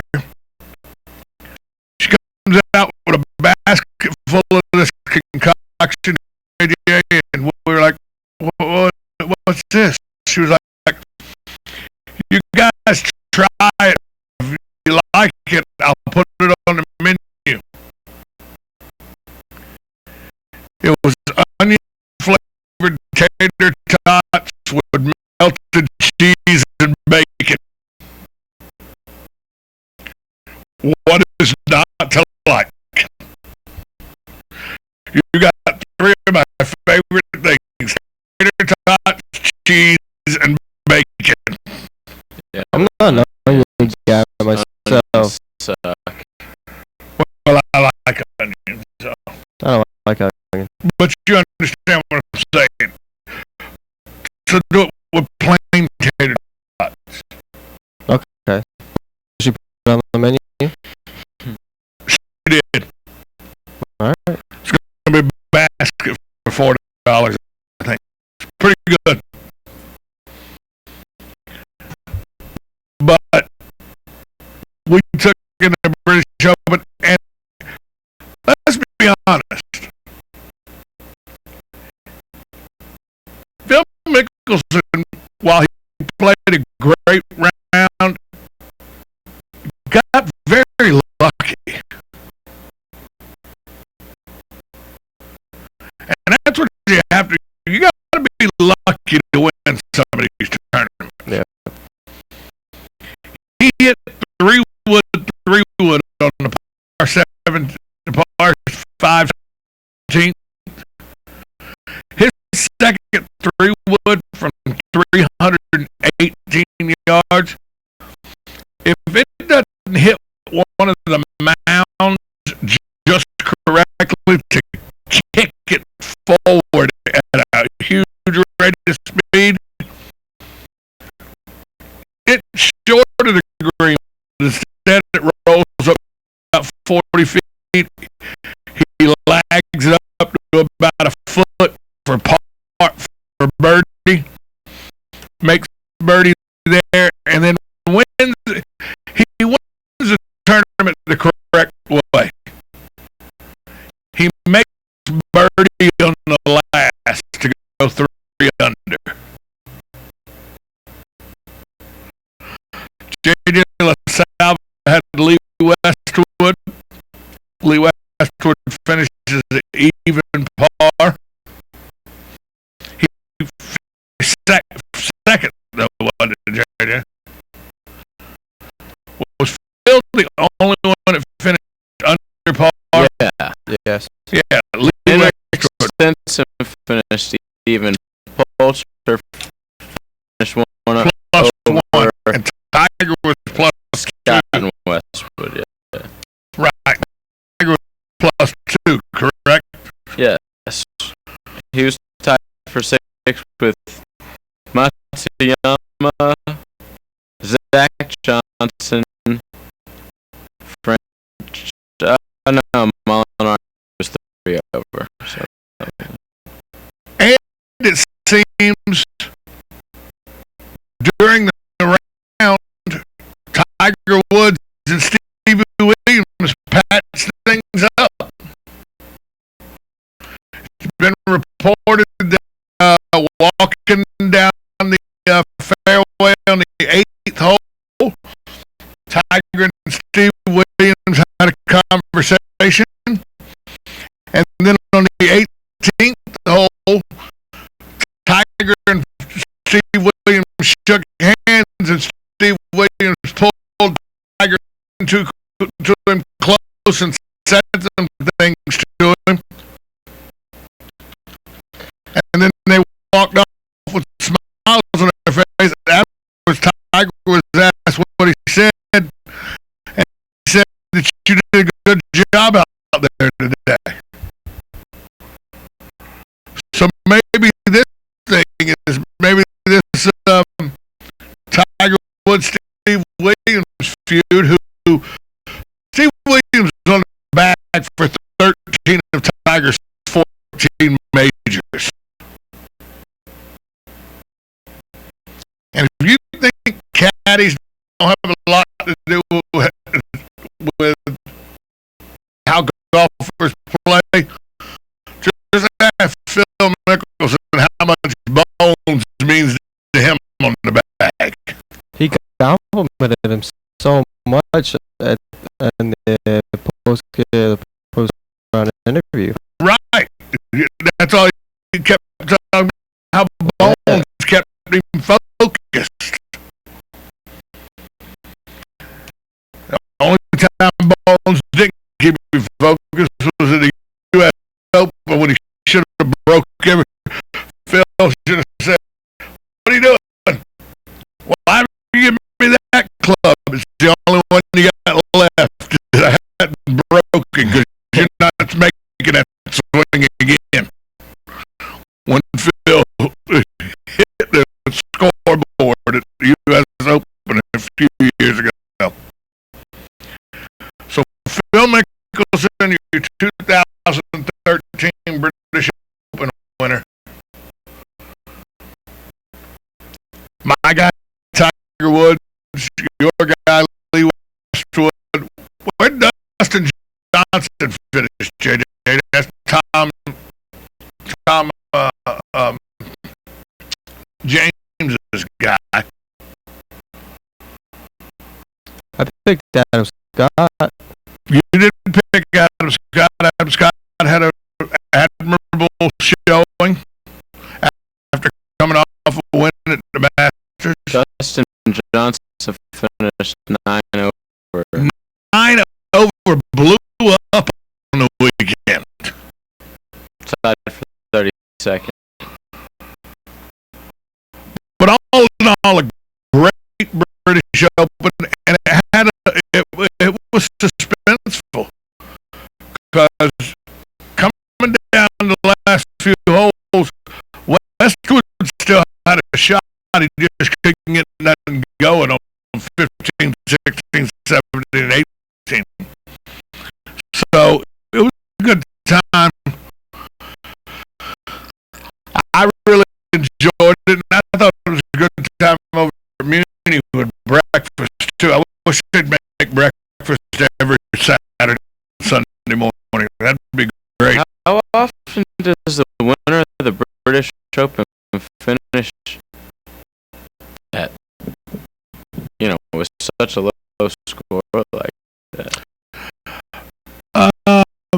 This has been one of the harder British Opens I remember in recent history.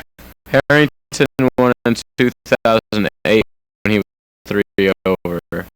Second place, Ian Poulter at 7 over. Right. But a lot of times, it's even plus 1, minus 1. It's right around there. 3 unders a pretty good score at the British Open. But it's because it's golf and the European Tour, they play on links courses quite a bit, but it's a different type of golf. Links courses, it's a different. We had a links course up in Dublin, Georgia. And it's a different type of golf. You hit your ball just a little offline either way, and it could hit one of them mounds, and the ball could ricochet 35, 40 feet in the opposite direction. I mean, it's a difficult game on a links course. So, but now they'll be back stateside next week, so we'll see how Phil follows up. My question is, do you now consider Phil Mickelson one of the all-time greats? He's got 5 major championships. And let's think about what Phil's endured. He has a form of arthritis that is debilitatingly painful. You see the Embro commercials wife and mother both diagnosed with cancer within weeks of each other. This is a guy who takes time out to fly across the country to see his daughter's eighth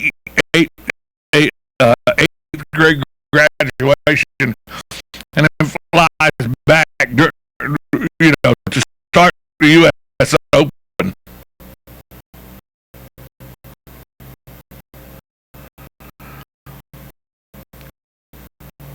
He stopped to help a guy that had wrecked a kid on his bicycle and broke his arm during the British Open. Not only does he seem like a good guy, but I think you're going to have to start talking about Phil Mickelson when you talk about Lee Trevino, when you talk about Arnold Palmer, when you talk about Tom Watson. Phil Mickelson now has to enter into that conversation. Am I wrong in that? No, if it wasn't for Tiger, Phil would be the greatest golfer. Be talking if it wasn't for Tiger Woods, Phil Mickelson would be the greatest golfer of this era. Right. Of my generation, for sure. Right. Yep.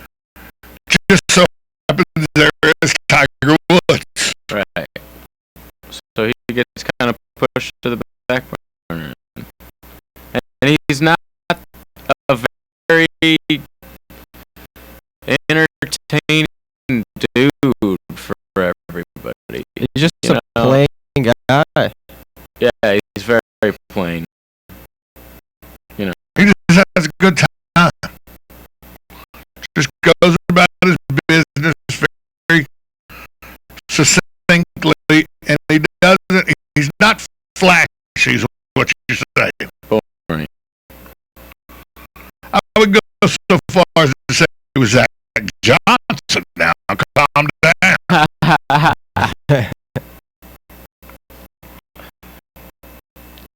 Why do you think Zach Johnson's such a boring? Zach Johnson's boring. Okay. Just his name's boring. A good friend of mine on talk radio in this area, the sports talk in this area, said the other day on his show that he is like Chode. Remember that from The Hangover 2?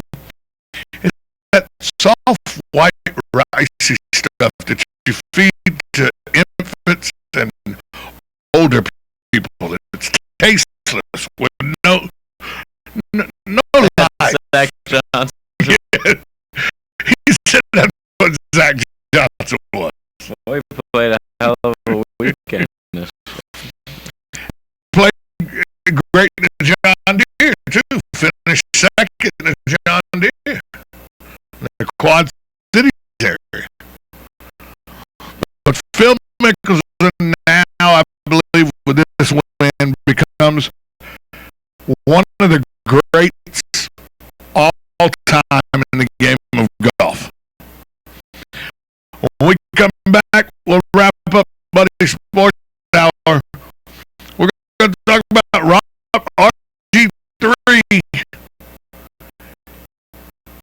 He's ready to play, he says. The doctors have said so too. And HGH, the Players Association in the NFL, have decided they're going to get together and do a study. We'll tell you all about that. Next on Buddy Sports page, 1370 AM, 96.3 FM, WOCA, The Source. Hi, it's Lisa Midget with Kinetic Motion Fitness. I'm looking forward to a fun,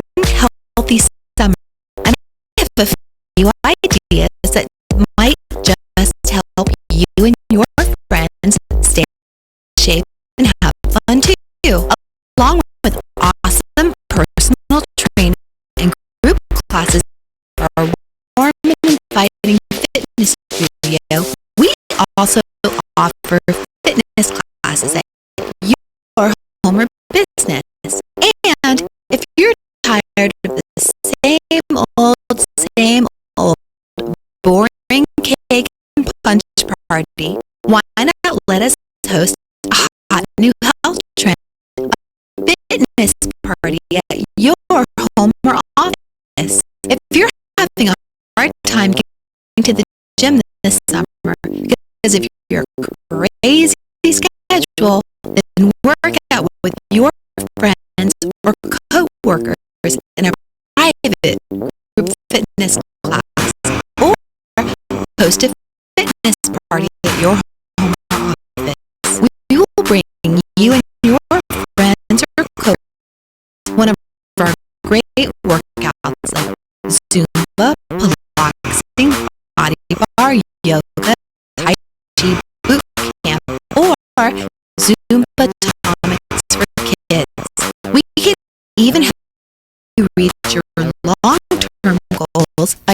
meeting at your place weekly on location workout. Check out our website, kmfocala.com. Like us on Facebook. Kinetic Motion Fitness is located just 5 minutes from downtown Ocala near the Skylar Plaza. Kinetic Motion Fitness. We're ready when you are. If you need a sign or a banner for your yard or your business or your campaign, I'd recommend you go to Signs Unlimited at 318 South Magnolia in Ocala. Screen printing, embroidery, digital graphics.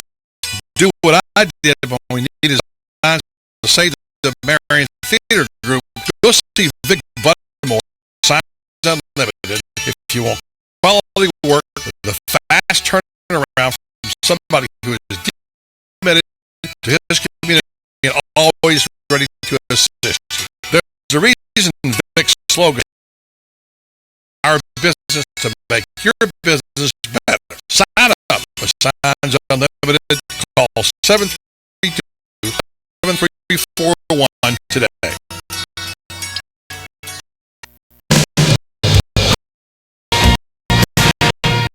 Hi, this is Buddy Martin. Listen to my show weekdays from 6 right here on the Voice of Ocala, 1370 AM, 96.3 FM, WOCA, The Source.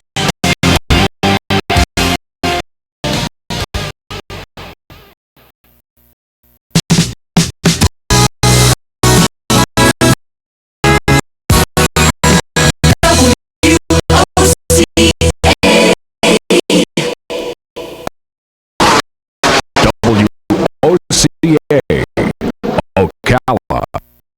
Look who just walked in the room. Joe Wiesner from What's Up Ocala. Hey, Joe, I'm looking for something to do this weekend. Any ideas? Absolutely. Check out our event calendar online at www.ocala.com, and there's plenty of events there for you. Daily news updates to event reviews and magazine articles. Really? We've organized it all on one place online for you to cut through all of the hassle of finding something to do this weekend. We have a daily event calendar, a bi-monthly magazine, and we also do daily news articles. All right, Joe, that's perfect. Thanks so much. Yeah. What's up, ocala.com. Hurricane season is upon us. WOCA and Sunbelt Rentals wants you to be prepared.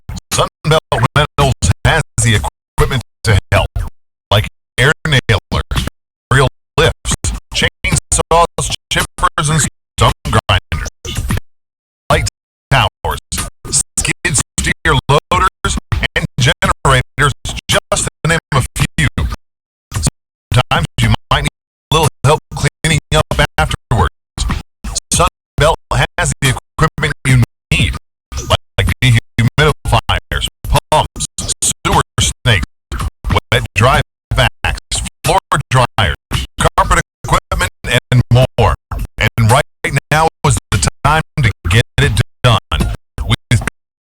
special offers just for WOCA listeners.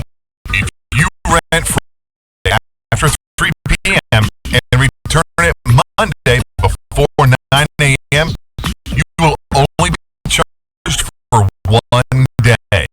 Plus, just by mentioning WOCA, you get 25% off your rental. You heard right, not 5 or 10, but 25% off your rental just by mentioning that you heard it here on WOCA.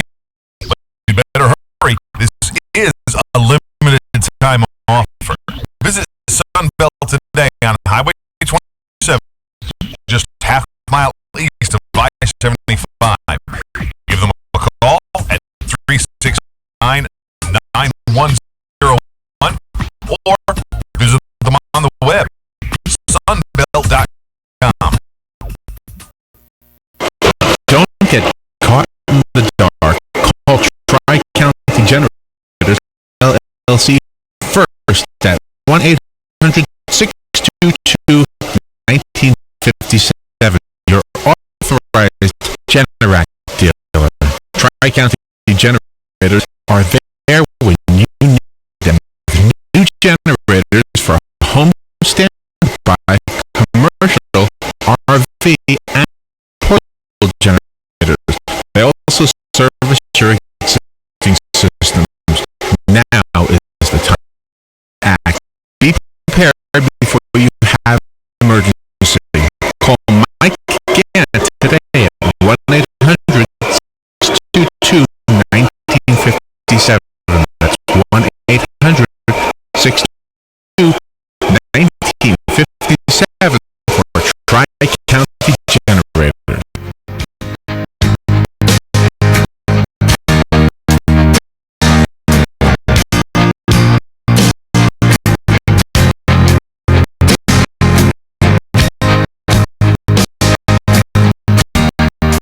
We're back on Buddy's Sports page, wrapping up the first day of Buddy's assignment. We were going to talk about Robert Griffin III and players in the NBA, in the NFL, and the Players Union coming up to an agreement on HGH, but we've been preempted by breaking news.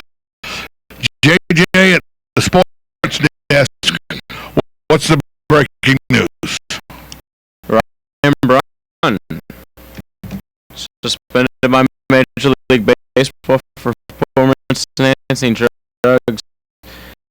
He will be suspended for the rest of the season, Tom.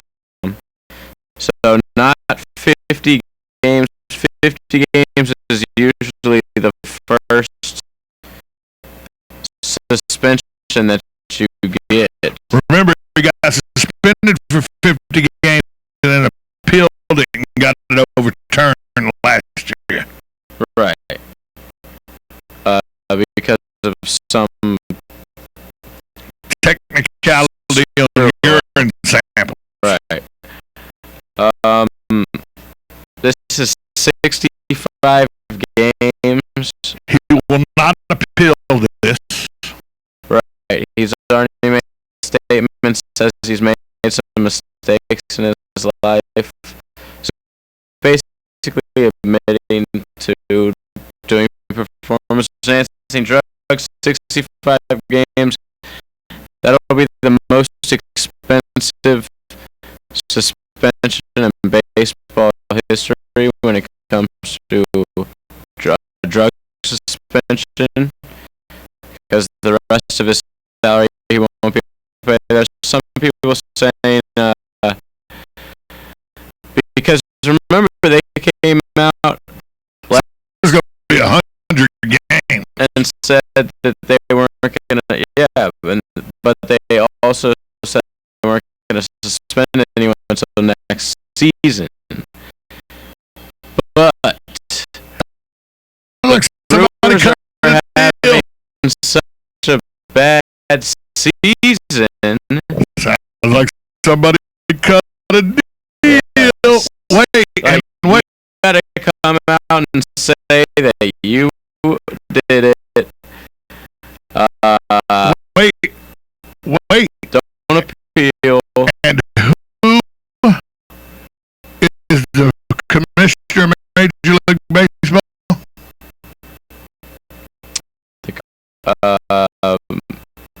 Bud Selig. And what team did, no, he doesn't. He gave up ownership of the Brewers to become commissioner. His order now owns them. Okay. So is that a family deal cut there? I think that it was just, we'll give you just 65 games instead of 100 games, and we'll do it this season when your team stinks and they're out of the playoffs. You can't appeal it. You can't appeal, and you have to make some dumb apology. And that's exactly what just happened. Well, here's my problem with it. Is Ryan Braun now going to go back and give the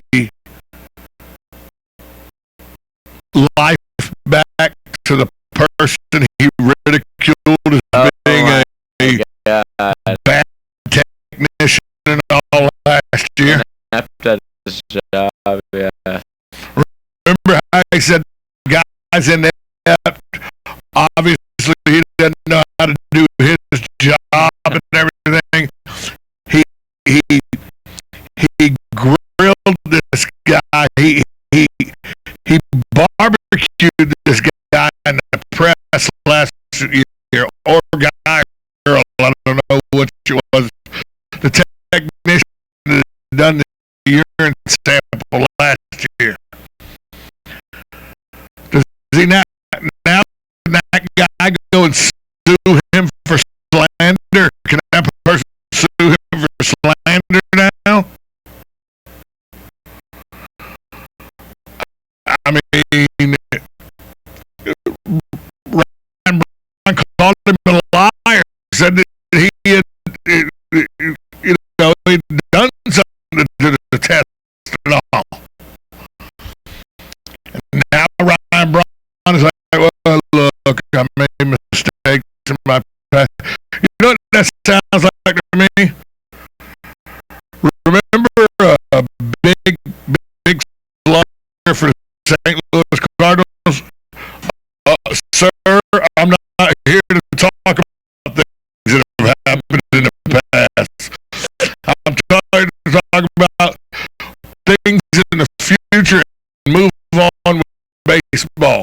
We can try to help the youth out there. Yeah, we try to help the youth out there. That was Mark McGuire's famous address to the Congress. Yes. When Congress asked him, did you use sports enhancing drugs? Sammy Sosa was the best. He just acted like he didn't. Sammy said, no, I play English. I have seen you in interviews a billion times. Multiple interviews. Where Sammy speaks. Right? Where Sammy speaks. Not perfect English because he has a hard accent, but he understood English. He could speak English in Congress. He said, no, I play English.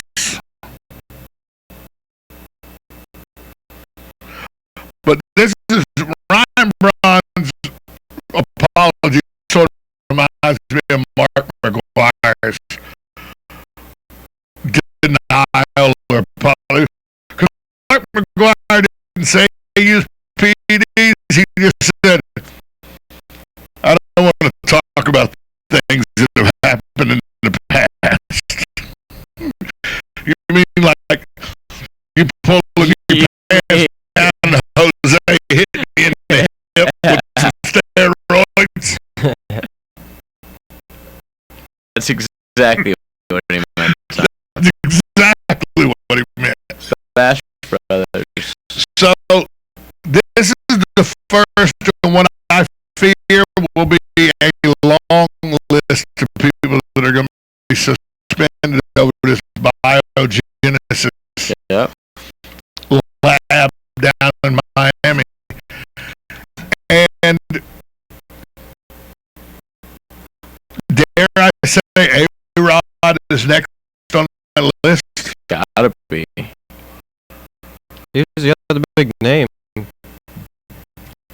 There was a lot of names on that. A lot of names. This could hurt the this could hurt Major League Baseball depth-wise, because my understanding there were over 100 names on that list. You start plucking 100 guys out of the major leagues. You know, there's 30 teams, 225 guys on active roster, 30 teams. Do the quick math. That's about 650, 700 guys. You take 100 of those out, you're taking a seventh of the, entire league out. And suspensions. You're going to